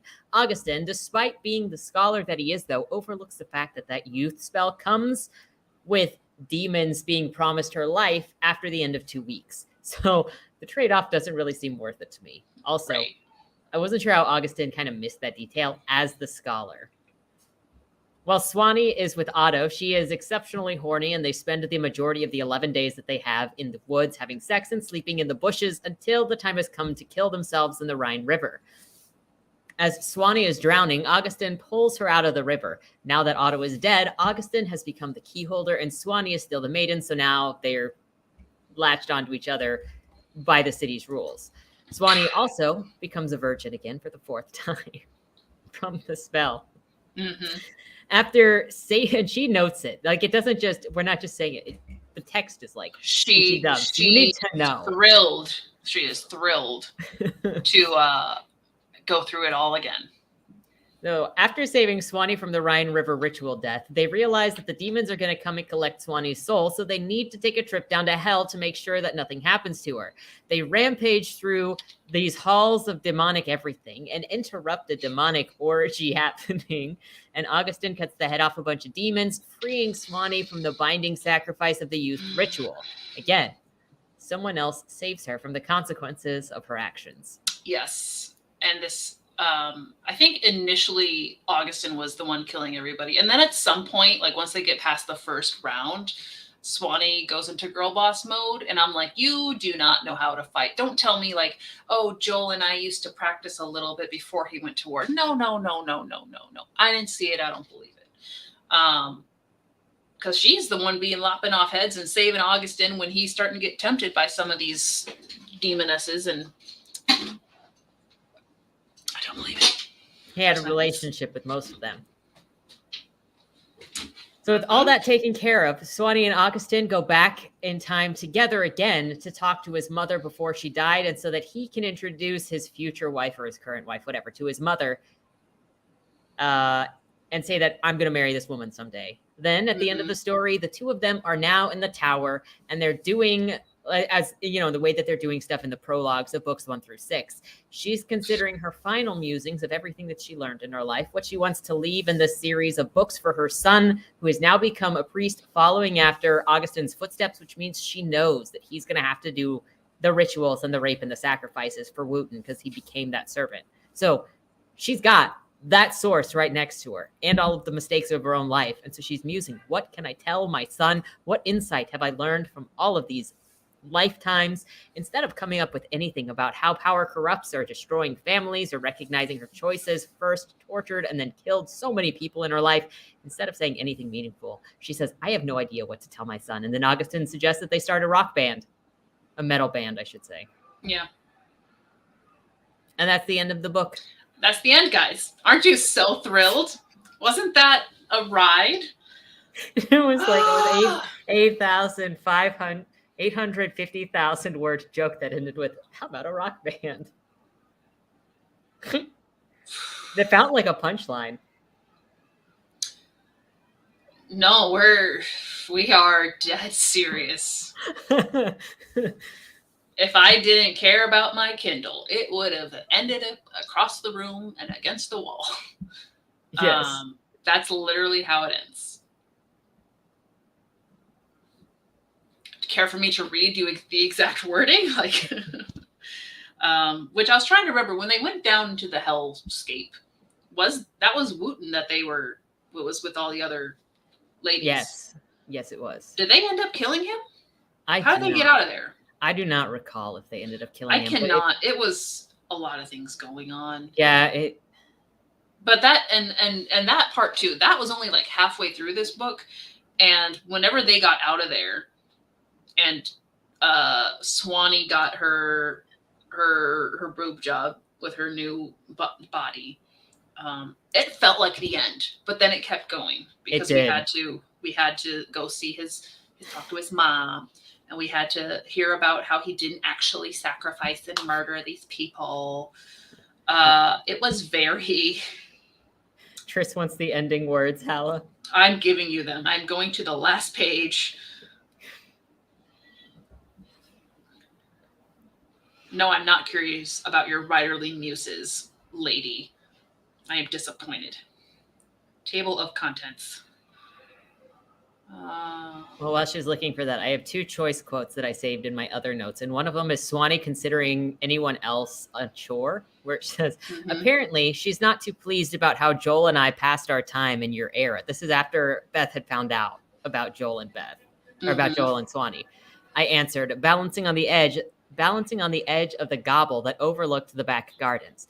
And she found out that Joel has Teuton blood. That's something that she wanted for years now. When I first told her about it, she pestered me every day to do the blood transfer for her. Right now, she's not talking to me or to Joel, but she might start pestering me again when she gets over her hurt feelings. I'm trying to find that exact line where he's like, just have him start a metal band. Start a metal band? Oh, okay, here it is. She's like, how can I possibly end this tale? I murmured, mostly to myself, my fingers clutching the pen with more force than necessary. What instruction can I give him that he hasn't already learned? I guess maybe he is smarter than you if he learned what you didn't. Anyway, so the single bell in the tower of our fortress chapel pealed out a long, deep note, signifying the hour of none, and Augustin's hand patted my left shoulder in the same instant. Say what you wish, but do not overthink it, he recommended, reaching out to retrieve the book of Asenath from the corner of the desk. He strode away from me toward the door, but paused at the threshold when the bell rang a second time. Favoring me with an expression somewhere between solemnity and inanity. I'm sorry, I can't pronounce. Oh, you're good. Augustin said, tell him that he needs to create a metal band with the servants of his castle, like we have, and that he has a lot of ground to cover before he can claim to be anywhere near as talented as us. I laughed out loud at the thought of a 21st century metal band living at the Black Castle, complete with guitars, bass, drums, keyboards, violins, cellos, flutes, and he can't forget the organ.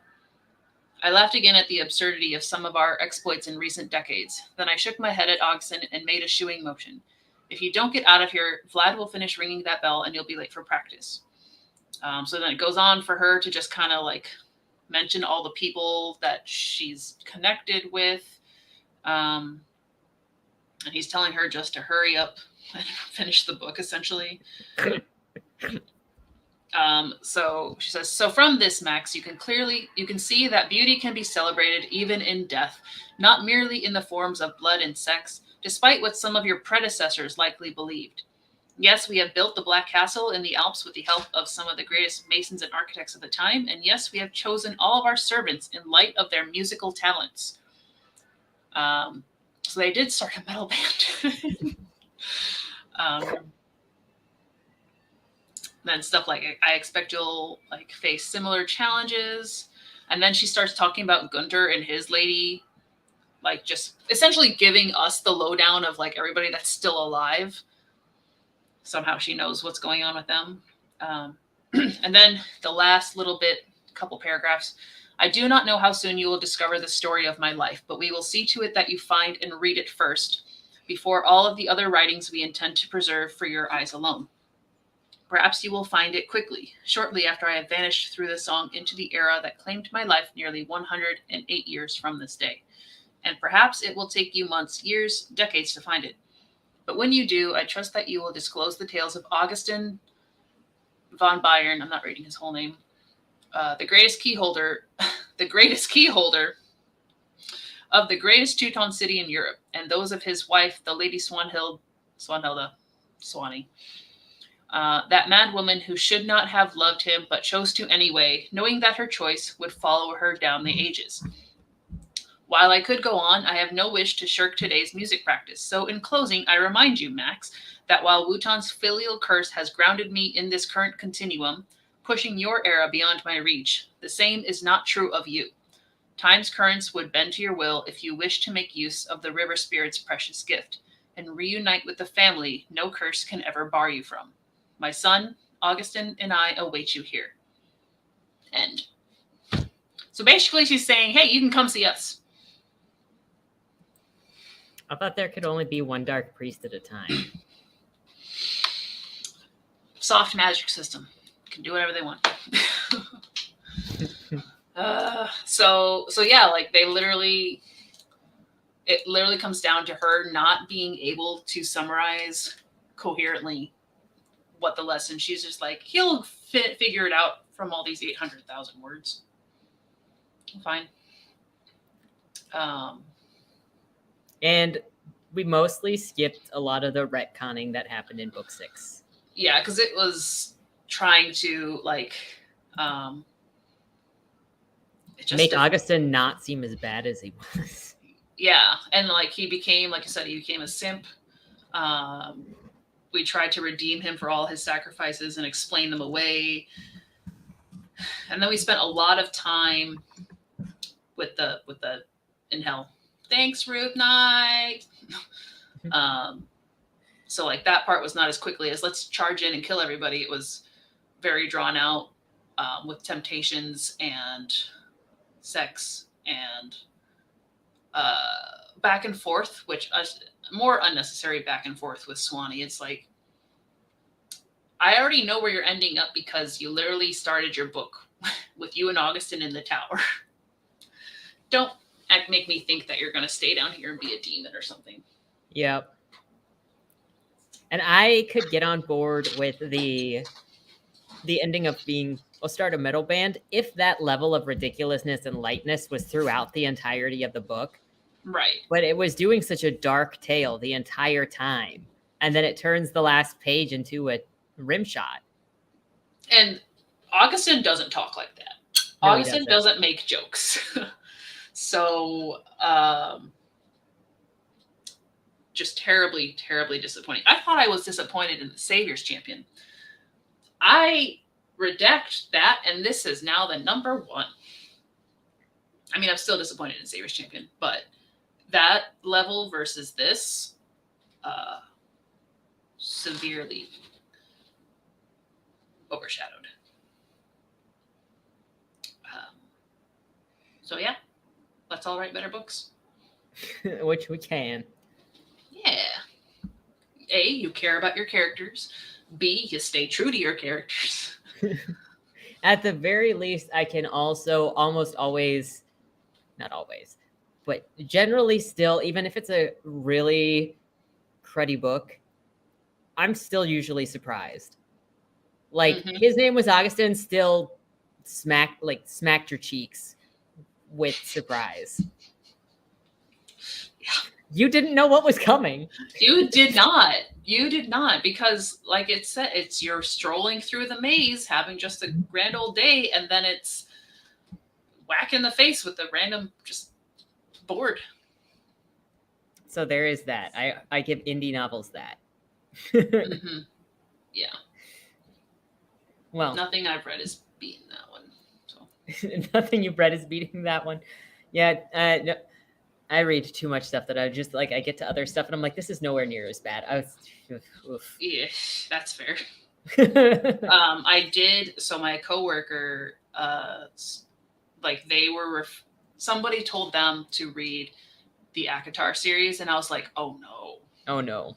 I've only heard bad things. And he's like, well, I'm just doing it so I can talk with her about it. And he walks me through the first 6 chapters. And I'm just sitting there like, the plot already doesn't make sense. So depending on if somebody wants to review it with me, I may suffer through the first book. But we are not doing a series again if we don't like it. Are you curious? I'm curious because I don't like just assuming from what people say. Yeah. And for me, it's not going to be like, oh, this is such a raunchy story that makes it bad. It's going to be like, so you killed the wolf and they were going to come kill you. But the other option was they just take you to live in the fairyland. Consequence? How did that connect? So it sounds like a porn setup. It just might be. But if you want to buddy read, I will buddy read it with you. Are you sure? Yeah. I don't want this to necessarily be the book that I pick for our buddy read, but hey, we can pick more than one book for a buddy read. It's fine. But if you don't want to go it alone, I will go it with you. It depends if y'all really need us to talk about this, because we do it for you guys. We do it for you guys. I mean, we can do another book. I'm good, but I'm tempted at least to like, it's an audiobook. I can just kind of go through it, but I'm just saying, just know you don't have to suffer alone. I appreciate it. You owe me 6 books. Or a couple really long ones. A couple, yeah. Yeah. But I don't, well, like you find more, or you stumble upon more special books than I do. Because I don't read quite as much and people tell me what to read. So I kind of see a lot of stuff on social media and then I just randomly grab it. And then I'm like, well, Yeah. this is where I am now. Yeah. I don't even know what's relevant right now. I don't either. Because Lightlark was the last big controversial release, I guess. It's got the second book has a cover now. Oh, no. Oh, boy. Is this a survivor's group? This is a survivor's group. I mean, I don't think y'all don't know me from the Create-a-thon stuff, but my team name is I Can't Challenge Accepted. So that's how we got here. So Ian cried for help, and I said, I'll do it. She did. She heard the cry of need and was like, I will take up the mantle. I volunteer for tribute. And she survived. Yeah, we're good. We've got it off our chests now. So thank you, everybody, for hanging out, listening to us. Hope that you got one motivated if you're creative that, hey, you can write as well. Make sure to go and check out Halo's channel. It's listed in the description. She's really cool, and she does live streams usually on Monday and sometimes Mondays, other times as well. Yeah. Like usually if the Create-a-thon is going on, there'll be more live streams, but usually it's on Monday. Yep. Creative Commons is usually on Mondays. And she's really cool. So thank you, everybody, for hanging out. Have a good week and don't die. Stay alive. Stay alive.